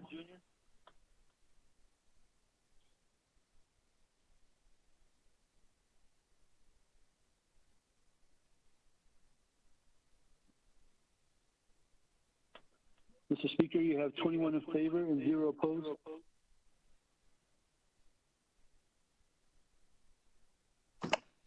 That colleagues, 21 in favor, 0 opposed. Speaker not voting on legislation 0042-20. Motion carries. Continuing on down the agenda, we have legislation 0049-20, sponsored by Honorable Freeland, co-sponsored by Honorable Vice Chair Otto So, co-sponsored by Chairman Edgar Yazzie. With that, Ms. Latero, if you could read that into the record.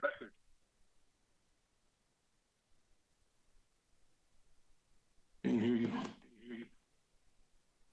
Mr. Speaker, tracking number 0049-20, an action relating to Resources and Development Committee, Navigated Committee, and the Navajo Nation Council, rescinding CO-47-12, reaffirming CAP-11-11, and respectfully requesting the United States Congress enact legislation consistent with the principles stated in CAP-11-11 and the Eastern Navajo Agency land consolidation goals of the Navajo Nation.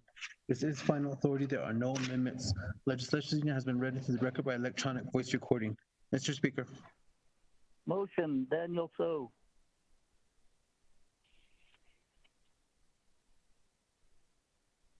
Motion by Chairman So. Is there a second?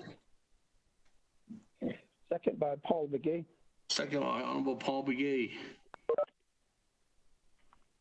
That, colleagues, I know that there was a healthy discussion at Navigated Committee on this too as well. I don't have anybody on the board. I don't have no one texting in. Anybody texting in to us? Rico, nobody. Going once, going twice, going 3 times. With that, go to the vote. Mr. Rico, 0049-20. Honorable Elmer P. Begay. Delegate Begay votes green. Honorable Begay votes green. Honorable Key Allen Begay Jr. Delegate Keala Begay Jr. votes green. Honorable Key Allen Begay Jr. votes green. Honorable Paul Begay. Delegate Paul Begay votes green. Honorable Begay votes green. Honorable Nathaniel Brown. Delegate Brown votes green. Honorable Brown votes green. Honorable Eugenia Charles Newton. Charles Newton votes green. Honorable Charles Newton votes green. Honorable Amber Kanazbakrati. Delegate Amber Kinas-Bakrati votes green. Thank you. Honorable Crotty votes green. Honorable Herman M. Daniels. Green. Honorable Daniels votes green. Honorable Mark Freeland. Green. Honorable Freeland votes green. Honorable Purnell Halona. Lona votes green. Honorable Halona votes green. Honorable Jamie Henyo. Henyo votes green. Honorable Henyo votes green. Honorable Vince James. Delegate Vince James votes green. Honorable James votes green. Honorable Ricky Nez. This is Gordon Down Engineering Services. Please dial 0 for the operator. Dial 1 for dispatch. Delegate Rick Nez votes green.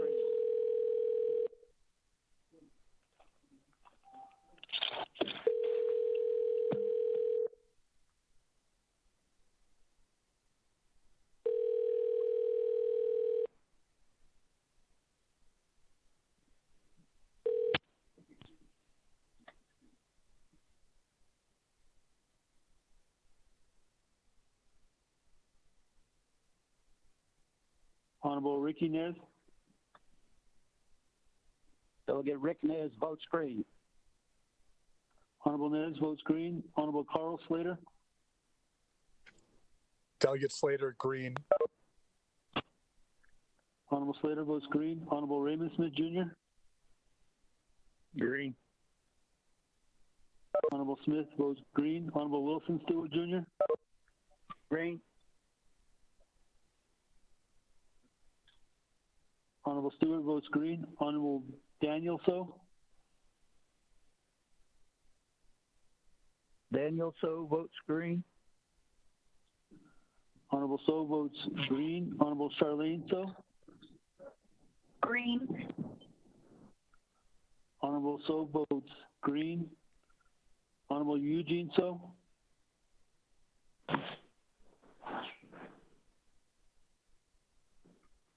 Honorable Eugene So.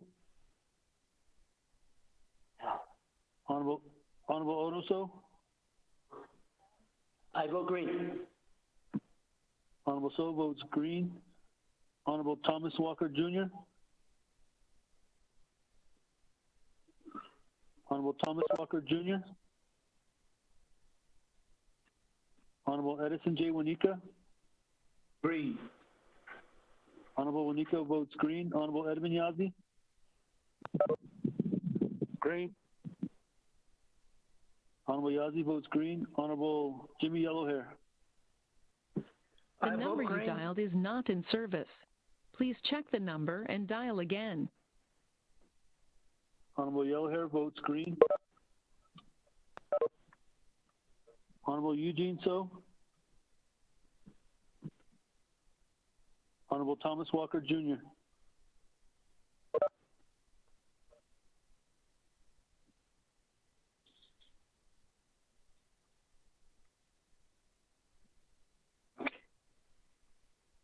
Mr. Speaker, you have 21 in favor and 0 opposed. That, colleagues, 21 in favor, 0 opposed on legislation 49-20 carries. That.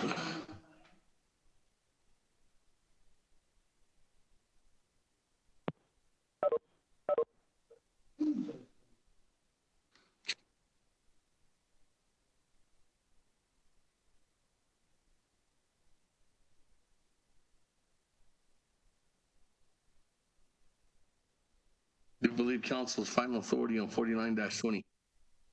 That one doesn't need to go across the street, colleagues. That, moving on down. Item number K, legislation 0109-20. Sponsored by Chairman Rick Nez. Actually,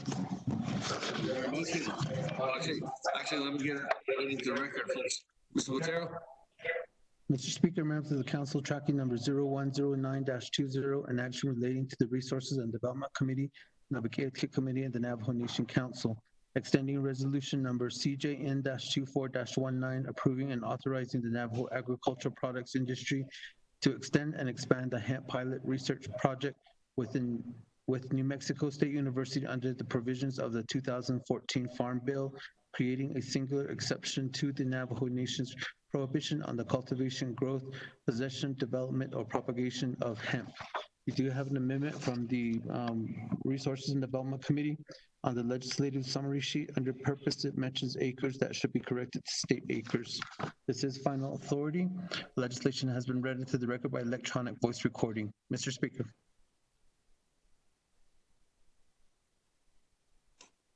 Motion by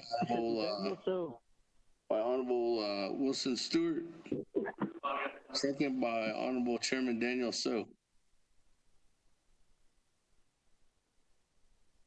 And colleagues, I know that we did have a debate on this yesterday and days before at Resource and Development Committee. Lobby works. I don't have anybody on the board. Everybody texting in to the number, or to myself, or to Mr. Rico. Going once, going twice. Chair, this is Speaker. Honorable Daniels? Yes,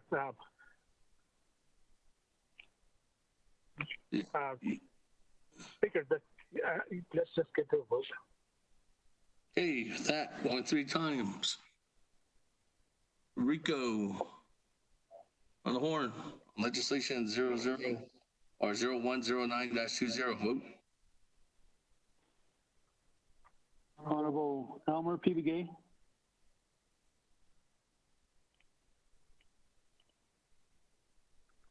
Honorable Elmer P. Begay. Honorable T. Allen Begay Jr. Elmer P. Begay, vote screen. Hello?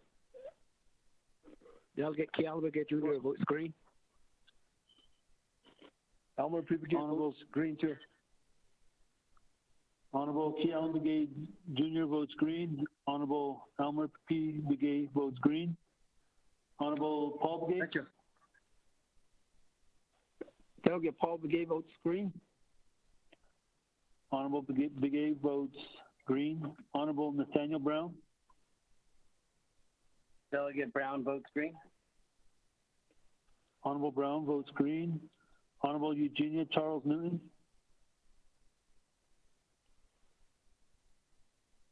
Honorable Eugenia Charles Newton.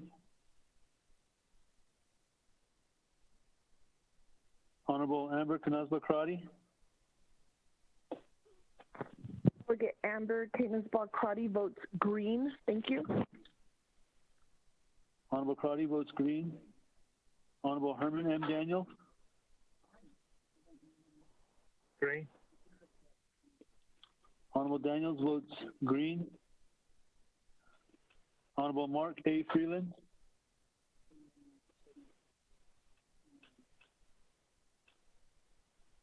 Honorable Mark Freeland. The next one. Honorable Pernell Halona. Halona votes green. Honorable Halona votes green. Honorable Jimmy Henyo.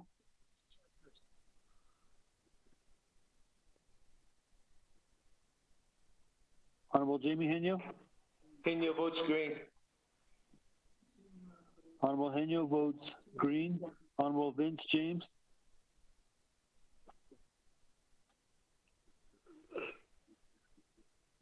Honorable Delegate Vince James votes red. Delegate Vince James votes red. Honorable James votes red. Honorable Ricky Nez. Delegate Rick Nez votes green. Honorable Nez votes green. Honorable Carl Slater. Delegate Slater, green. Honorable Slater votes green. Honorable Raymond Smith Jr. Green. Honorable Smith votes green. Honorable Wilson Stewart Jr. Green. Honorable Stewart votes green. Honorable Daniel So. Delegate Daniel So, green. Honorable So votes green. Honorable Charlene So. Green. Honorable So votes green. Honorable Eugene So. Honorable Oroso. Green. I vote Honorable green. So votes green. Honorable Thomas Walker Jr. Honorable Thomas Walker Jr. Honorable Edison J. Wanika. Green. Honorable Wanika votes green. Honorable Edmund Yazi. Green. Honorable Yazi votes green. Honorable Jimmy Yellowhair.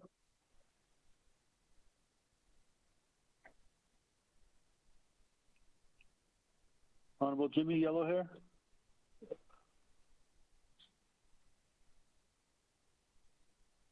Honorable Eugenia Charles Newing.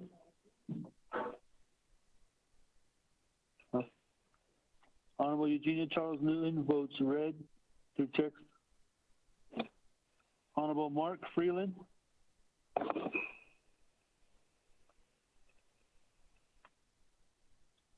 Honorable Thomas Walker Jr.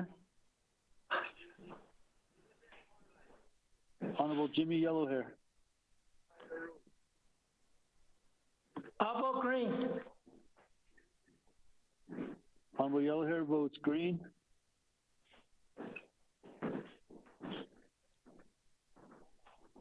Okay. Mr. Speaker, you have 18 in favor and 2 opposed.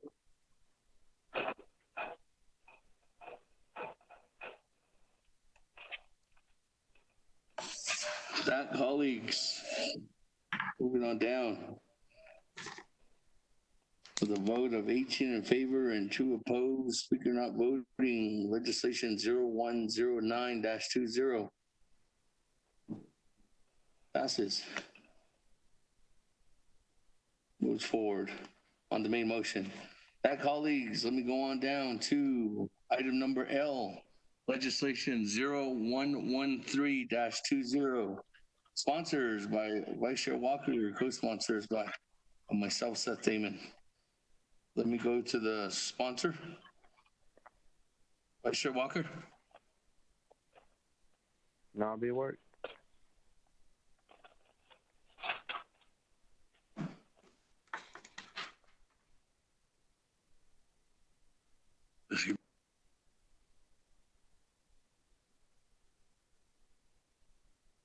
Vice Chair Walker.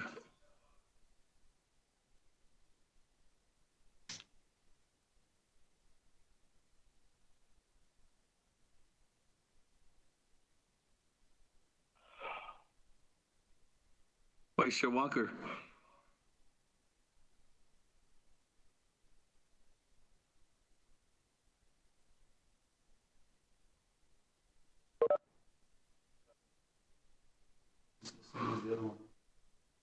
Speaker.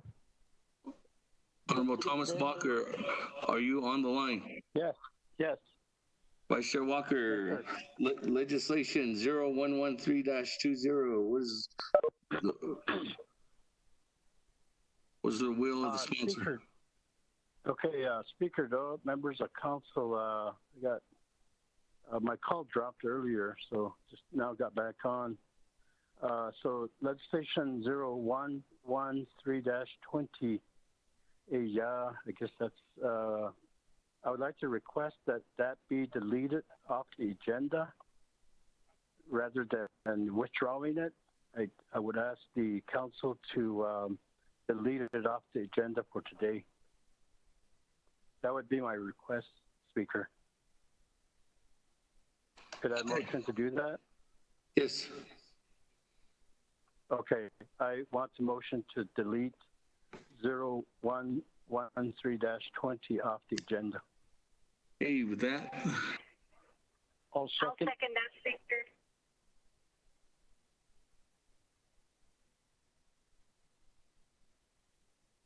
That delete off the agenda was a motion by Vice Chair Walker. Madam Chair, was that you, Madam Chair Charles Newman? Yes, sir. That was me. I'm back on. Madam Chair, Charles Newman is the second. The number you have Colleagues, dialed this is amending the agenda, so it does need 2/3 votes, so that's 16 votes. Debatable. Is that, do we have a player? Madam Chair, Charles Newton, on the motion.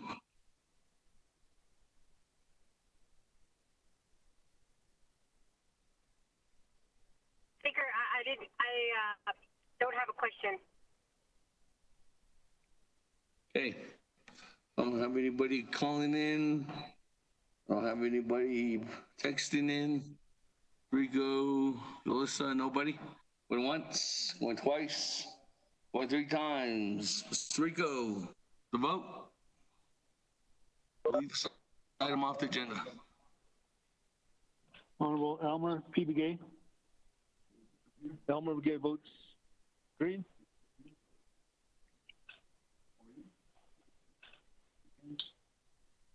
Honorable Begay votes green. Honorable Key Allen Begay Jr. For the record, I vote green. Honorable Key Allen Begay Jr. votes green. Honorable Paul Begay. Paul Begay votes green. Honorable Begay votes green. Honorable Nathaniel Brown. Delegate Brown votes green. Honorable Brown votes green. Honorable Eugenia Charles Newton. Charles Newton votes green. Honorable Charles Newton votes green. Honorable Amber Knuzbach-Crotty. Delegate Amber Knuzbach-Crotty votes green. Thank you. Honorable Crotty votes green. Honorable Herman M. Daniels. Green. Honorable Daniels votes green. Honorable Mark Freeland.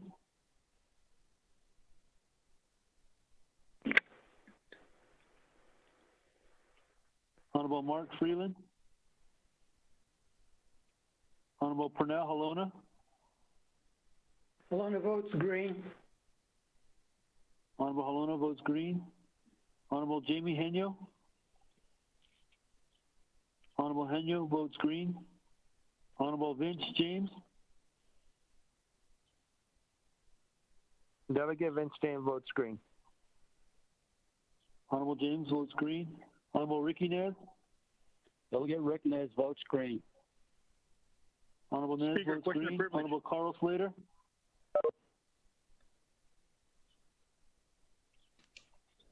Hold on. It was a question of privilege. Vice Chair Smith. Vice Chair Smith, what's your question of privilege? The sponsor's requesting to delete this. What's the purpose of deleting it? That's a question of privilege because there was already an override, and that's been passed by the override. Wouldn't it be wise to do a withdrawal? That's my question of privilege. The Honorable Vice Chair Smith, as a sponsor of the legislation, the sponsor can do as he or she pleases with the legislation, and at this time he wishes to delete the item off the agenda.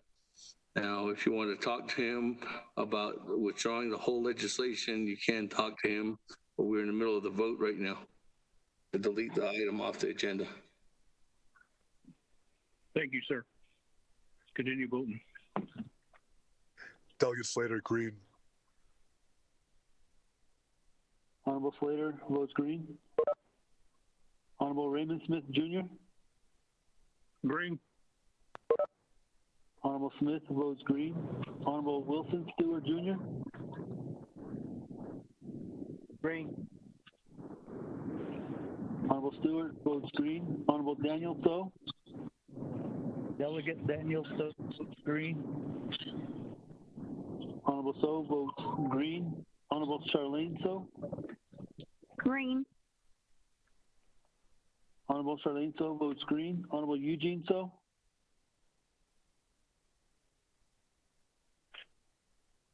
Honorable Eugene So. Honorable Otto So. Honorable Aroso.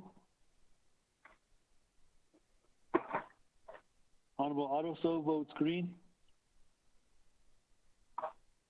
Honorable Thomas Walker Jr. I vote green. Honorable Walker votes green. Honorable Edison J. Wanika. Green. Honorable Wanika votes green. Honorable Edmund Yazi. Green. Honorable Yazi votes green. Honorable Jimmy Yellowhair. I'll vote green. Honorable Yellowhair votes green. Honorable Mark Freeland. Green. Honorable Freeland votes green. Honorable Eugene So.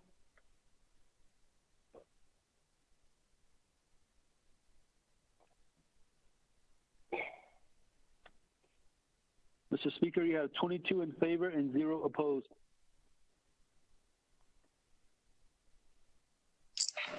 Okay, with that, colleagues, 22 in favor, 0 opposed. Speaker not voting on the motion to delete item number 0113-20 off the agenda. With that, moving on to new item number L, which is legislation 0115-20. Delegate James motion. Delegate Brown second. With that, colleagues, sponsors by myself, Honorable Seth Amon, co-sponsored by Honorable Chairman Jamie Hinu. Mr. Jamie Hinu is going to be the sponsor, co-sponsor here today. With that, on legislation 0115-20, if you could read it into the record, Mr. Botero. Mr. Speaker, members of the council, tracking number 0115-20, an action relating to law and order, budget and finance and navigatia committees and the Navajo Nation Council waiving 12 NNC section 301 at SEEK and acting the Navajo Nation Cares Fund Act by amending Title 12 of the Navajo Nation Code and establishing the Navajo Nation Cares Fund to be comprised of the nation's share of the Corona Relief Fund received from the United States pursuant to Title V of the Coronavirus Relief and Economic Security Act, CARES Act. We do have amendments from the Budget and Finance Committee, has had it under consideration, and boards the same with the recommendation that it do pass with 2 amendments. One on page 1, line 23, at the following paragraph. D, to ensure transparency, the Office of Management Budget, with the assistance of the Department of Information Technology, shall develop a website allowing the public to view the expenditure plans and the expenditures thereunder. 2, on page 9, lines 10, 12, and 30, insert Kayenta Township after the word chapter. Then you have amendments from the Budget or the Navigatia Committee. Amendment 1 on page 11, line 23, add new paragraph as follows. The Controller, Office of Management Budget, and the Attorney General are directed to evaluate the possibilities of contracting with an outside firm to process budgets, contract payments, expenditures, etc., for the purposes of implementing the Navajo Nation Cares Funds and report their analysis to the Budget and Finance Committee within no more than 20 days after the enactment of this legislation. 2, renumber or re-letter succeeding paragraphs or sections accordingly if necessary. This amendment shall supersede inconsistent language contained in any other committee amendment which shall be conformed to the language, intent or language of this amendment.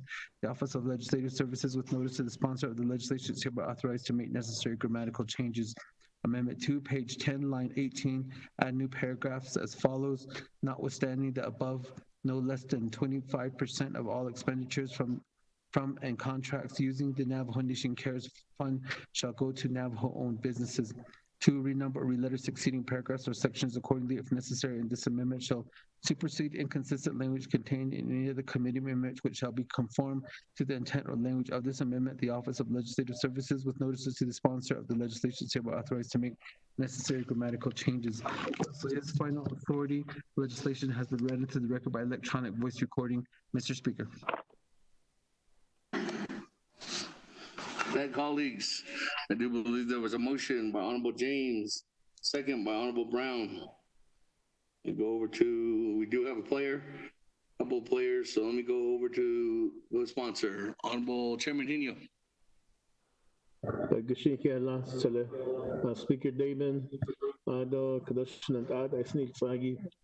that's here for the special session, and then also our Navajo citizens that are listening on the World Wide Web, online, our staff, Code Legislation 115-20, action related to law and order, budget and finance, Navigatia, and Navajo Nation Council, which is establishing the CARES Act fund, the Navajo Nation CARES Act fund.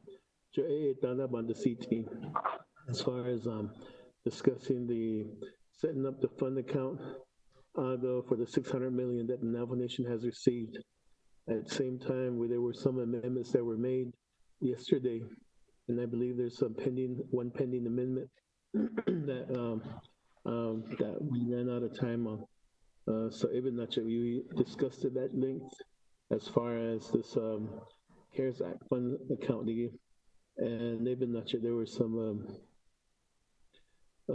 amendments that were made at Budget and Finance for Kayenta Township, and I believe this morning there was a concern brought up about the comments, inclusion of the Kayenta Township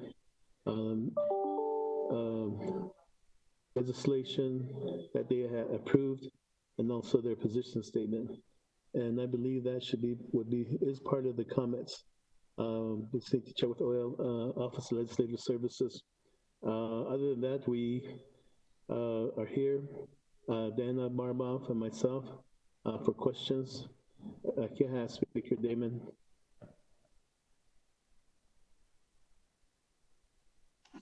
That again, colleagues, we do have a motion, we do have a second. I'm going to go to the board. Right now I have Honorable Elmer Begay.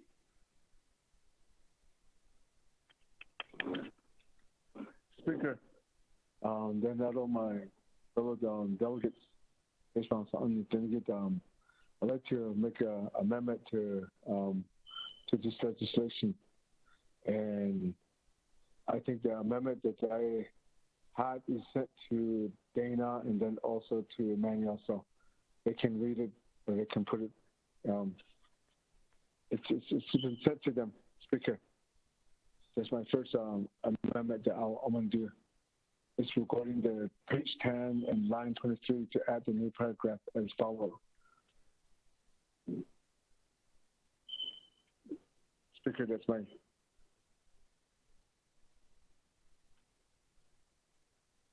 Speaker, can you hear me?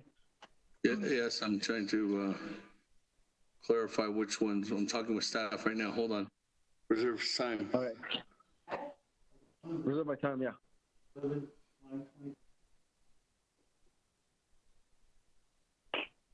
Is it page 11, line 23? Is that your amendment? Yeah, that's my amendment. Okay. Mr. Rico, if you could read that into the record. Mr. Speaker Pro Tem.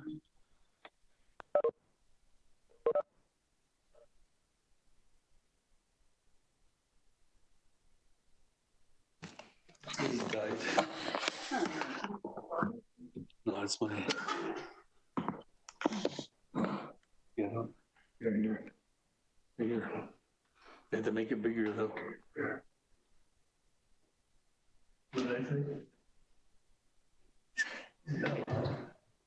Okay. Right here.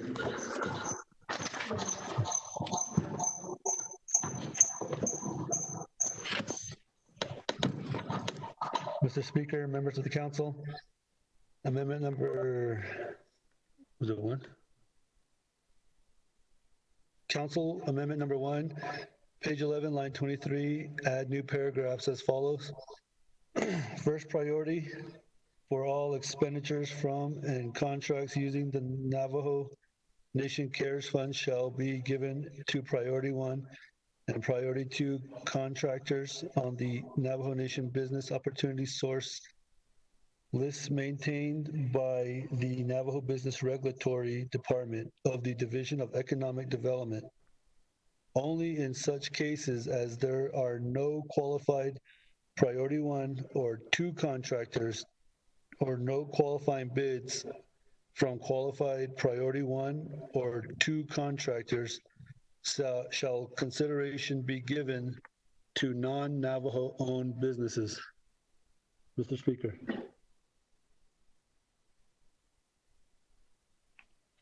Mr. Botero, can you email that out to everybody? Or Rico can.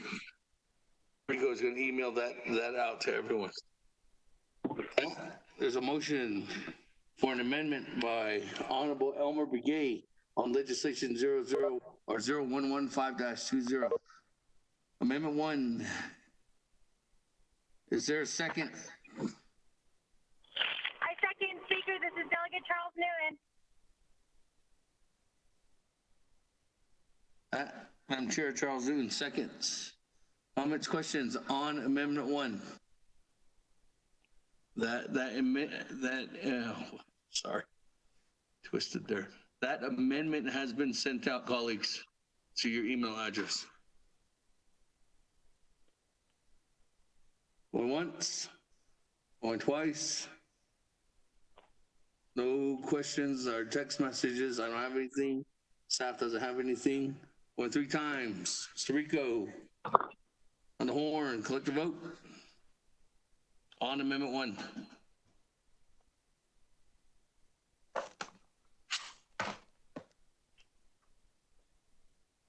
Honorable Elmer P. Begay. Elmer Begay votes green. Honorable Begay votes green. Honorable Key Allen Begay Jr.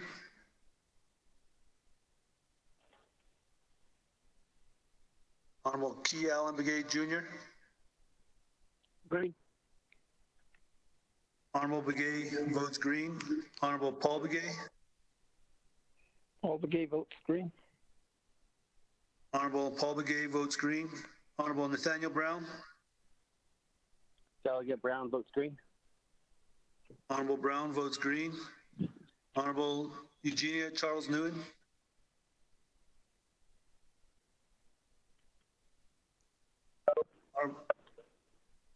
Honorable Eugenia Charles Nguyen votes green.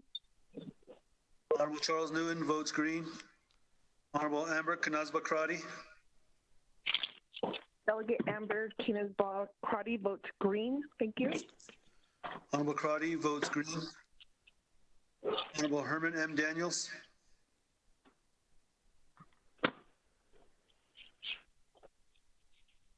Honorable Herman M. Daniels.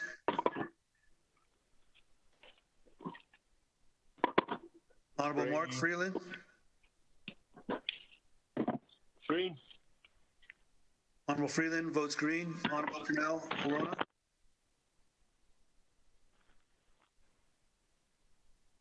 Honorable Purnell Alona. Honorable Jamie Henyo. Honorable Henyo votes green. Honorable Vince James. Delegate Vince James votes green. Honorable James votes green. Honorable Ricky Nez. Delegate Rick Nez votes green. Honorable Nez votes green. Honorable Carl Slater. Delegate Slater, green. Honorable Slater votes green. Honorable Raymond Smith Jr. Green. Honorable Smith votes green. Honorable Wilson Stewart Jr. Green. Honorable Stewart votes green. Honorable Daniel So. Delegate Daniel So votes green. Honorable So votes green. Honorable Charlene So.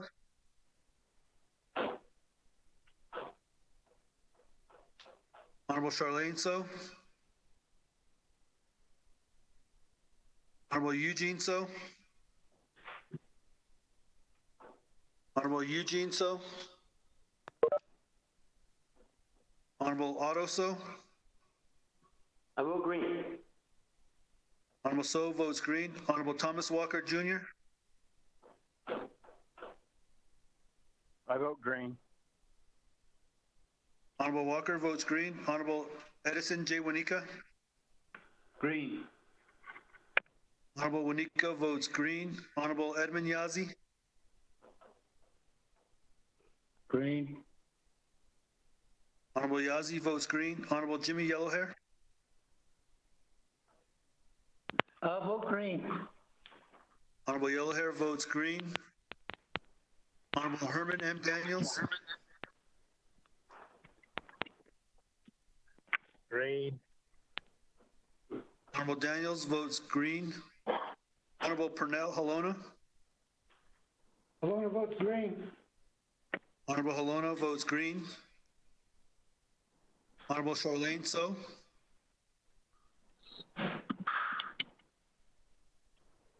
Honorable Eugene So.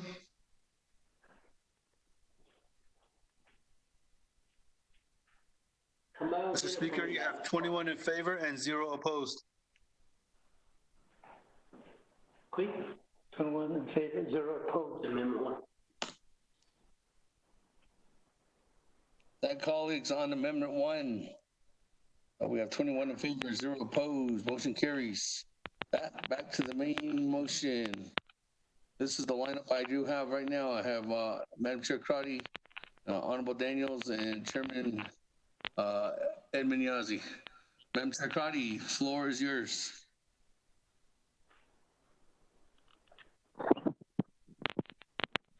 Thank you, Speaker. Colleagues, I do have an amendment that was sent, and there are 2 directives. So it would be, I'm not sure if it's still the same page number. If I could have staff read both of them into the record. One is requesting a directive to the Division of Natural Resources. And the second one is the directive to the BIA, and I'll reserve my time.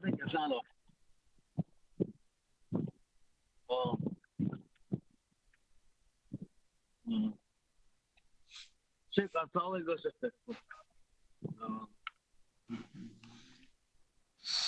Okay, Madam Chair Claudia, let me,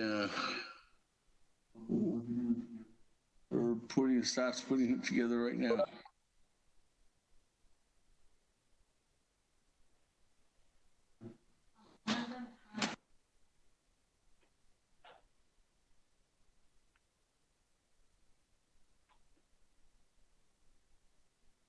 Okay, that, Mr. Rico, if you're going to read into the record.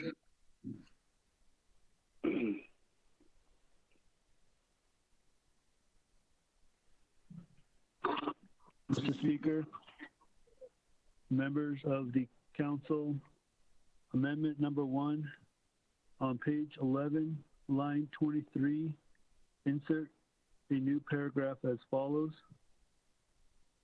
Underscored, the executive director of the Division of Natural Resources is to coordinate with the Navajo Land Department, General Land Development Office, Fish and Wildlife Department, Heritage and Historic Preservation Department, Minerals Department, to develop an expedited process within the Navajo Nation environmental review approval process of rights-of-way, service line agreements, utilizing categorical exclusions and administrative approvals within all current pending right-of-ways and all other compliance processes that need approval permits for Navajo Nation environmental compliance for the expeditious implementation and completion of CARES Act funded projects, and to identify the need for any waivers of any Navajo Nation laws and policies that could impede the expedited processes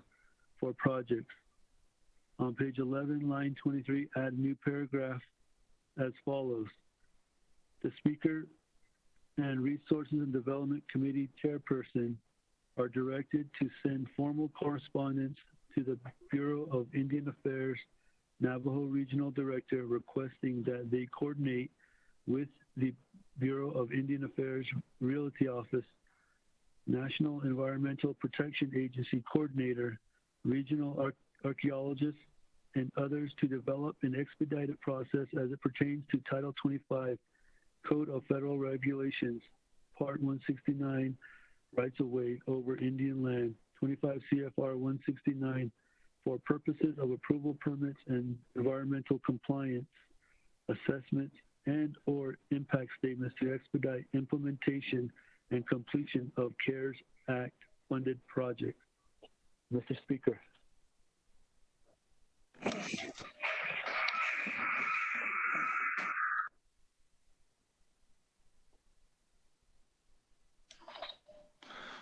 With that, colleagues, Mr. Rico, can you email that out to all our colleagues, all the members of the 24th Council? That, colleagues, there's a motion for 2 directives that be added in by Madam Chair Crotty on Amendment 2. Is there a second?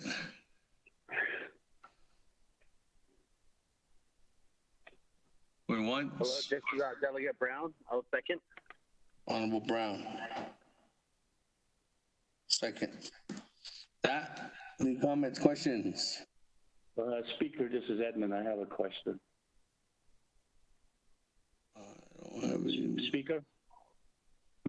Yes. My question on not, well, I guess to the amendment, my colleagues, then to the sponsor, Mr. Hino, of this bill and the amendment. Any comments that are made on record onto the legislation, and once the legislation's passed, is all the comments included with the bill?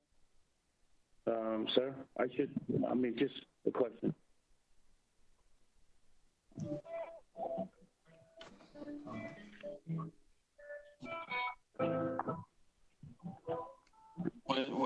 When a legislation is passed by the body, and if it's final authority at council or at one of the committees, there's usually no comments are attached to the bills, or if it goes to the president's office and signed off or vetoed or line item vetoed, Chairman Ayazi. There's usually not, the comments aren't attached to the bills. Okay, I'll reserve my time for the main motion, sir. Okay, with that, back on the amendment.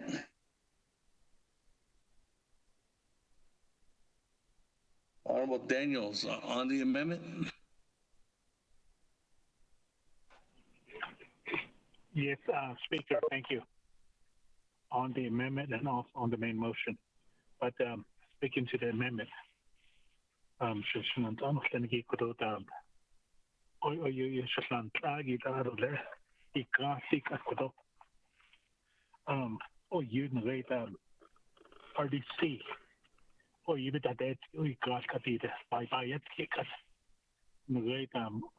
water line, power line, the Bahats, I don't know the right of ways, the Bahats, they don't know.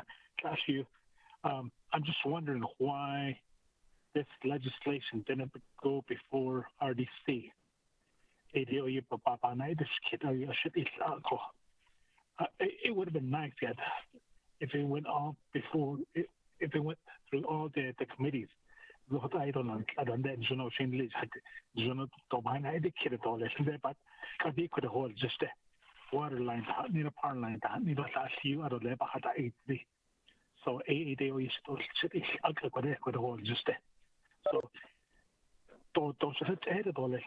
this legislation went before RDC, so either way we can try it with a speaker. Reserve time. Reserve time at 3 minutes and 42 seconds. And Daniels, 3:42 on Amendment 2. That, I don't see anybody comments, questions. Let me go back to the sponsor. Madam Chair Crotty.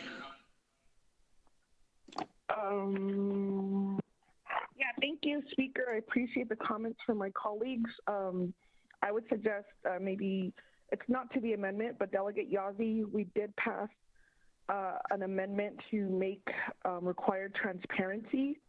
And I'm on dibs right now, which includes all of the comments, so we can make sure that the comments are part of the public record. Delegate Daniels, thank you for the question. Unfortunately, with this amendment, I understand that it talks about some of the oversight. We did have a few conversations with BIA regarding right-of-ways. And so I, under Navajo Nation law, myself as a delegate, I have no control over how legislations are assigned. So I can defer that either to the sponsor or the speaker's office.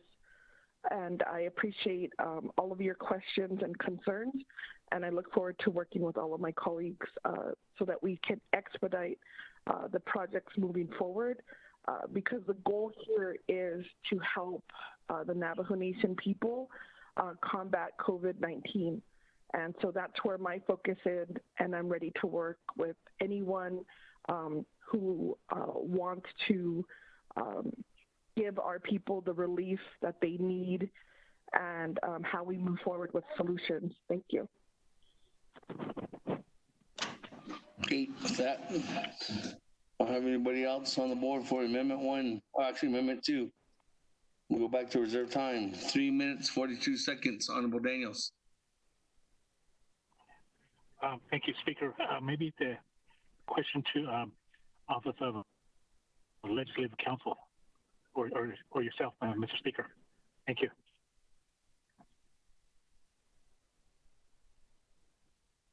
The question that I just posed just a while ago, why the legislation didn't go before RDC? Thank you. Reserve time.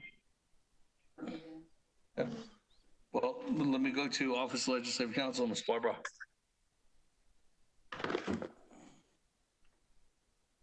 Thank you.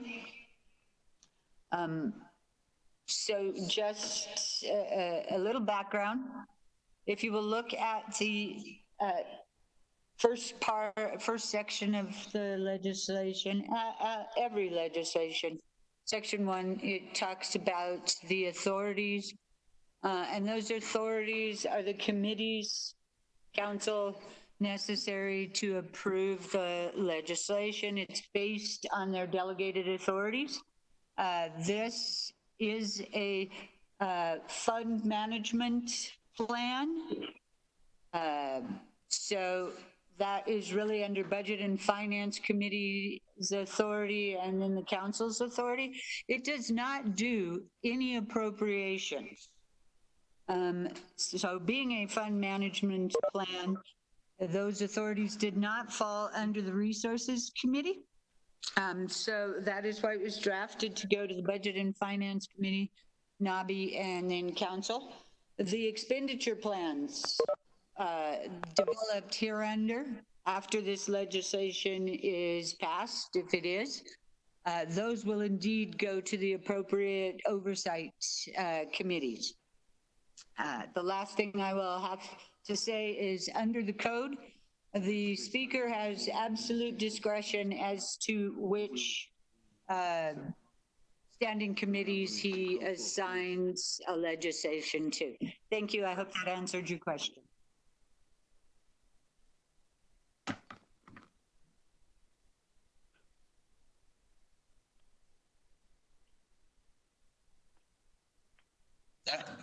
On Amendment 1.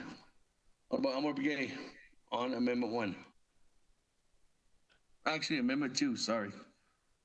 About Elmer Begay. Okay, thanks, Speaker. I don't, on this amendment, my sister, Amber Crowley, doing the amendment. Reading this is Executive Director of Division of Natural Question of privileges, Delegate Brown. I'm sorry, I can't really hear anything. I'm trying to turn up the volume, and I can't really hear anything. Thank you. Question of privilege. I can't hear you, staff. Can we hear Delegate Brown? Yes. Well, Honorable Elmer Begay, can you speak up a little? Okay, can you hear me? I'm kind of yelling now. I'm not mad. I'm just yelling. Yeah. Speaker, we know that the executive directors already oversees all those programs that was mentioned on this on the amendment. So I'm pretty sure that there has already been coordinated how they're going to be the process that they go through. But looking at it here is that one thing that historic preservation is part of it. So I believe that cultural resource should be part of that. But I see here, but the thing that my question is, I think I think it's already in the law that once it goes through that 164 process, that's when the executive director signs off on it. So I believe that all Fish, Wildlife, and Historic Preservation, they're all been notified to do that, because I've seen it when it goes through the president's office. That's what they discussed it. So I don't know if it's really necessary to add this amendment. That's just my question. I don't know why. I was asking. Maybe I can ask Dana if it's necessary to have this amendment added to this legislation. That's my question.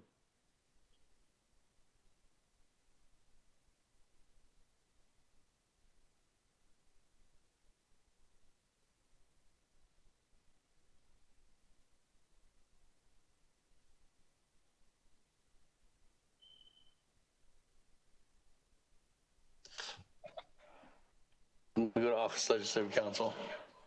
Barbara. Thank you very much. This amendment is in the directive section. It is a directive to the Division of Natural Resources and numerous programs under that. I believe that most probably the reason the executive director is included in there is because he's the head guy. Navajo Nation Council confirmed him, so he probably has more responsibility directly to the council. As far as the question of whether this amendment needs to be in the legislation, that is a question for the council. Obviously, the sponsor believes that it needs to be in the legislation so that the information under the directive is produced. Thank you very much.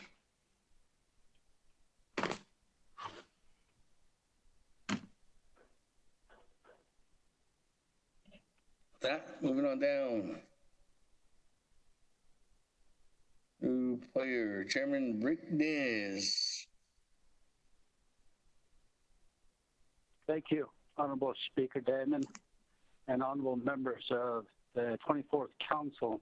I would like to speak to the amendment here, and I just was listening to my brother, Honorable Daniels, and looking at the amendment and the concern that Honorable Daniels has that if this legislation here, it does involve $600 million. It went before Law and Order, according to the legislation, Budget and Finance, yesterday in Naviquete, and today the full council. Maybe it would be best to have it go before Resource and Development Committee, as well as Health, Education, and Human Services Committee, to pretty much have a good understanding of what their oversight program entails. With this amendment, Division of Natural Resources, it pretty much is under Resources and Development Committee, the Land Department, General Land Office, most everything that is written here. And I think we need to hear it at Resources and Development Committee as well, out of respect.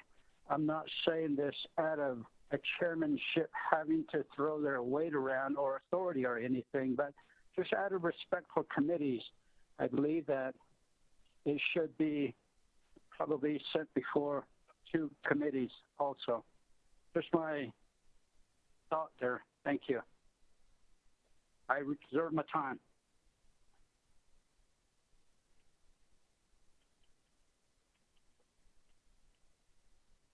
That is every time at 3 minutes, 15 seconds. Everybody else on the board? Damon. Speak, Damon. Chairman Daniel So. Thank you. Thank you, Speaker. Shema, sponsor of the amendment. This amendment evolves out of conversation we had this morning regarding the right-of-way and the other processes that need to be addressed. And I think it's very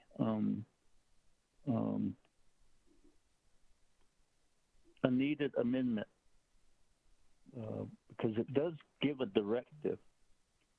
And so that's the aspect I really think that needs to be kept clear. It does offer a directive. So in that regard, I really feel like we just need to keep going with this particular amendment as well as the legislation.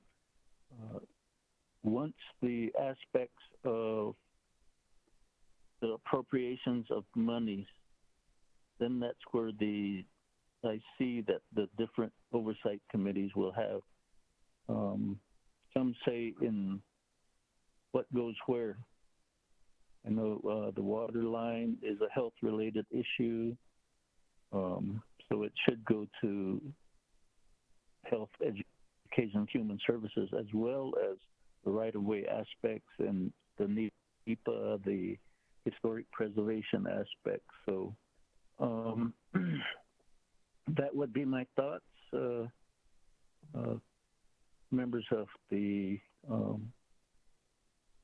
24th Navajo Nation Council. I reserve the rest of my time.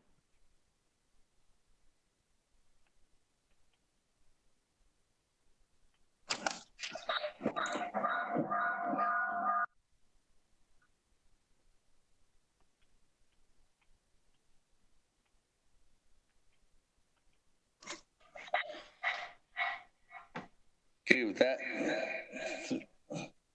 it's because yours is that loud, but 3:07 reserve time, Chairman Daniel. So, that colleagues, I don't have anybody else on the board. When we go back to reserve time, 3 minutes, 42 seconds, Honorable Daniels. Thank you, Speaker. On Amendment 2. Amendment 2, yes. Thank you, Speaker, 24th Council, people that are listening throughout the world here, World Wide Web, and also actually internet, YouTube, you stream. So thank you. Speaking to the Amendment 2, just like I stated before, I would feel very comfortable if this legislation, all the four committees, or maybe five committees with it, including Navi, because this is a lot of money that we're talking about. Because 600 million, that's a lot of money.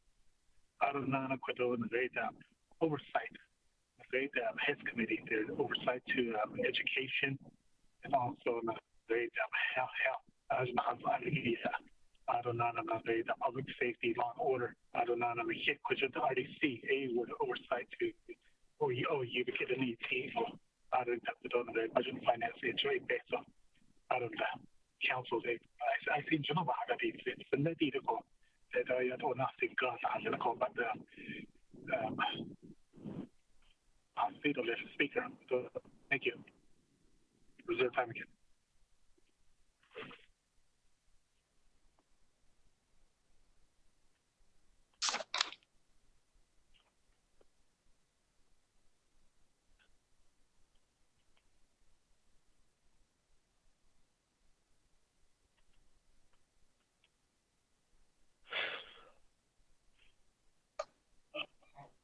Hey, with that, thank you, Honorable Daniels, for those comments. Moving on down, Chairman Nez, 3 minutes, 15 seconds on Amendment 2. Thank you, Honorable Speaker Damon and colleagues. I Honorable Daniels, I agree. And Also, Shuna, Honorable Daniel So, we did have a discussion this morning about an hour's time. That wasn't enough at all to talk about rights of ways. That is just not enough for the whole 24th Council to understand the right-of-way issues from BIA.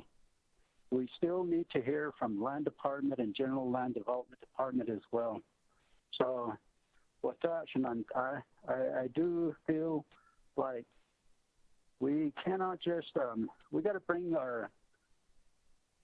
ourselves together and say, this is 600 million. 600 million for our people. Some of them are struggling. Let's do it right from the beginning.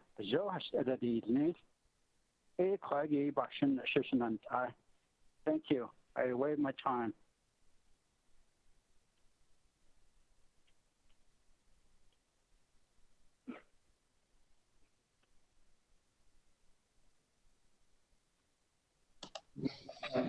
Okay, thank you, Chairman Nez. Comments. Moving on down, back to Chairman Daniel So, 3 minutes and 7 seconds. Thank on you. reserve time. Yes. Go ahead and waive my and let's go vote on this. And thank you. Okay. Thank you, Honorable Daniel So, Chairman Daniel So. That on the Amendment 2. I have no more individuals with reserve time. Madam Chair, Charles Newton, new player. Thank you, Speaker. I just want to say, I guess I'm a little bit confused because my understanding of this legislation is that it's just a general legislation to say that the Expenditure Act is going to be what is the document that we refer to. So I feel like, you know, these comments that are being made right now, that for me is where those comments should go when the expenditure plan is written, it's completed, then everybody can have their say-so.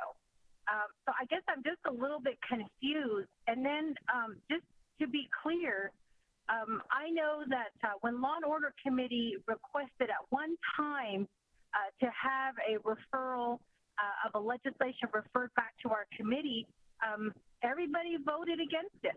And so this notion of, you know, respect for committees, you know, I just want to remind my colleagues that, yes, we do have respect for committees, but, you know, again, you know, this legislation to me is just a general legislation saying we are going to start working on the expenditure plan. I guess I just need some clarification on that.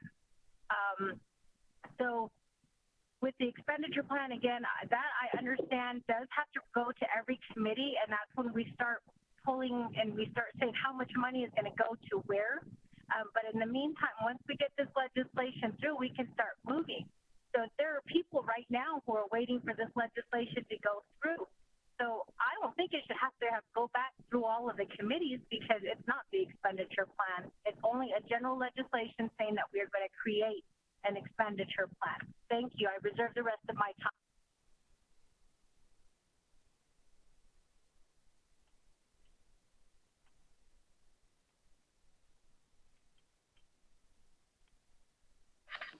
Colleagues.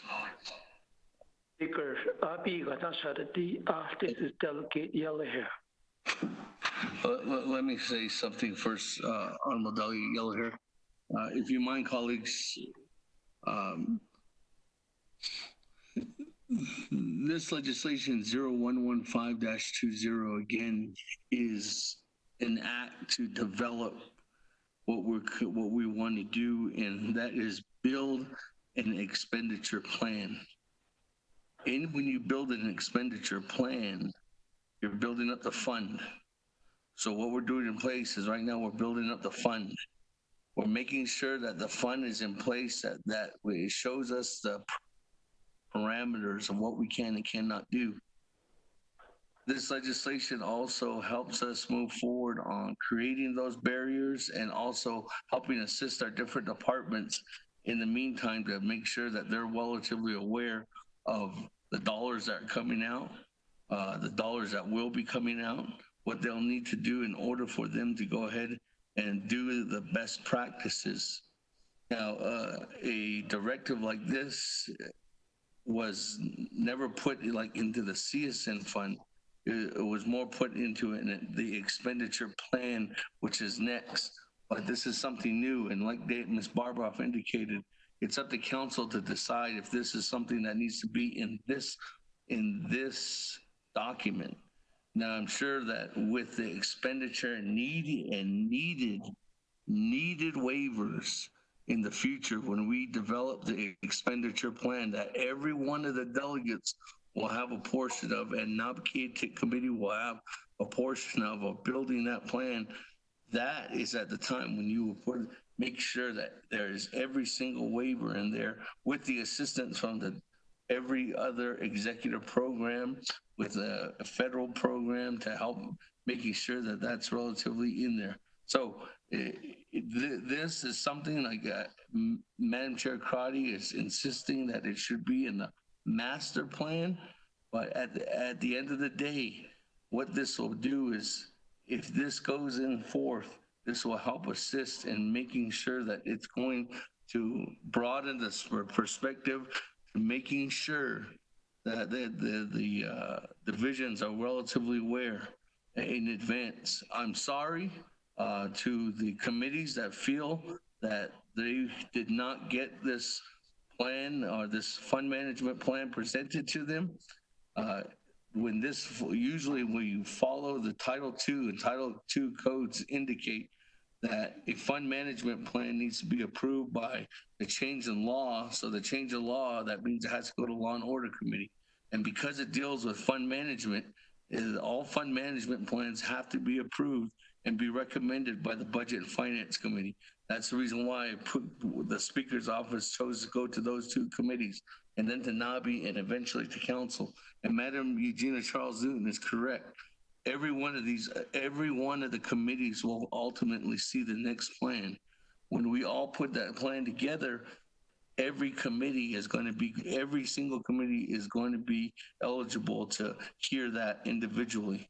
So I just want to put some clarity on that, colleagues. Honorable Yellow Hair. Yeah, thank you, to the speaker. I don't, my colleague is not signed or they don't need nothing. I don't, it's not funky. Shay, budget to get out. Let's get going with the budget. I think we all understand the budget expenditure plans is going to come before a Budget and Finance Committee. Just a regular budget process from OMB. But when we're going to start work by procurement laws too.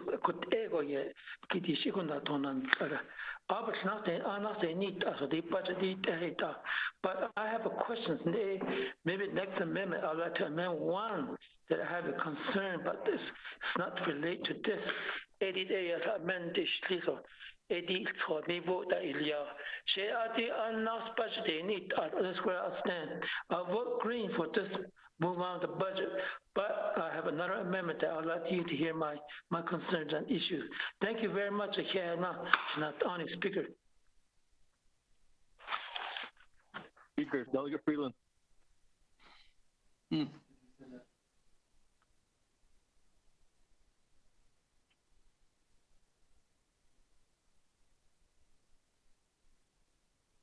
Honorable Yellow Hair, sorry. If you could send that amendment in advance to either Ms. Barbroff or to Mr. Rico, so that we could make sure that those amendments are put together relatively quickly, so that we don't have to wait for them while we are creating them in advance. With that, I don't have anybody else on the board, but I do have new player, seems like Honorable Mark Freeland. Thank you, Speaker. Good afternoon. Speaker, my colleagues, 24th Navajo Nation Council, and just listening to this discussion on the Amendment 2 it does sound like there's a lot of discussion on back and forth as far as, should it go to a committee or whatnot, oversight. And I agree with my chairman. We did have a lengthy discussion this morning with BIA on the rights-of-way process, and just understanding what is the largest. We have to ask ourselves, what is the largest need right now for our people? What is the largest need, and how could they most benefit from this? And a lot of these comments are attached to this legislation, Speaker, and my colleagues refer to water projects, water and electric projects, basic infrastructure. And, a lot of these comments are really geared towards an expenditure plan.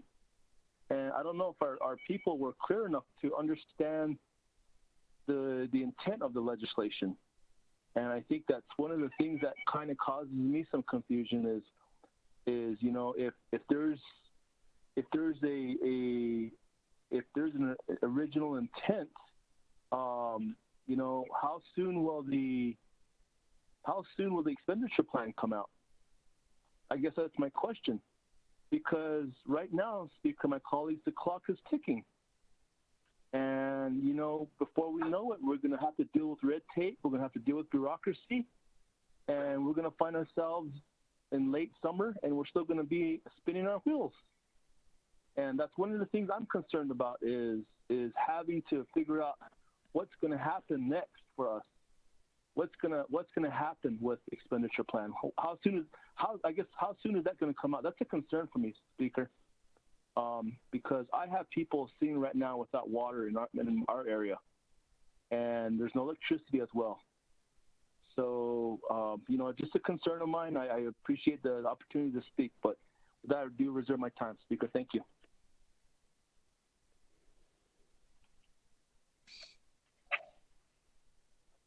Well, Freeland, 2 minutes and 46 seconds. I don't have anybody else on the board. We go back to reserve time. Madam Chair, Charles Dugan, 3 minutes, 4 seconds. On Amendment 2. Speaker, at this point, I just want to make it clear that this is step one. Step two is the expenditure plan, and that's where we really start delving into what projects are going to get what money, and then that's where I think, as Honorable Mark Freeland stated, comments that are attached are primarily for the expenditure plan. So I just want to make that clear, and with that, I waive the rest of my time. Thank you. Great. Thank you, Madam Chair.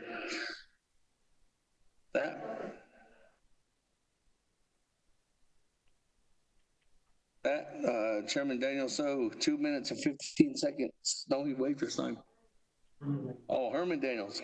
Sorry, Honorable Herman Daniels, 2 minutes and 15 seconds. Thank you, Speaker. On Amendment 2. Okay. I think I get on a session. I did the Kododam. Besa Kodopik, Hasnagi Kododam. I don't let that be like Kodo. She don't eat Ashi Bebe with these me. I don't know Kodo that the underdeal for short Nako that 600 million. According I should say, not either. The question that I lost several relatives due to COVID-19. According that felt I did. I don't know Kodo expenditure plan. So you could issue the cut yesterday. I thought there was an amendment that we approved yesterday.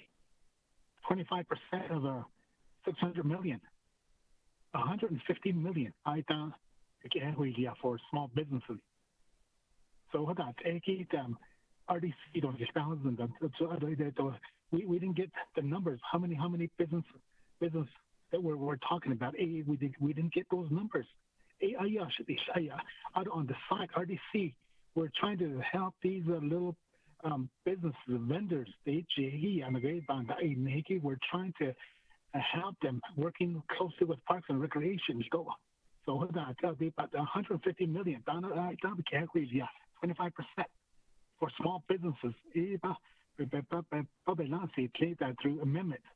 So it quite you is so Speaker Otaba Seat Lisana. Thank you. For the time.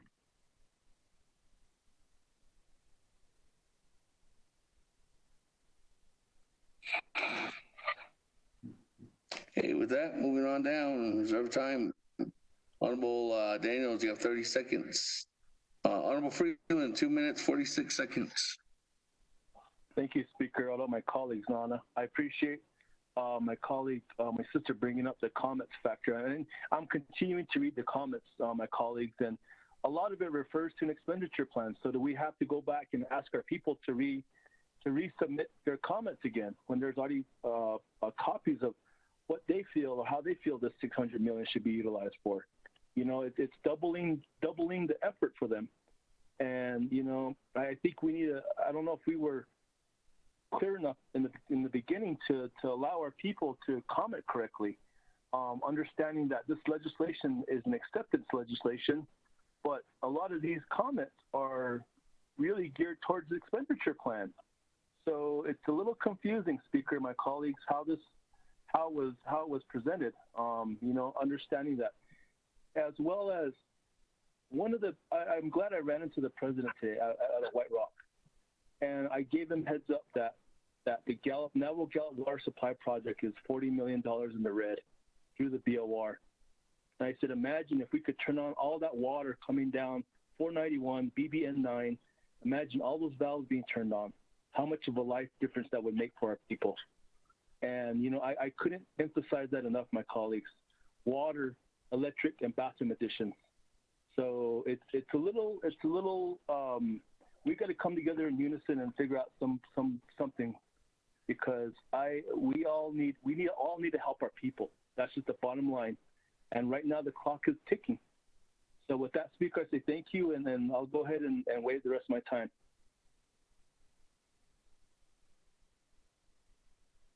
Okay, thank you, Honorable Freeland. Moving on down, Honorable Herman Daniels, 30 seconds. Wait time. Okay, waive your time. That on Amendment 1, or Amendment 2, sponsored by Madam Chair Cardi, co-sponsored by, or second by Honorable Brown. Everybody in the queue, everybody texting, nobody else on reserve time. So with that, Sarico, Amendment 2, let's go to the vote. Honorable Elmer P. Begay. Elmer P. Begay votes green. Honorable Begay votes green. Honorable Key Allen Begay Jr.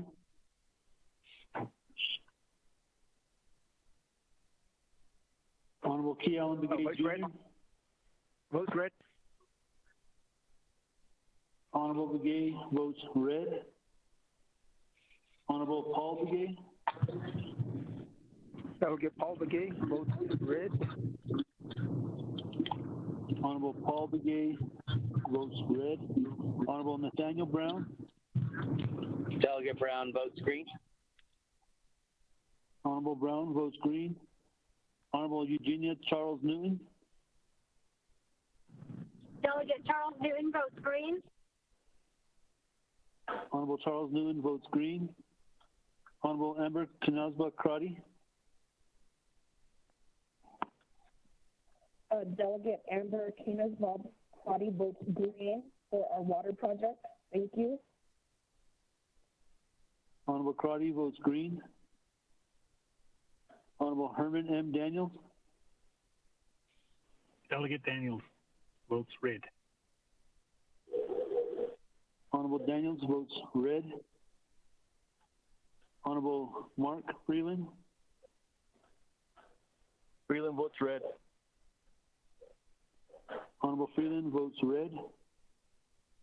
Honorable Purnell Halona. Halona votes red. Honorable Halona votes red. Honorable Jamie Henyo. Vote green. Honorable Henyo votes green. Honorable Vince James. Delegate Vince Jan votes red. Honorable James votes red. Honorable Ricky Nez. Delegate Rick Nez votes red. Honorable Nez votes red. Honorable Carl Slater.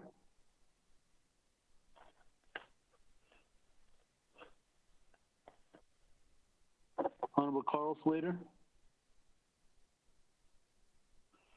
Honorable Raymond Smith Jr. Green. Honorable Smith votes green. Honorable Wilson Stewart Jr. Red. Honorable Stewart votes red. Honorable Daniel So. I vote green. Honorable So votes green. Honorable Charlene So.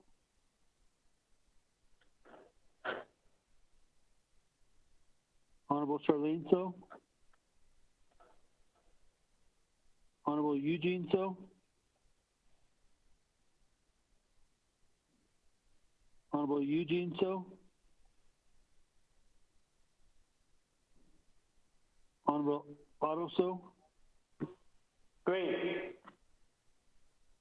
Honorable Otto So votes green. Honorable Thomas Walker Jr. I vote green. Honorable Walker votes green. Honorable Edison J. Wanika. Red. Honorable Wanika votes red. Honorable Edmund Yazzie. Red. Honorable Yazzie votes red. Honorable Jimmy Yellowhair.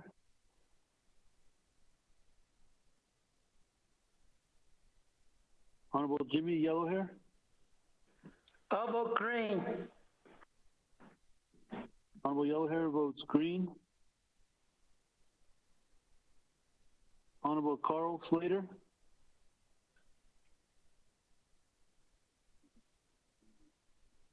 Honorable Carl Slater votes green through text message. Honorable Charlene So. Honorable Eugene So.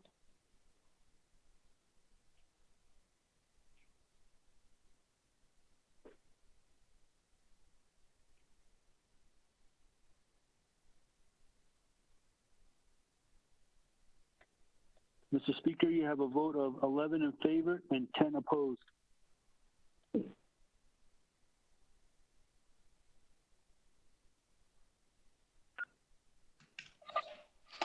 That, colleagues, 11 in favor, 10 opposed on Amendment 2. Motion carries. That, back to the main motion. Honorable Herman Daniels, floor is yours. This is the lineup. Honorable Daniels, Chairman Yazzie, and Chairman Nez.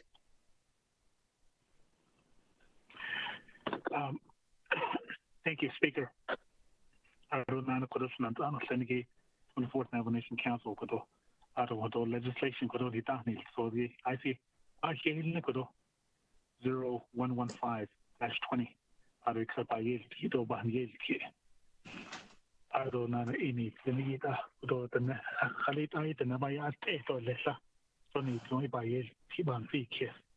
600 million 600 million. So I'm go 500,000 on a large way. It's in the account. Holiday the never treat is and I'll take a year on later. Now, yesterday, I've seen some patients here, COVID-19 positive patients. I see about the job, but yeah, when you're out there in the field, when you see it, when you see them, it's so heartbreaking. Yesterday, we bought some groceries from Bashes into Utah. So I shouldn't even. I want these dollars to be spent on our Navajo people that are suffering. It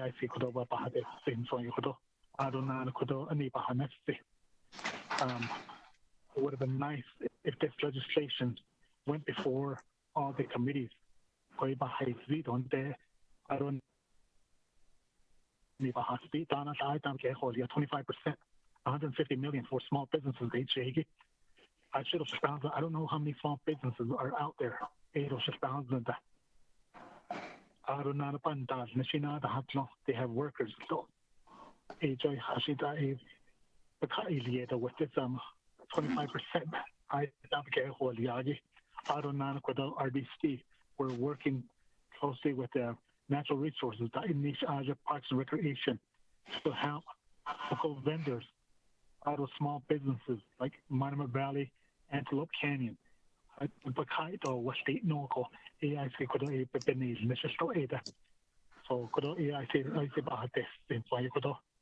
speaker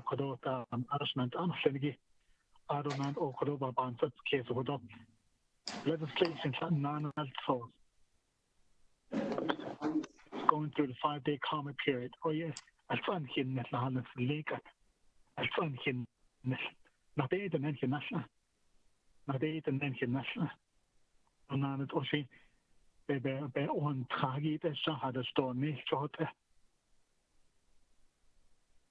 So I would encourage each and every one of you, let's all work together on this 600 million. I said never treat them, but baby, I don't know, 25%. I don't get it.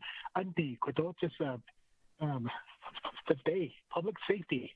They're in dire need of dollars. So I see basic Joe Biden and a basic that needs to know.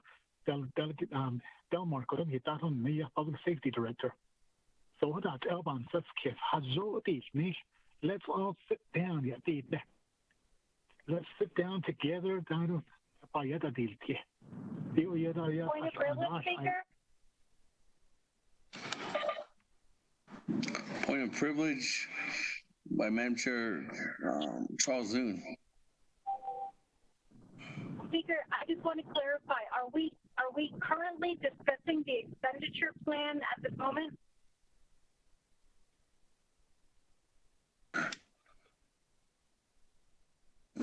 We are discussing legislation 0115-20, and at this time, Honorable Herman Daniels is expressing how, how he feels 0115-20 is being presented and what amendments are on. So he's discussing 0115-20 right now. Okay, I just got back onto the line and I thought we were discussing the expenditure plan. Thank you. No.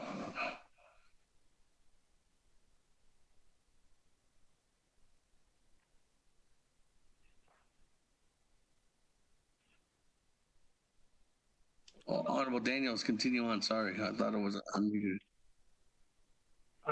Thank you, Speaker. Again, I just lost my chain of thought, but I'm going to stop there. I'm going to reserve my time, Speaker.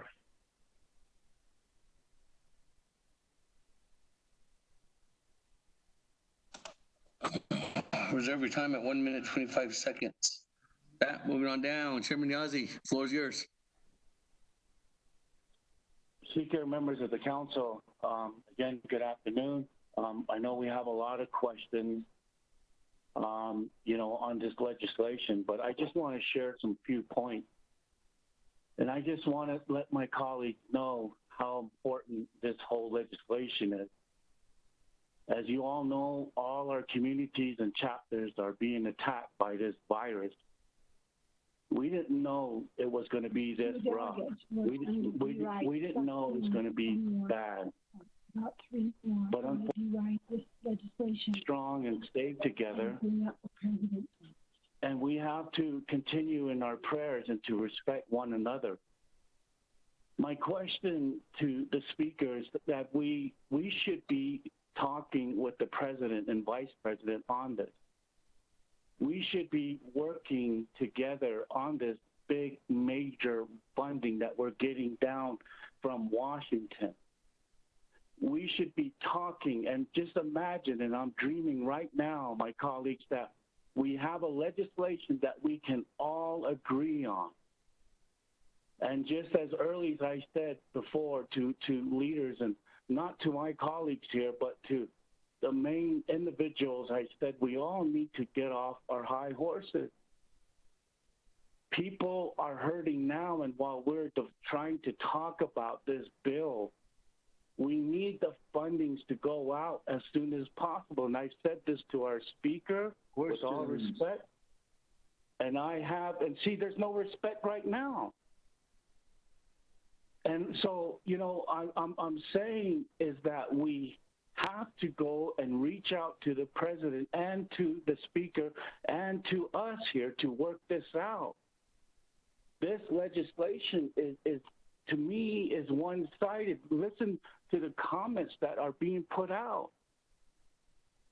And so my colleagues, I asked that, and I have a legislation that I said, because the frustration is there, where that we need to draft a bill to demand the president to be at the table, to demand the speaker to be at the table, and us, so we can work this out for the people, for the community members that are being affected by this virus. And so, my colleagues, I just ask that we continue to respect one another, that we pray for one another. I hear that a lot, but are we actually practicing that? And so, I said this to President Nez many times. When are you going to come to us to talk? And so this legislation, obviously, there's a lot of questions that still has to be addressed. And this is why, if we all could just be on one team and to get one legislation in writing, move it forward with the blessing of the council, the speaker, and the president, move it forward, and it will work. It will continue to help our people. But right now, with the expenditure plans, and that hasn't been developed yet. And I say this with respect, my colleague. And so, maybe we need to table this legislation. And I don't know if Ms. Barbo's got that legislation ready to make it a demand that the president and council and speaker sit down and work this out. I'm only saying this, my colleagues, because we are hearing our community members. They're suffering, the tears, and you know that. And we in our prayers say at times, Lord, no more. Let's not lose our people anymore. And so I just want to say this and plead with everyone here that the next bill, yes, there's another one coming up, but this is where we all need to sit down, Speaker. I ask that you write a letter to the president, and I'll text him afterwards, that we got to sit down and work this out in a respectful way, in a nice way, with no arguments. Can we do it? Yes, because that's what we say to our family members back at home when our children are fighting or when there's disagreements with our family members. We sit them down and we talk. It's going to come to the point where one of our grandmas are going to get on the radio and tell us, and Grandpa say, what are you doing? What are we doing? And so, my colleagues, that's all I'm asking right now. And I don't know if this is a good reason to table this legislation so Chairman we can Yazzie, get on one page. I just asked for more time if I could get it from my colleague. Speaker, sir. Hey. Moving on down. Chairman Nez, on the main motion. Thank you, Honorable Speaker, and then honorable members of the 24th Council. Here, Ado, Chairman Enio, for co-sponsoring this legislation. I believe every legislation is worth debating, talking things out, and coming together as leaders. We do need to roll up our sleeves, get to work with an expenditure plan. We need to do it for our dear Navajo people. This is not time to roll up our fists at each other and say, Nkanash. It's not time for that. We're wasting our time and our energy. We need to focus on this COVID-19. How do we help our people? Joe, but no, okay. Wait, I base up on the deed. Wait, it nay ekera last COVID it's an ishbihara sit on ago. That's what we're going to be doing. And never has your bar twitch and they get to bed out then. We're trying to do something, but we're not. I'd like to ask Speaker, and out of respect, when you came together with the 3 branch chiefs, what was the discussion? What was the focus? Our leaders, the 3.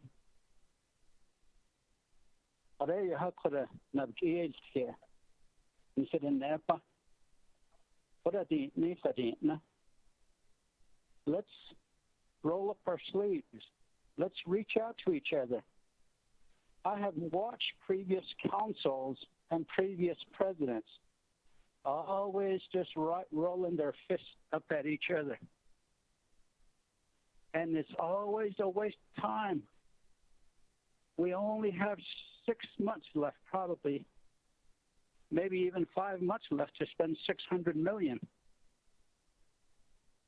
If we just keep going at the rate we're going, my recommendation with this legislation, is I'd like to make a motion that we refer this legislation back to RDC. Let RDC have at it. Let Health, Education, and Human Services have their recommendations as well. So that's my motion. I reserve my time. 156. 156. Reserve your time. Chairman Nez. A second his motion, Speaker Zelona.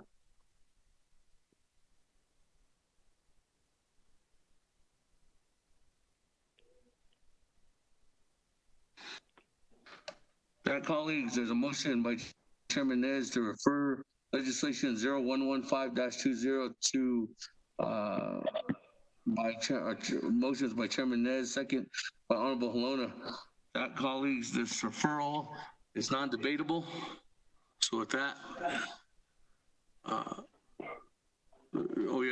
within the, Chairman Nez, there's 2 things. One is that you want this to be heard. I guess that's the he wants this to be heard by RDC members.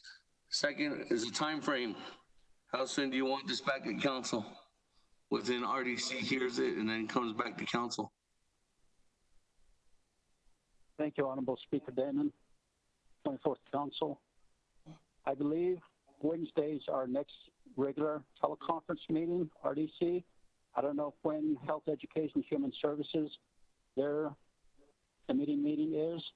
So we have a week next week, and perhaps give us 14 days, 2 weeks. Point of privilege, Delegate Crotty. Point of privilege, Madam Chair Crotty. Thank you, Speaker. My point of privilege is if this legislation was signed off by Nabakiat Committee, are RDC members and HES members part of the Nabakiat Committee? Thank you. That's my question, my point of privilege. Yes, Madam Chair Crotty, all members of Resource and Development Committee and Health, Education, Human Services Committee members are members of Nabakiat Committee. There's a time frame. Chairman Nez has indicated no longer than 14 days or 2 weeks. That comes back to council. Point of order, Delegate Venstein. Point of order, Honorable James. Yat Ishnalit Speaker Ado In regards to the Honorable Edmund Yazzie, correct me if I'm wrong, I thought he made a motion to table this legislation and it wasn't recognized. Thank you. That's my point of order.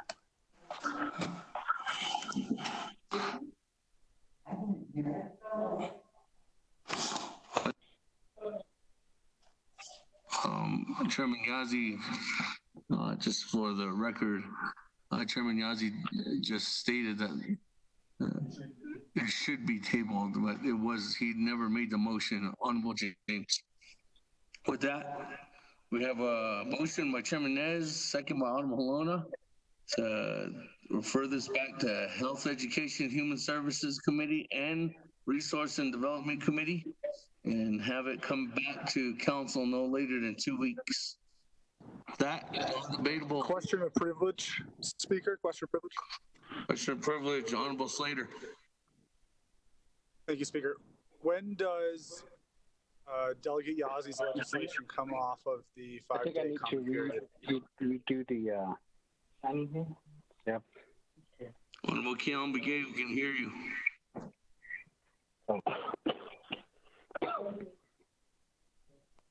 Honorable Slater, you state your question again? Thank you, Speaker. What day does Delegate Edmund Yazzie's CARES Act legislation come off the 5-day comment period? It comes out on the 20th, so it's eligible next Wednesday.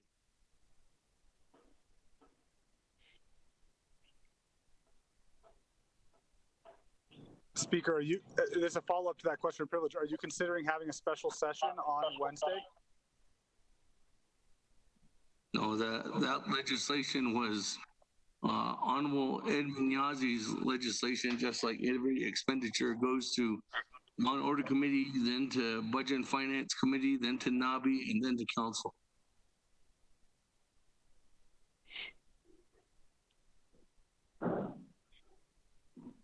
So it'll be eligible that day.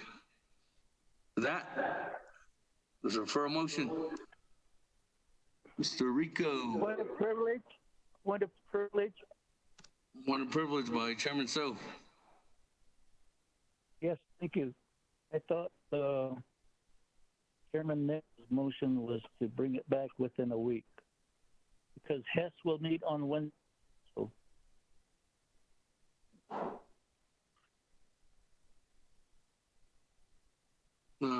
There can be a special, any committee can request for a special meeting. So if you want to meet on Monday, you want to meet on Tuesday, on Wednesday, you can do that. Chairman Nez, there's a request to have it back next week, not 14 days from Chairman. And so.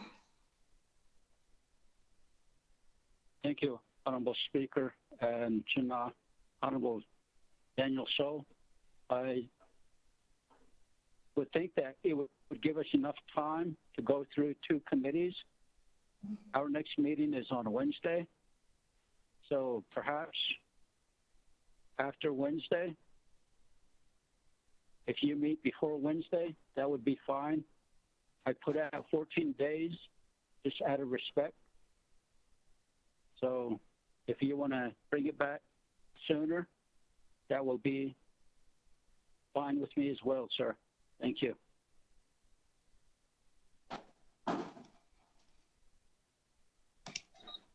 Okay, with that, 14 days.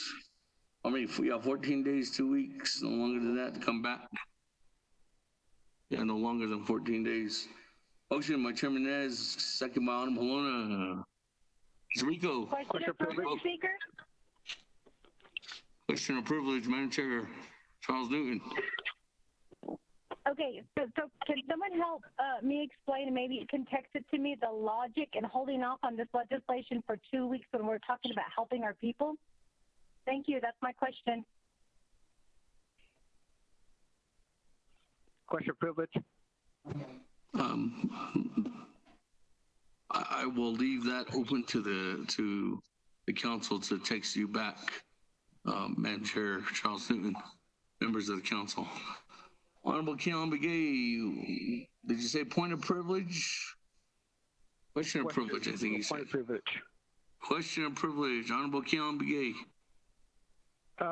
Chair, I go ban yata si to na ho te no, but we're just kicking the can down the road again. Well, I mean, God forbid, how many more lives are we going to be affecting for this particular situation to get worse on the Navajo Nation? But we're trying to put our head together. So my question of privilege is, if once the council passed this, what's the timeline for the other legislations that needs to pass to get the process going?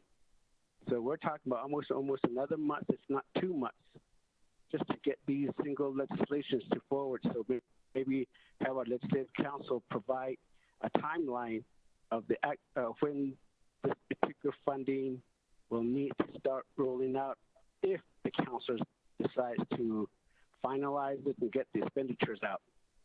Speaker.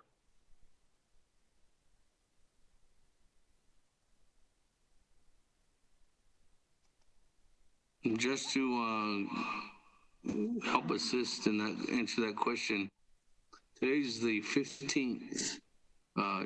While you're talking about the Chairman Yazzi's legislation, if it goes to Law and Order has their meeting on the 25th, or actually that's Memorial Day, so maybe they're having their meeting on the 26th, and then BNF usually has their meeting on Tuesdays too as well, on the 26th.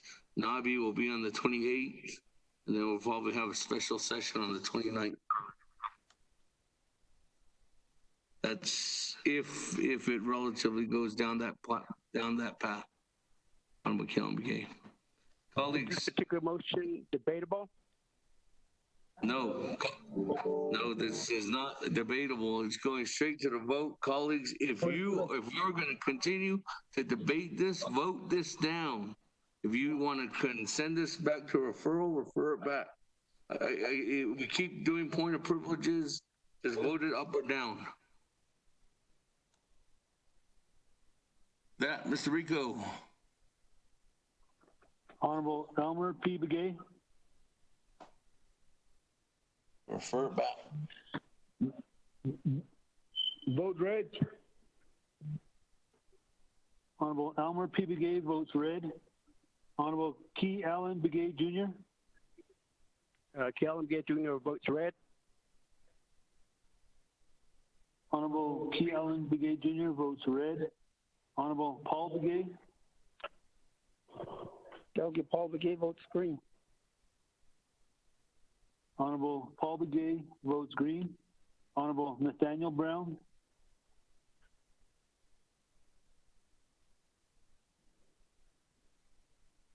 Honorable Nathaniel Brown votes red for text message. Honorable Eugenia Charles Newton. Red chili. Honorable Charles Newton votes red. Honorable Amber Kanazba Crotty. Someone hacked her line. Delegate Amber Kanazba Crotty votes red. Thank you. We need to move on. Appreciate it. Honorable Crotty votes red. Honorable Herman M. Daniels. I vote green. Honorable Daniels votes green. Honorable Mark Freeland. Green. Honorable Freeland votes green. Honorable Pernell Halona. Halona votes green. Honorable Halona votes green. Honorable Jamie Henyo. I vote red. Honorable Henyo votes red. Honorable Vince James. Delegate Vince James votes red. Honorable James votes red. Honorable Ricky Nez. Delegate Rick Nez votes green. Honorable Nez votes green. Honorable Carl Slater. Delegate Slater, red. Honorable Slater votes red. Honorable Raymond Smith Jr. Red.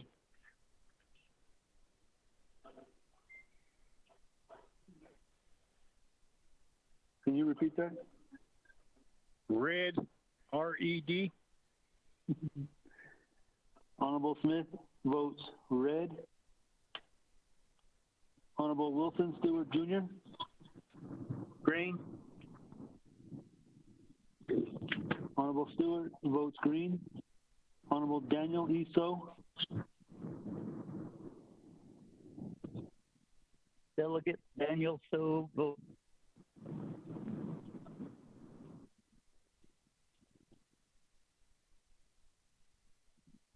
Honorable Daniel E. So. Delegate Dan So votes red. Honorable So votes red. Honorable Charlene So.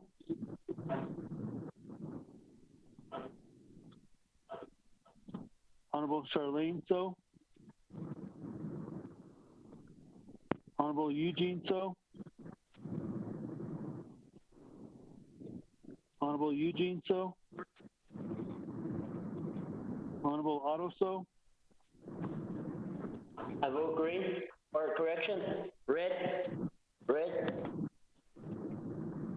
Honorable So votes red. Honorable Thomas Walker Jr. I vote red. Honorable Walker votes red. Honorable Edison J. Wanika. Green. Honorable Wanika votes green. Honorable Edmund Yazzie. Green. Honorable Yazzie votes green. Honorable Jimmy Yellowhair. Vote red. Honorable Yellowhair votes red. Honorable Charlene So. Honorable Eugene So. Yes, Honorable Brown votes red. Yes, I vote red. Thank you.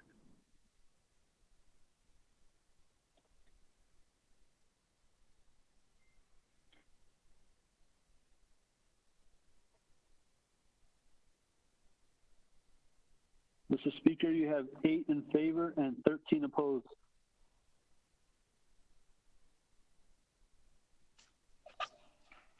My colleagues, 8 in favor, 13 opposed for the referral motion. Motion fails. Back to the main motion.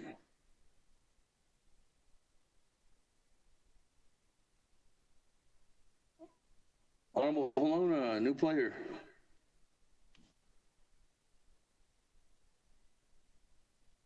On the main Thank motion. you, Speaker, and to my colleagues on 24th Navajo Nation Council.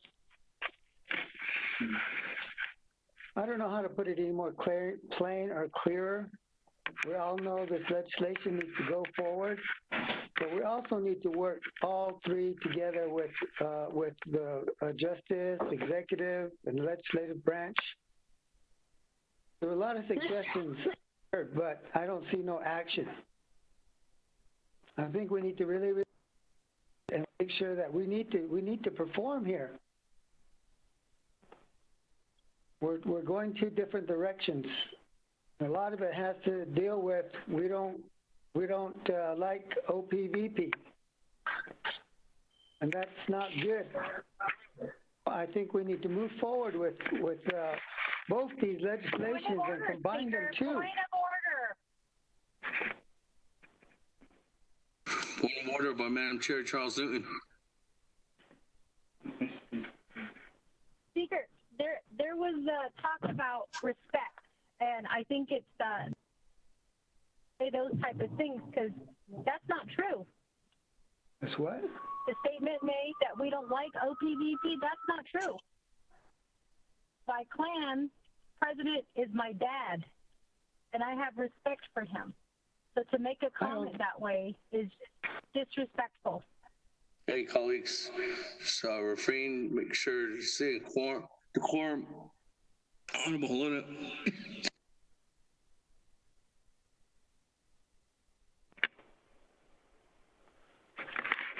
Back to you, Honorable Luna. Thank you, Speaker. I don't know how much more I can press on it. We need to sit down with them again over there and combine these two legislations. And there was an attempt made to table this legislation or move it back to RDC and Health and Education and Human Services. That was a good idea, but now it's up in the air again. So I just wanted to see it go back and talk about it a little bit more. You know, Health Committee didn't have a look at this legislation to begin with. Maybe we should have been on the list, but we weren't. And with that, I'll give my time over to Edmund Yazzie. Thank you. Chairman, you good? 3 minutes, 17 seconds. Yeah, I'll take it, sir. Go ahead, Chairman. Okay. So with that, thank you, Mr. Lona, for giving me some time. And so with that, my colleagues, I just want to stress that, okay, there's still a lot of questions, you know, on the bill. And that draws, okay, a concern. And so, you know, we got water line projects, we got, you know, that's the main area that we need to cover, and then also power.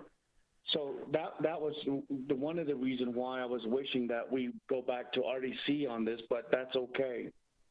But I just want to say this, okay, and you know that yes, there's going to be two legislations, but I feel that we can make this happen, my colleagues.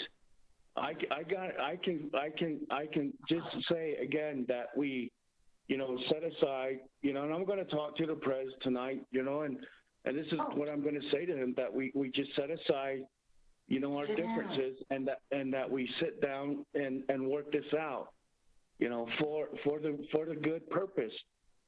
Because, you know, and like I had explained earlier, my colleagues, this virus is taking a toll on all of us. And I know as leaders, we shed our tears, you know, for people that are infected by this virus, people that have gone on. And so I just want to plead with everyone that we give it a chance. And Speaker, I'm asking you, sir, if you can just reach out to the president and just say, look, this is what we talked about, and this is what we got to work on, and this is what we need to put our inputs in. I mean, you know, my colleagues, I mean, I know we can do it. Has that happened before? Yes, in the many years that we've served on the council. But yeah, there was differences too as well. But it's kind of unique that I've been saying this for years. Just once, we like to see that. And people that run for president, you know, and I remember telling Ben Shelley when he was running, just emphasize that you want to work with council. And, you know, when we all say, you know, campaigns coming up soon again, this is what we're going to be saying to our chapters again. We're going to work with everyone. We're going to work with the team members, you know. And so, you know, my colleagues, I strongly believe in that. And so, you know, Speaker, maybe a directive that you shoot a letter off to the press tonight. And see, and if we could get this meeting set up. And so just, again, imagine, my colleagues, you know, have we seen this done before where that we can all agree on one legislation and then just move it forward? And that way we can say, all right, we're going to be making the difference for the fighting this virus. You know, we need to fight the virus more than one another.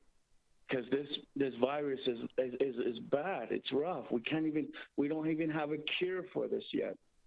And so, but I'll continue my prayers, everyone, and you know, and just pray for everyone, as I usually say, and keep up, you know, and keep that in our faith and what we believe in. So, all right, Speaker, sir. Thank you. That,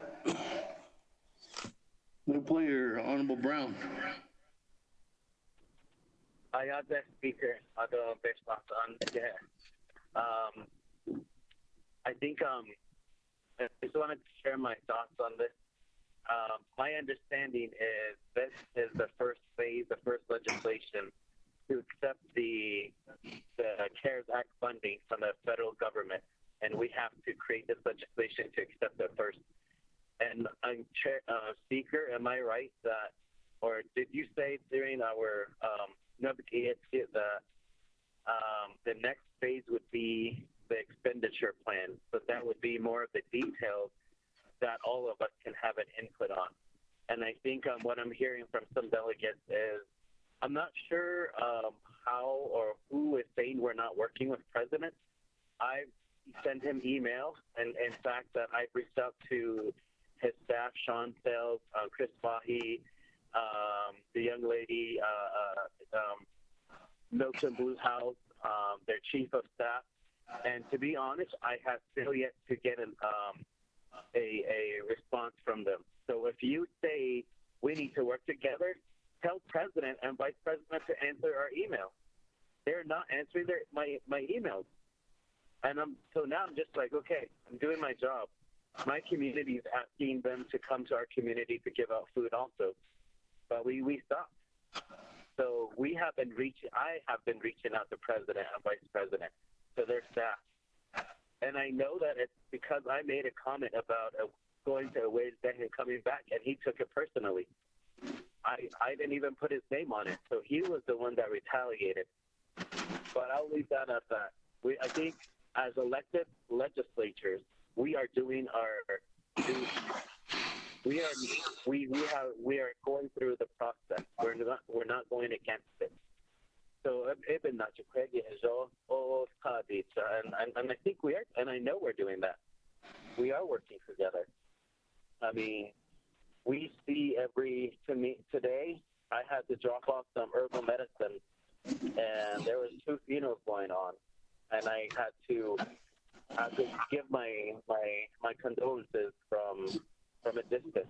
And I know all these families very well, and we all do. We represent our people, and it was really heartbreaking. It was really heartbreaking to see 2 hearses at the same time, and so it's important that we expedite this. But I reserve my time. Yeah. How much? 219, Honorable Brown.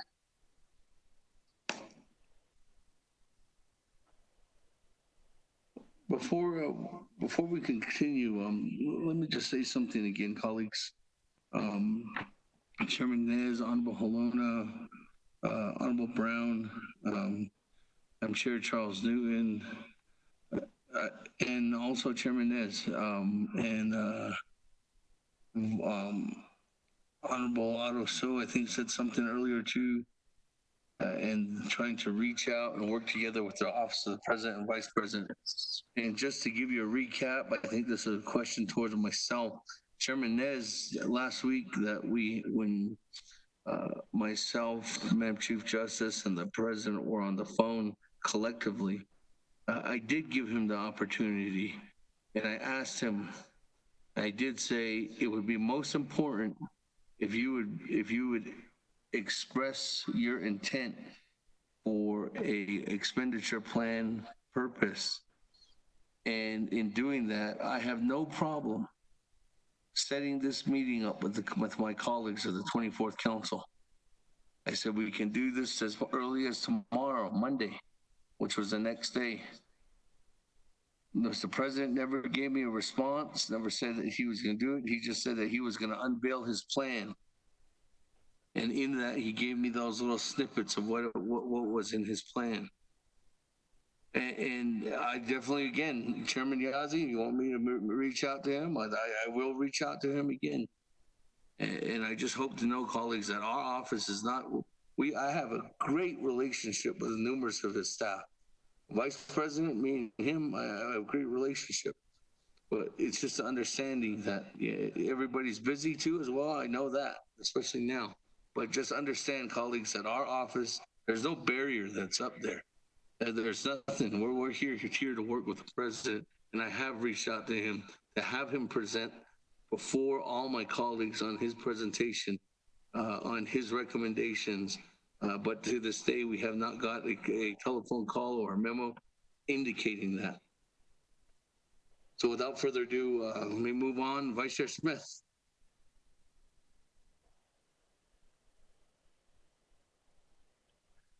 Here, Speaker, Aro Bishmasan, Aro the Snowslagi, Oin Sound, Kota, Bayaki, I see the Yon Tazida, Nanish. Now it I home, it does it sauce. On the dog sauce. Then in Nanigi, Care Act, but not yet. I don't, the kitchen, Beso, and don't Nisto, Beso. Aja beat out Zogi, Epigen was killed. A caution and that when I saw Tanigi, Ado the soft flaggy, not all companation. A job, a state of these needs, I cut. Not so be like that.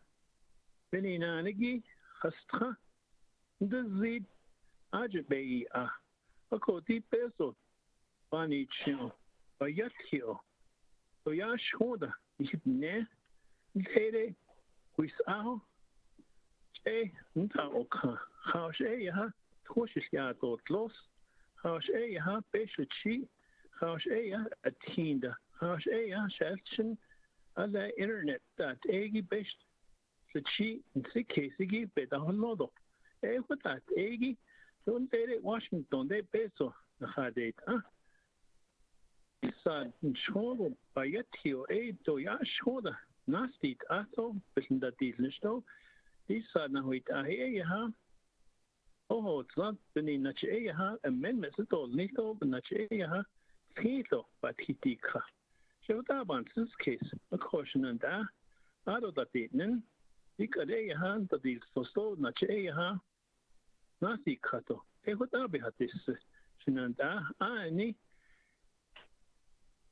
Yo, what ni study? Hit is great. So the real enemy, you have to question sa. Not it's at the visit. You have batitika. Ani hibatitika. But not a con but that eggy, because that the place. A short ne. Because what I had this speaker though, she went when I saw tiny gatos, the so flaggy. He had not. I'd like to call for cease debate and call for the question. Yeah, should done that. Thank you.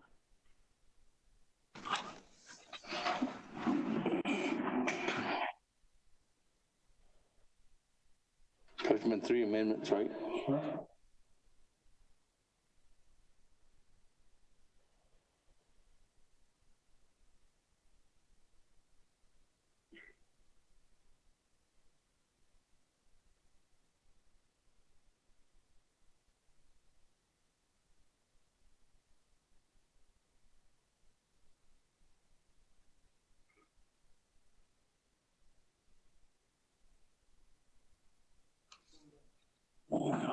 Honorable Vice Chair Smith, we have had a discussion on this. There was a discussion at NABI 2, and in that, there's been 2 amendments, and both of the amendments, it was great debate on the First Amendment. First Amendment was all one-sided. Second Amendment was actually split down the middle. Third Amendment was split down the middle too as well with that. And the debate and support on certain sides and support on individuals to table it or refer it back or wait for another legislation. So I can say that there has been a balancing approach on legislation 0115-20. I can recognize the cease debate on that. Motion by Honorable Vice Chair Smith, second by Honorable Chairman Chairman Jamie Heaney. That, colleagues, motion to cease debate It's non-debatable. So, Mr. Rico, on legislation 0115-20 is non-debatable. Put a vote. Honorable Elmer P. Begay.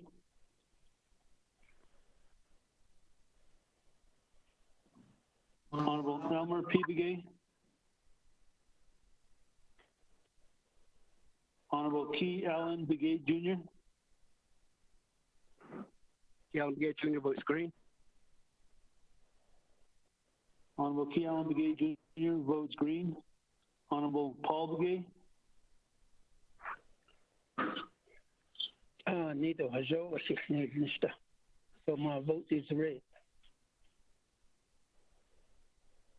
Honorable Begay votes red. Honorable Nathaniel Brown. Delegate Brown votes green. Honorable Brown votes green. Honorable Eugenia Charles Newton. Delegate Charles Newton votes green. Honorable Charles Newton votes green. Honorable Member Knazwa Karate. Delegate Amber Knazwa Karate votes red. Honorable Karate votes red. Honorable Herman M. Daniels. Red. Honorable Daniels votes red. Honorable Mark Freeland. Freeland votes green. Thank you.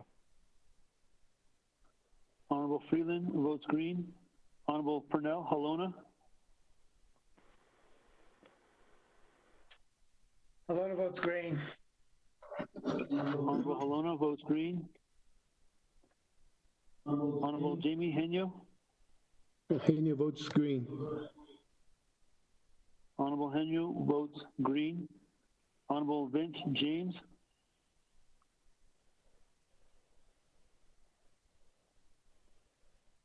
Honorable Vince James. Honorable Ricky Nez. Delegate Rick Nez votes red. Honorable Nez votes red. Honorable Carl Slater. Delegate Slater votes red. Honorable Slater votes red. Honorable Raymond Smith Jr.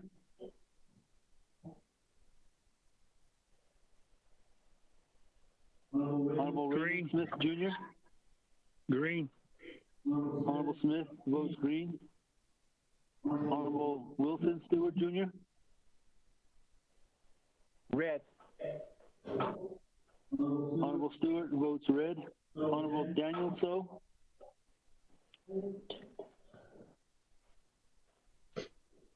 Honorable Daniel E. So. I vote green.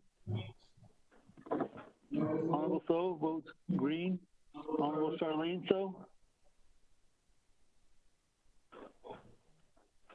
Honorable Charlene So. Honorable Eugene So. Honorable Eugene So. Honorable Otto So. I vote green. Okay. Honorable So votes green. Honorable Thomas Walker Jr. I vote green. Honorable Walker votes green. Honorable Edison J. Wanika. Green. Honorable Wanika votes green. Honorable Edmund Yazzie. Green. Honorable Yazzie votes green. Honorable Jimmy Yellowhair.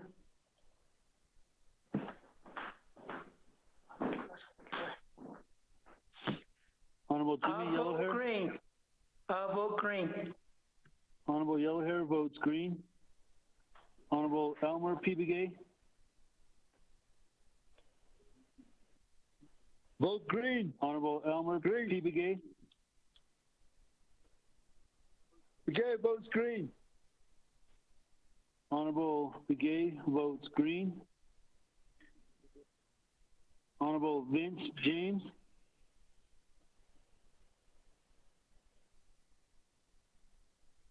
Honorable Vince James. Delegate Vince James votes green. Honorable James votes green. Honorable Charlene So. Honorable Eugene So.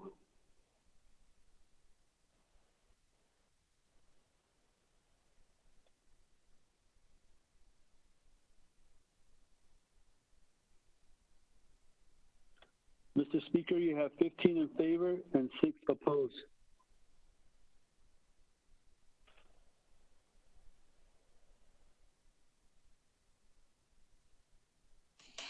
Our colleagues, 15 in favor, 6 opposed, 2/3 of the voting body. Motion carries. With that, we're board on legislation 0115-20. Oh, actually, second reading.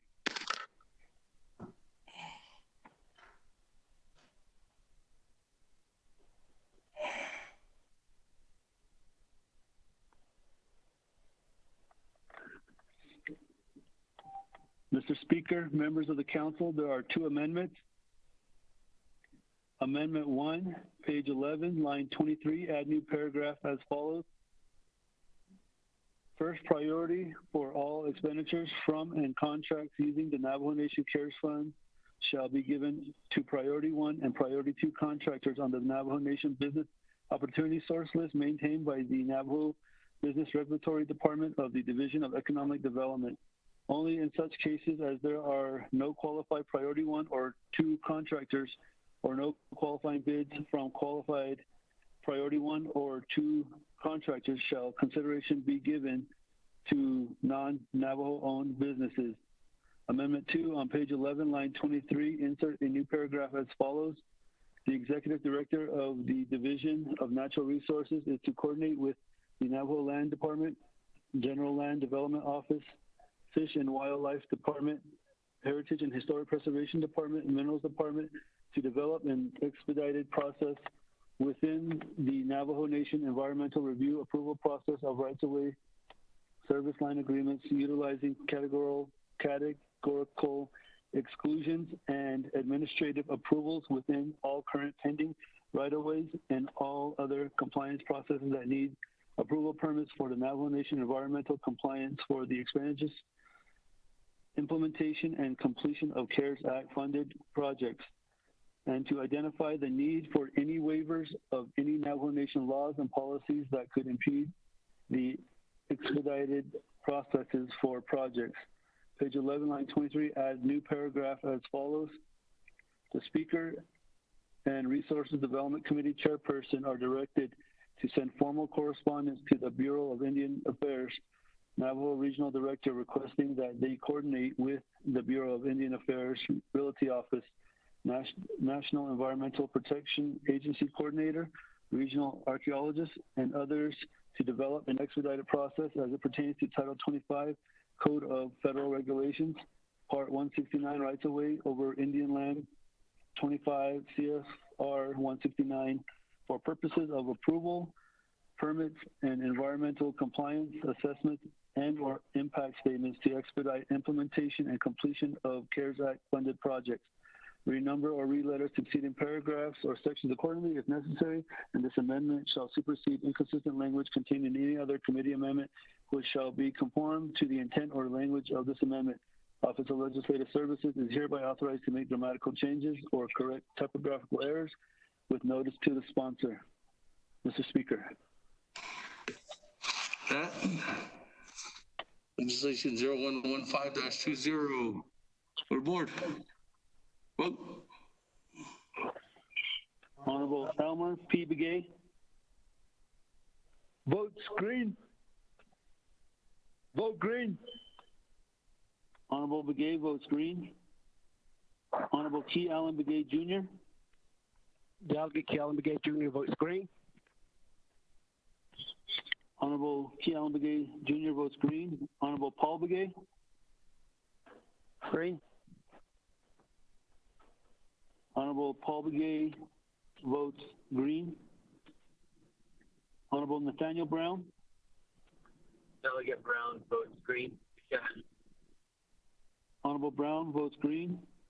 Honorable Eugenia Charles Newton. Charles Newton votes green. Honorable Charles Newton votes green. Honorable Amber Knaz-Bakrati. Delegate Amber Knaz-Bakrati votes green. Thank you. Honorable Crotty votes green. Honorable Herman M. Daniels. Delegate Herman M. Daniels Jr. votes red for my Navajo people. Honorable Daniels votes red. Honorable Mark Freeland. Green. Honorable Freeland votes green. Honorable Purnell Halona.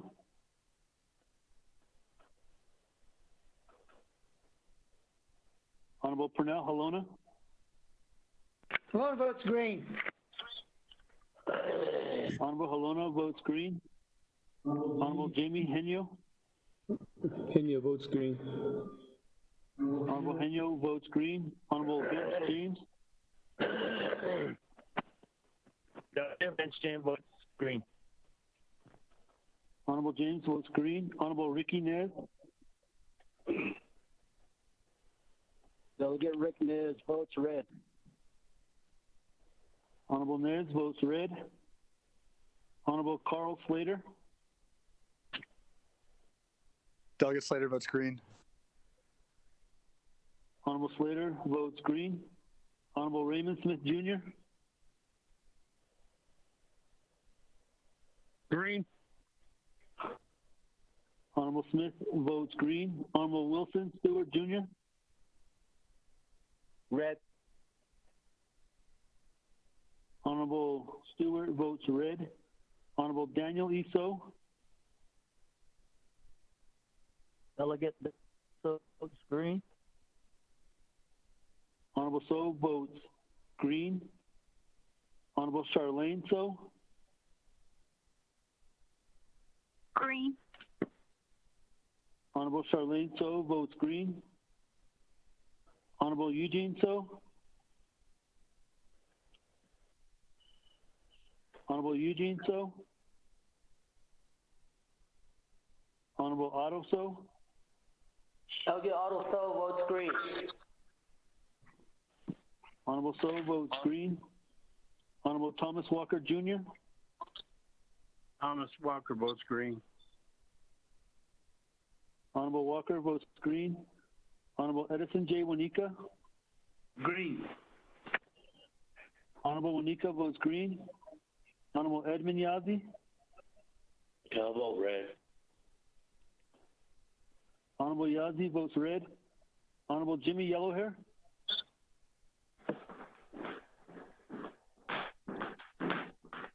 I'll vote green.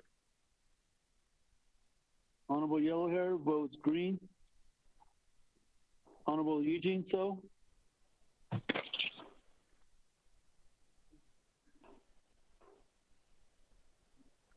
Green. Honorable Eugene So votes green.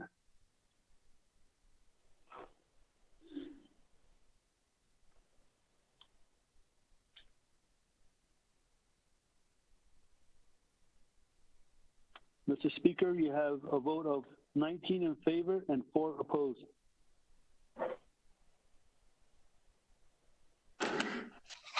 That, colleagues, on legislation 0115-20, 19 in favor, 4 opposed. Motion carries.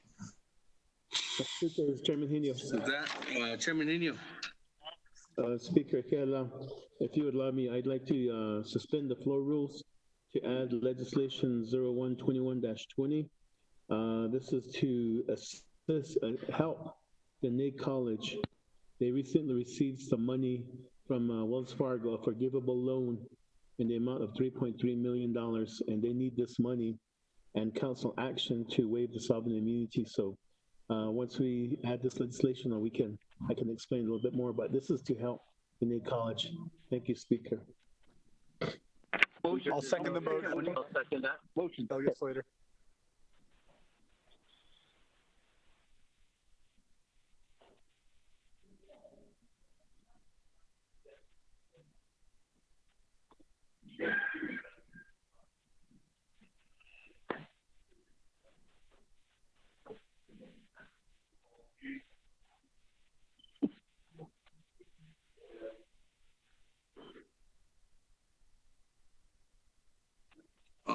Mr. Potero has 0121-20 been sent out. Colleagues, that has been sent out. The title of the actual resolution is an action related to an emergency for the Navajo Nation, approving a limited waiver of sovereign immunity for Dene College to enter into a payroll protection program promissory note and agreement with Wells Fargo Bank. There is a motion by Chairman Hino, second by Honorable Paul Begay to add that onto the agenda. That would be new item M. Under legislations. Any comments, questions on amendment to the agenda? Colleagues, this is because we did the after the adopted agenda, where this is 2/3 vote, so 16 votes, majority 16 votes in order to get this on the agenda. Is there a question? Please repeat the legislation number. Thank you. This is Delegate Crotty. Okay, again, this is legislation number 0121-20.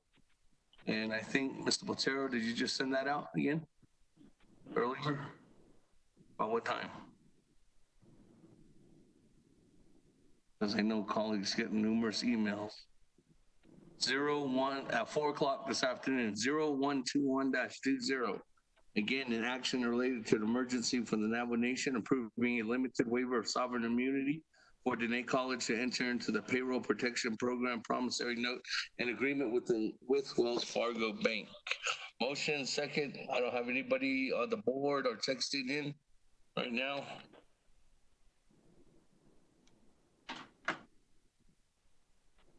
That going once, going twice. 3 times. The board. Getting this onto the agenda. Honorable Elmer P. Begay. Begay votes green. Honorable Elmer P. Begay votes green. Honorable P. Allen Begay Jr. Green. Honorable P. Allen Begay Jr. votes green. Honorable Paul Begay. Paul Begay votes green. Honorable Paul Begay votes green. Honorable Nathaniel Brown. Delegate Brown votes green. Honorable Nathaniel Brown votes green. Honorable Eugenia Charles Nguyen.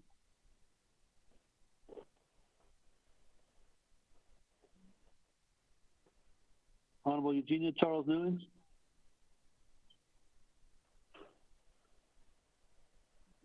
Honorable Amber Knazba Crotty. Delegate Amber Crotty votes green. Thank you. Honorable Crotty votes green. Honorable Herman M. Daniel. Green. Honorable Daniels votes green. Honorable Mark Freeland. Green. Honorable Freeland votes green. Honorable Purnell Halona. Halona votes green. Honorable Halona votes green. Honorable Jamie Henyo. Henyo votes green.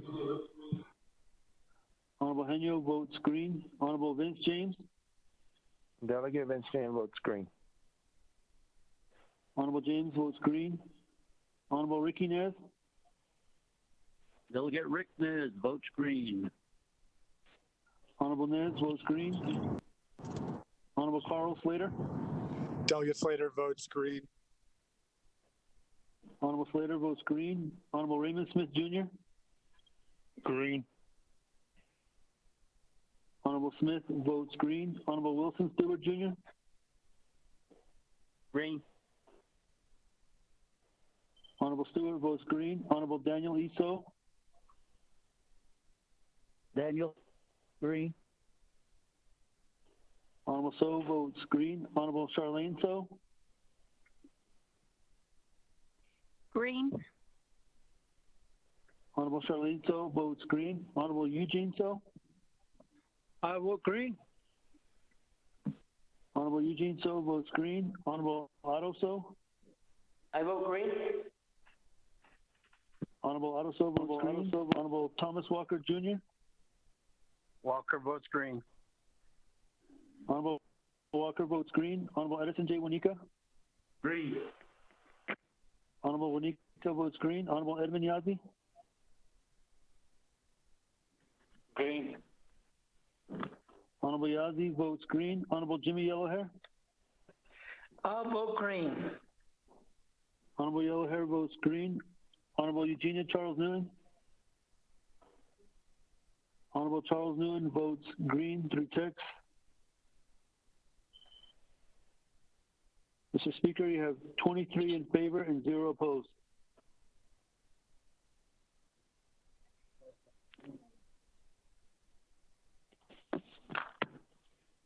That, colleagues, 23 in favor, 0 opposed. Speaker not voting. Motion carries. With that, going straight to item number M, legislation 0121-20. Mr. Botero, the sponsor is Chairman Hino. That, Mr. Botero. Motion, Helena. Oh. Mr. Speaker, members of the council, tracking number 0121-20, an action relating to an emergency for the Navajo Nation approving a limited waiver of sovereign immunity for Dene College to enter into a payroll protection program, promissory note, and agreement with Wells Fargo Bank.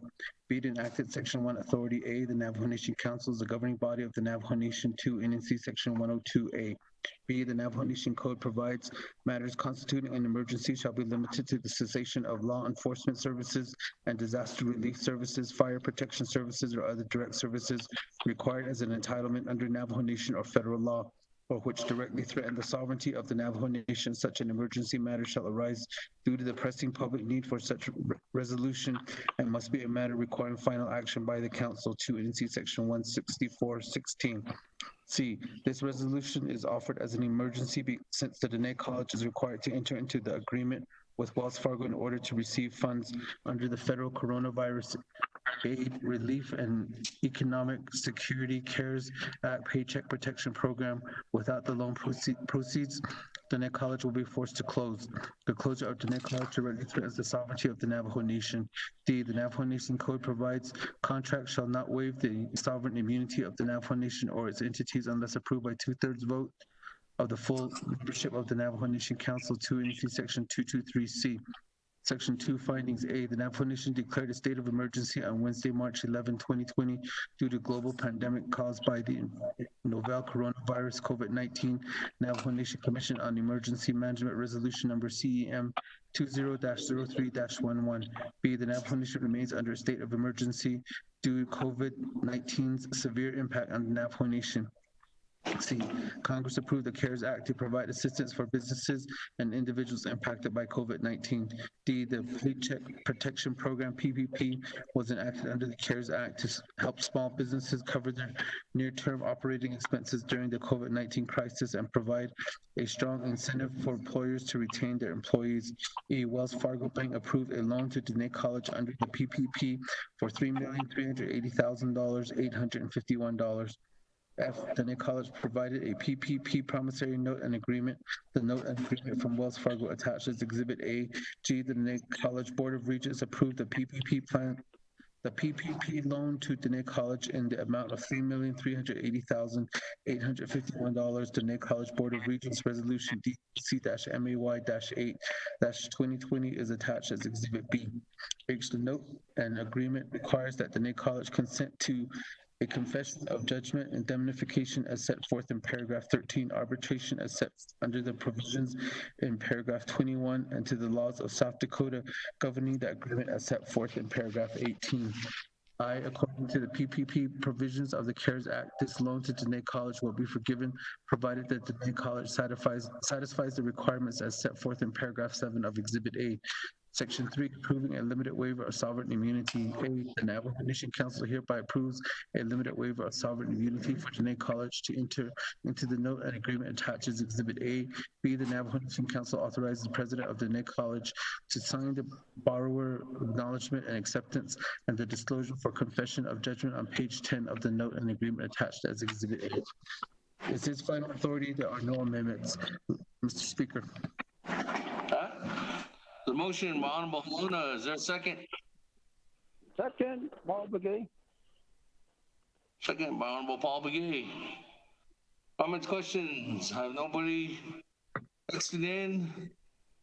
Anybody? Joseph, Rico? Nobody on the board? Going once? Going twice? Going 3 times? Rico, go ahead. Honorable Elmer P. Begay. Elmer P. Begay votes green. Honorable Begay votes green. Honorable Key Allen Begay Jr. Key Allen Begay Jr. votes green. Honorable Key Allen Begay Jr. votes green. Honorable Paul Begay. Okay, Paul Begay votes green. Honorable Paul Begay votes green. Honorable Nathaniel Brown. Delegate Brown votes green. Honorable Brown votes green. Honorable Eugenia Charles Newton. Honorable Eugenia Charles Newton. Honorable Amber Knazbakrati. Delegate Amber Knazbakrati votes green. Thank you. Honorable Eugenia Charles Newton. Delegate Charles Newton votes green. Honorable Eugenia Charles Newton. Delegate Charles Newton votes green. Delegate Amber Knazbakrati votes green. Thank you.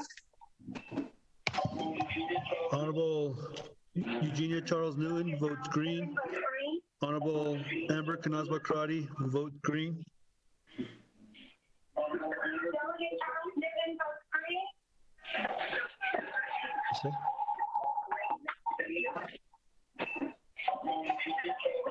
Honorable Herman M. Daniels. Honorable Amber Knazbakrati votes green.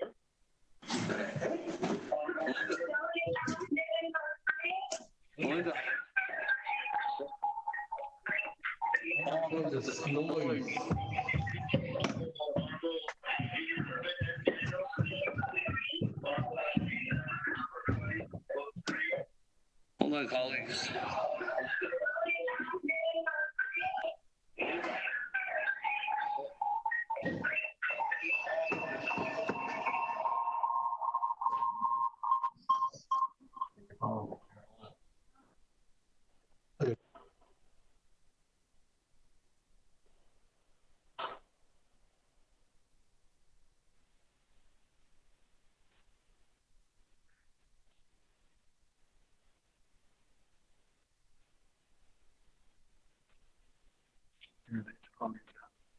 I'm trying to verify stuff.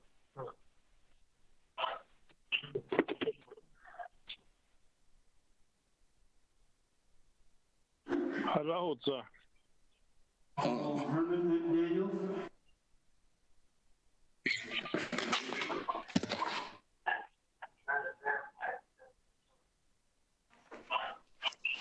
Honorable Herman M. Daniels. Green. Honorable Daniels votes green. Honorable Mark Freeland. Freeland votes green with a delay.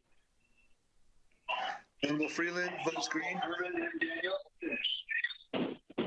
Honorable Purnell Halona. Halona votes green. Honorable Halona votes green. Honorable Jamie Henyo. Henyo votes green. Honorable Henyo votes green. Honorable Vince James. Delegate Vince James votes green. Honorable James votes green. Honorable Ricky Nez. Delegate Rick Nez votes green. Honorable Nez votes green. Honorable Carl Slater. Slater, green. Honorable Slater votes green. Honorable Raymond Smith Jr. Green. Honorable Smith votes green. Honorable Wilson Stewart Jr. Green. Honorable Stewart votes green. Honorable Daniel Eso. Delegate Daniel votes green. Honorable So votes green. Honorable Charlene So. Green. Honorable Charlene So votes green. Honorable Eugene So. Eugene So votes green. Honorable So votes green. Honorable Otto So. I vote green. Honorable So votes green. Honorable Thomas Walker Jr. Walker votes green. Honorable Walker votes green. Honorable Edison J. Wanika. Honorable Wanika votes green. Honorable Edmund Yazzie. Green. Honorable Yazzie votes green. Honorable Jimmy Yellowhair. I vote green. Honorable Yellowhair votes green. Mr. Speaker, you have 23 in favor and 0 opposed.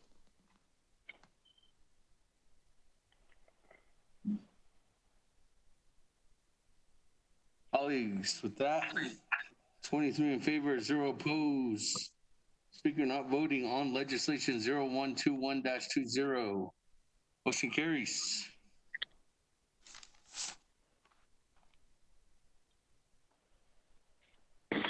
Colleagues, the time now is 6:21.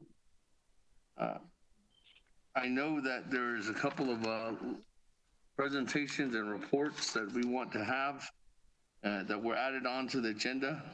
We can do that. I'm going to start releasing staff though, but I will be here to continue on with you guys. It might just be me, but in here. So moving on down, receiving reports. Report on alcohol bootlegging on the Navajo Nation by Jesse Delmar, Executive Director, Division of Public Safety, and Philip Francisco, Navajo Nation Public Safety Police Chief.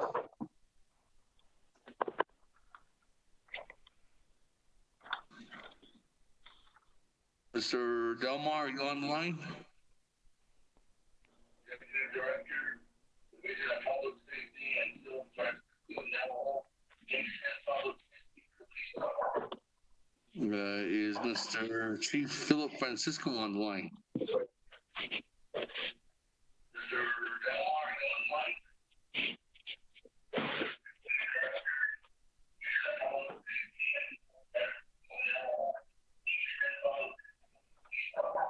That.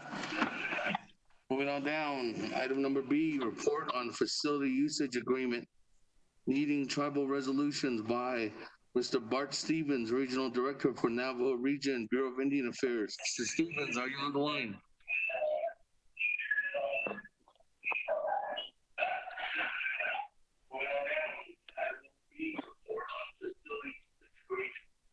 Needing tribal resolutions by Mr. Bart Stevens, Regional Director.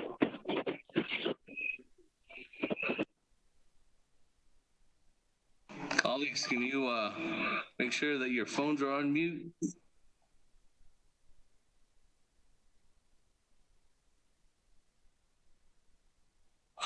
Colleagues, Mr. Bart Stevens did send some information out. Frequently asked questions, that's the only thing that we have from him as of right now. And that was sent out at one time. What's the name of the subject on that? It was sent out at 5:30. Speaker, this is Delegate Otto So. Honorable Otto So. What I would recommend is that we have a special NOBby just to reports, not to have any legislations on there. And that way we don't run into this.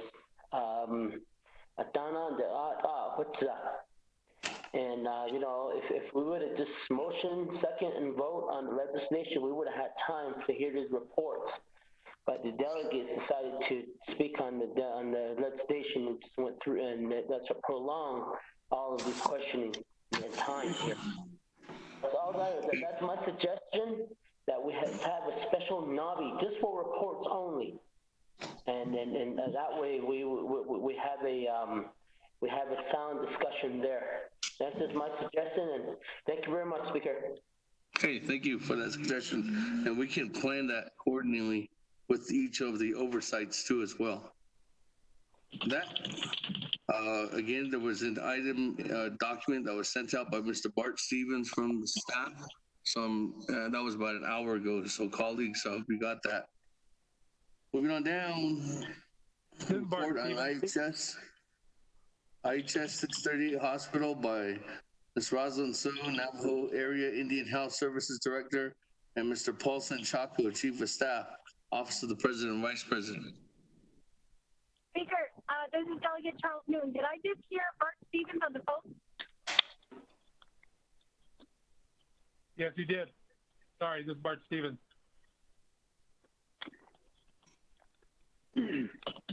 Okay. I didn't hear Mr. Stevens before. Yes, Honorable Chairman So. Could I make a recommendation? Could we have a special NABI meeting on either Monday or Tuesday, starting these three reports? Because I'm afraid we're going to have people, start driving, and we might lose quorum. But let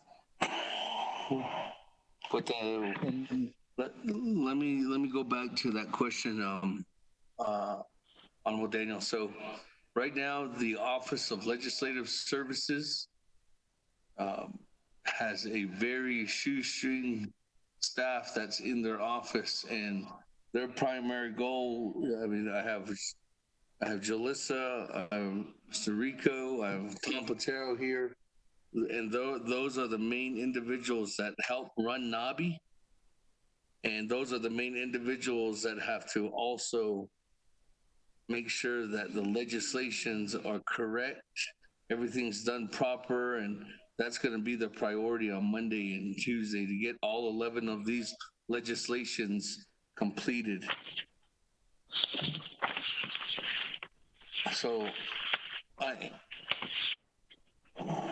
can schedule for NABIs after that and see what we can do in the afternoon, and see, I'll work together with Mr. Platero, but it would be something towards the late afternoon.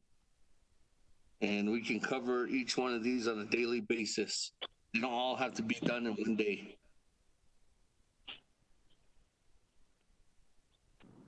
Speaker, this is Delegate Charles Noon. And Chair Charles Noon. I just want to remind my colleagues that we do have law and order committee scheduled on Monday. And I think on Tuesday there's another committee that is meeting. I believe Monday, Tuesday, and Wednesdays are reserved for committee. So I just want to remind my colleagues of that. Thank you. Speaker, Delegate Nez. Chairman Nez. Thank you, Samantha. I totally agree with my colleagues, Honorable Otto So and Daniel So. Having a separate NABI, we have really neglected our veterans, and they've been wanting to give us a report, and we need to hear from our veterans. And I just want to say thank you to them for their service. Thank you. Thank you. We'll work on that. Speaker, this is Delegate Otto So. Honorable Otto So. I do stand firm on that. Just to have a special NABI, just with no legislations and so forth, just to hear the reports. That way we dialogue, and that's my stance. And that's all. Thank you. Colleagues, let me work together. let me work together with the staff colleagues, because we're also having to create the calendar for the expenditure plan now, since we did pass the expenditure base fund management plan. Now we need to start developing an expenditure plan, and the staff has already been working together to prioritize that starting at the end of next week and moving forward into the following week with each one of the not only the comments and everything that has been put together, but most likely that will be unveiled either late this evening or tomorrow on how that calendar is being set up too, is because we really need to get that together, and where each one of the committees has recommendations, and also just like Law and Order Committee has already started with their recommendations. I'm not too sure about the other committees, but I was invited to a Law and Order Committee meeting this week, and they already have started recommendations with their oversights and trying to get and address the needs in that concept. So colleagues, I need to put that together. I need to bring in these reports. So if these reports are on a daily basis, and if I have to bust them up on a daily basis, and then instead of just all having it in one day, that's what the Speaker's office will do. And they'll probably be towards the afternoon after each one of your committee meetings. Speaker Kellen. Kellen Begay. Maybe really wants to talk to Speaker. Mr. Speaker, two things. You didn't get back to me on my directive regarding the public safety directive with the street. That's one. And then the other one, the key is I recommend the council to submit your questions to who these individuals that we're asking to come over. That way they'll be prepared to do a report.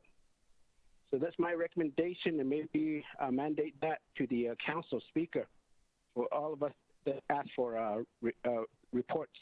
Thank you.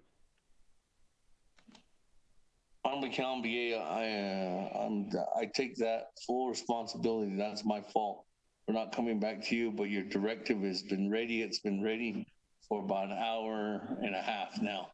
I'm sending it over to you right now. And if you want to motion that at any time, you can. But right now, colleagues, I have Mr. Bart Stevens on the line. Mr. Stevens, I know it's late in the evening. I know that there's some questions that you were referring that you did respond to. What we can do is we can work together with your staff with possibly setting up a future teleconference call next week. I can work together with the oversight and trying to make sure that we can get all the questions, if no questions in advance, but at least we can touch base on a couple of different areas that we can go ahead and touch. So, Mr. Stevens, maybe we could go ahead and push forth on that direction. And then, colleagues, I'll work together with an update of Ms. Rosalind So. I know that Ms. Rosalind So is willing to do teleconference calls at any time. Let me see if I can get something as an update for tomorrow with her. I know that she works 7 days a week, and maybe she can do a conference call with us tomorrow. The other one is a public safety regarding Tessie Delmar and the alcohol bootlegging. Let me see if I can work together with Jesse and Mr. Francisco. Maybe on Monday after your meeting, Madam Chair, and Law and Order, you guys will probably be done about 3 o'clock. We can set up that meeting or that teleconference call specifically for that report on Monday afternoon. How's that sound? Speaker. Sounds like a plan, Speaker. Okay, I'm just going to do it since I got one comment back. Thank you, Madam Chair. Who is this? Honorable Eugene So? Yeah. I'm not very comfortable with this chief. I would rather listen to Delmar. He's the fat person. Otherwise, we're overstuck in the chain of command. Okay. Well, we'll work together with Chief or with Mr. Jesse Delmar and Paulson Chaco too as well on that, Honorable Eugene. So. Okay, Honorable Keon Begay.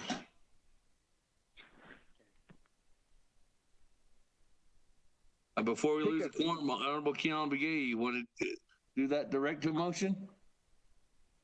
Speaker, I'd like to make a motion for have the legislation that was passed by the council today, the 2 million that was passed by the council on behalf of our public safety, and hoping that they immediately get the funding in motion for their protection. Speaker, that's my motion. Okay. Second by Vice Chair. Is that this is the language that we have, Mr. Rico? Mr. Speaker, members of the council, directive motion. The Speaker, Office of Legislative Services, Office of Legislative Counsel, and Office of the Speaker are directed to certify legislation number 0081-20 and submit to the Office of the President and Vice President by no later than close of business on Monday, May 18th, 2020. That's Mr. Speaker. Second by Vice Chair.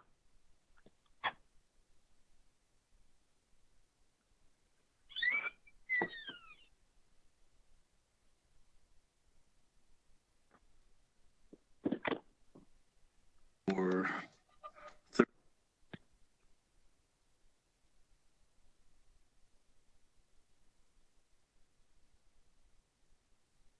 that's not what you're asking for, Honorable Keon Begay. Can you restate that again?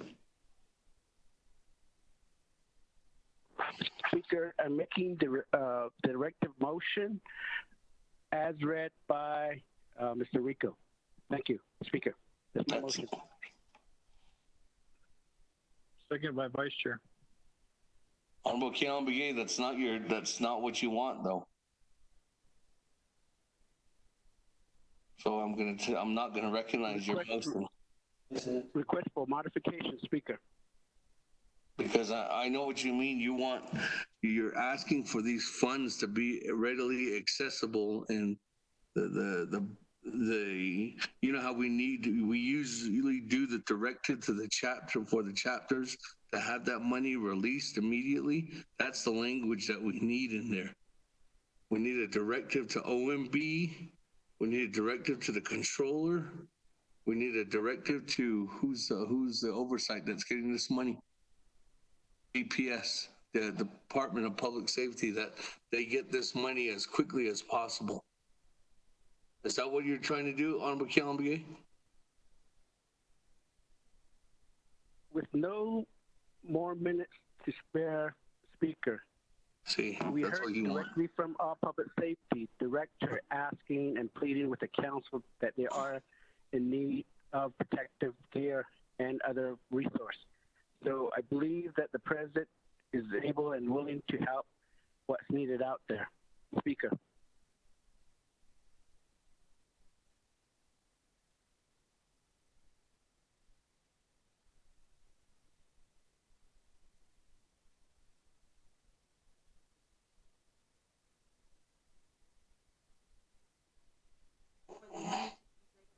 Yeah.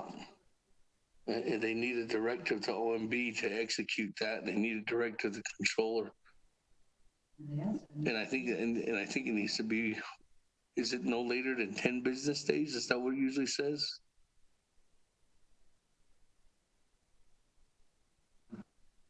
You have to look at it's usually in appropriations when we give money to the chapters or give money to.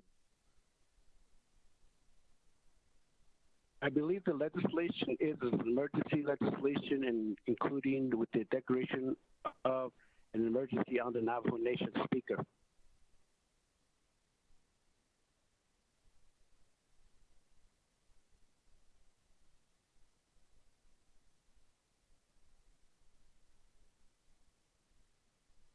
Nick, I should have has in the year, but I can't reach out with us.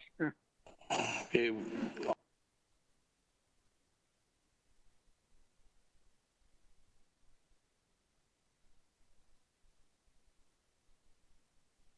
What's a tondita? Ellen has ook nek as a hand to see. Tito Keller bent Inga. Die cheat of it was other, ne?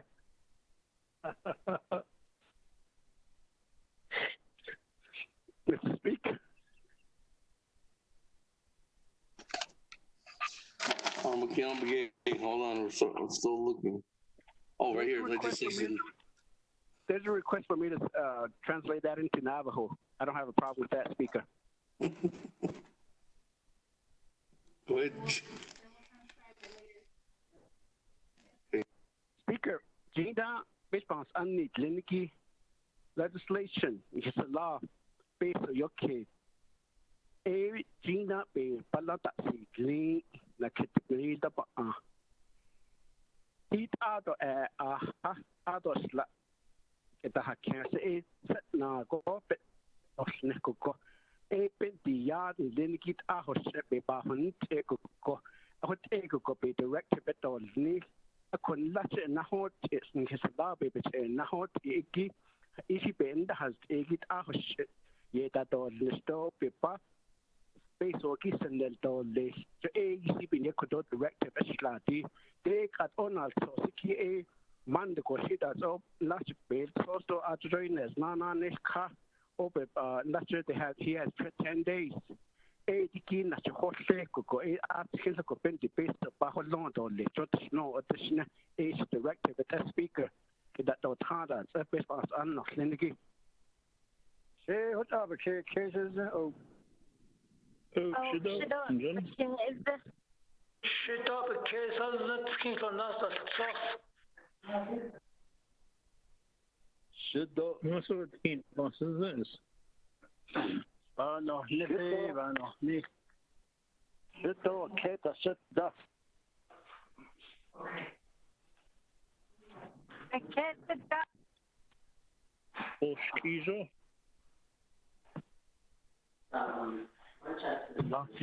Alati. Here we go. Here's the language. Honorable Cal McGee, hold on. $30,000. Just give us all Okay.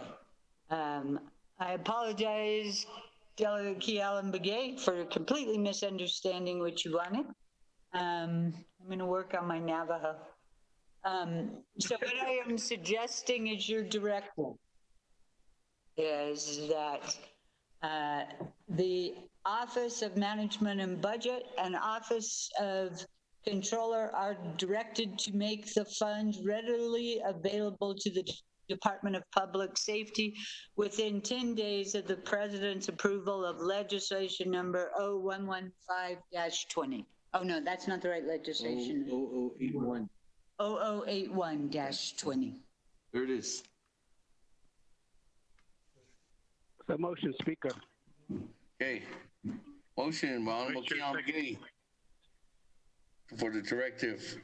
Motion by McGee, second by Vice Chair Smith. Okay, that colleagues, any comments, questions? One, twice, 3 times. Go ahead. I just got back on. I'm sorry. What's going on, Speaker? Delegate Brown. Dana's working on her Navajo and she translated. So now we got a good directive, Honorable Brown. The directive is to Office of Management and Budget and the Controller. The Office of Management and Budget and the Office of the Controller are directed to make the funds readily available to the Department of Public Safety within 10 days of the President's approval of legislation number 0081-20. That's the directive. So I have a motion by Honorable Cal McGee, second by Vice Chair Smith. That, it's Rico on the horn.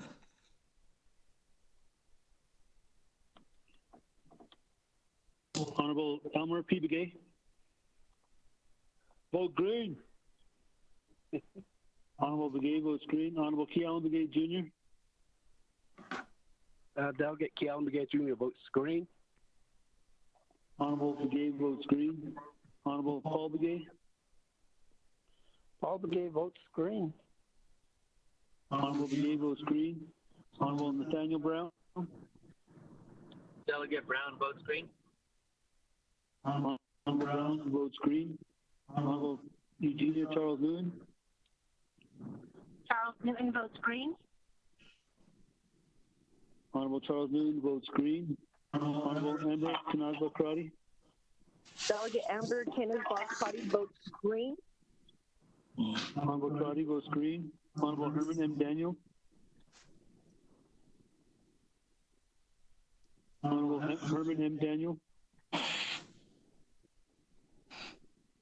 Honorable Mark Freeland. Freeland votes green. Honorable Freeland votes green. Honorable Pernell Halona. Halona votes green. Honorable Halona votes green. Honorable Jamie Henyo. Henyo votes green. Honorable Henyo votes green. Honorable Vince James.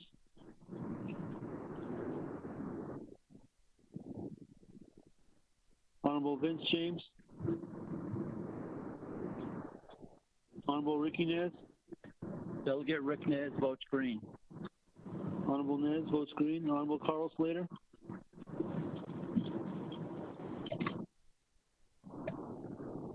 Honorable Carl Slater.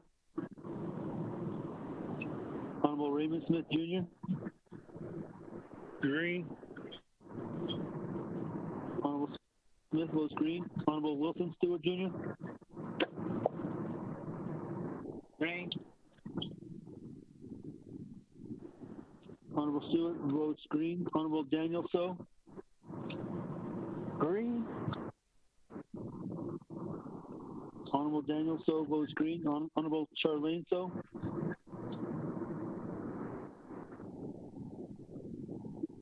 Honorable Charlene So. Honorable Eugene So. Vote is.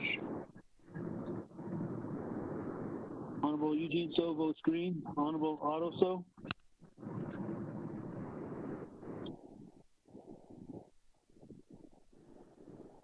Honorable Otto So votes green.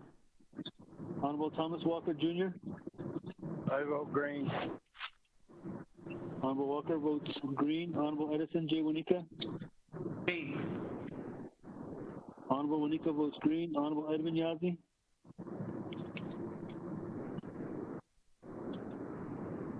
Honorable Edmund Yazzie. Honorable Jimmy Yellowhair. Vote green. Honorable Yellowhair votes green. Honorable Herman M. Daniels.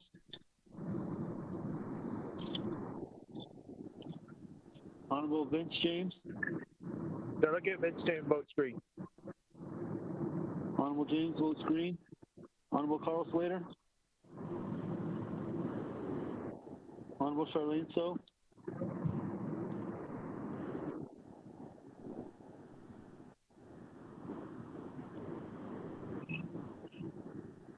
Mr. Speaker, you have 19 in favor and 0 opposed.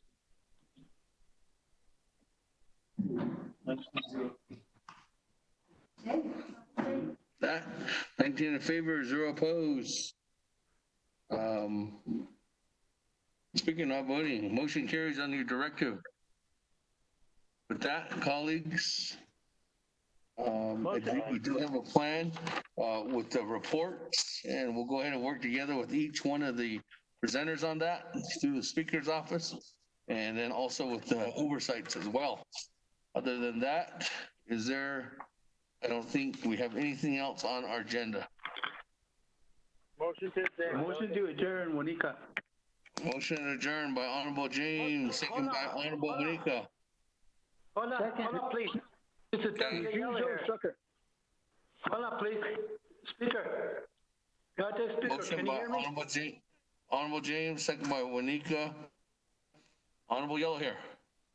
So, Yate Shantas, to the Speaker.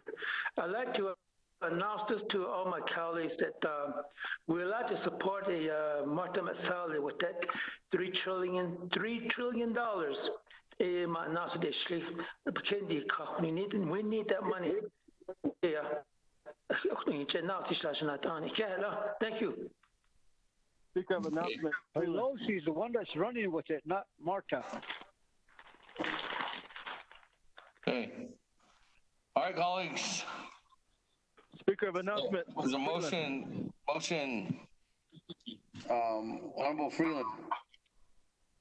Thank you, Speaker. My colleagues, real quick, tomorrow we do have a WKLTS State Task Force meeting at 9 a.m. We'll begin updates from our lobbyists from Arizona, New Mexico, Utah, and our federal update. So please plan on joining us. The agenda is listed on the website. Thank you, Speaker. Okay. All right, colleagues, with that, Rico. Speaker, I got an announcement too. This is Delegate Charles Pearson. Colleagues, thank you. Madam Chair. Speaker. Eugene here. Madam Chair Charles Newton. Charles Newton, Madam Chair. Betty, can you hear me? Hello? Now I can hear you. Okay, the gaming subcommittee meeting scheduled for tomorrow has been postponed. So we do not have a meeting tomorrow. Thank you. Why? Speaker Damon, this is Delegate Brown. Hold on, Honorable Brown. Honorable Eugene So, you're next. Honorable Eugene So. I'm sorry that I was not trying to get the phone back to working with me because it got really hot again. It turned off again on me, so I didn't vote for part of the time. I was sorry about that. Okay. Thank you. Maybe we can get you an ice phone. Cool. I'll have staff look into that. Honorable Brown. Thank you, Speaker. I believe tomorrow evening we have the NTEC shareholders meeting. I'm trying to look for my email. I'll double check and I'll send it to the 24th Navajo Nation Council. Thank you. Okay. Thank you. With that, colleagues, Rico adjourning. Honorable Elmer P. Begay. Honorable Elmer P. Begay. Votes green. Honorable Begay votes green. Honorable Key Allen Begay Jr. Delegate Keelan Begay Jr. votes green. Elmer Begay, go back home. Honorable Key Allen Begay Jr. votes green. Honorable Paul Begay. Paul Begay votes green. Honorable Paul Begay votes green. Honorable Nathaniel Brown. Delegate Brown votes green. Yeah. Honorable Brown votes green. Honorable Eugenia Charles Newton. Charles Newton votes green. Honorable Charles Newton votes green. Honorable Amber Knaz-Bakrati. Delegate Amber Knaz-Bakrati votes green. Thank you. Honorable Crotty votes green. Honorable Herman M. Daniels. Honorable Herman M. Daniels. Honorable Mark Freeland. Green chili. Honorable Freeland votes green. Honorable Pernell Halona. Halona votes green. Honorable Halona votes green. Honorable Jamie Henyo. Henyo votes green. Honorable Henyo votes green. Honorable Vince James. Delegate Vince James votes green. Honorable James votes green. Honorable Ricky Nez. Delegate Rick Nez votes green. Be safe out there, colleagues. Honorable Nez votes green. Honorable Carl Slater.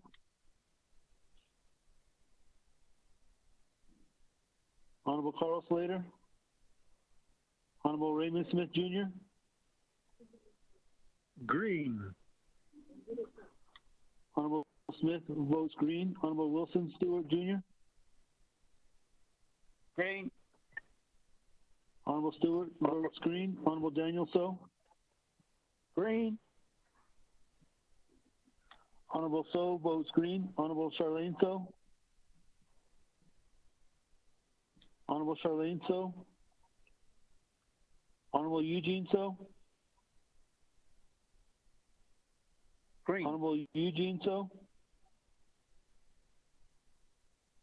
Honorable Eugene So votes green. Honorable Otto So. Honorable Otto So votes green. Honorable Thomas Walker Jr. Walker votes green. Honorable Walker votes green. Honorable Edison J. Wanika. Green. Honorable Wanika votes green. Honorable Edwin Yazzie. Honorable Edwin Yazzie. Honorable Jimmy Yellowhair. I vote green. Honorable Yellowhair votes green. Honorable Herman M. Daniel. Honorable Carl Slater. Honorable Charlene So. Honorable Edwin Yazzie.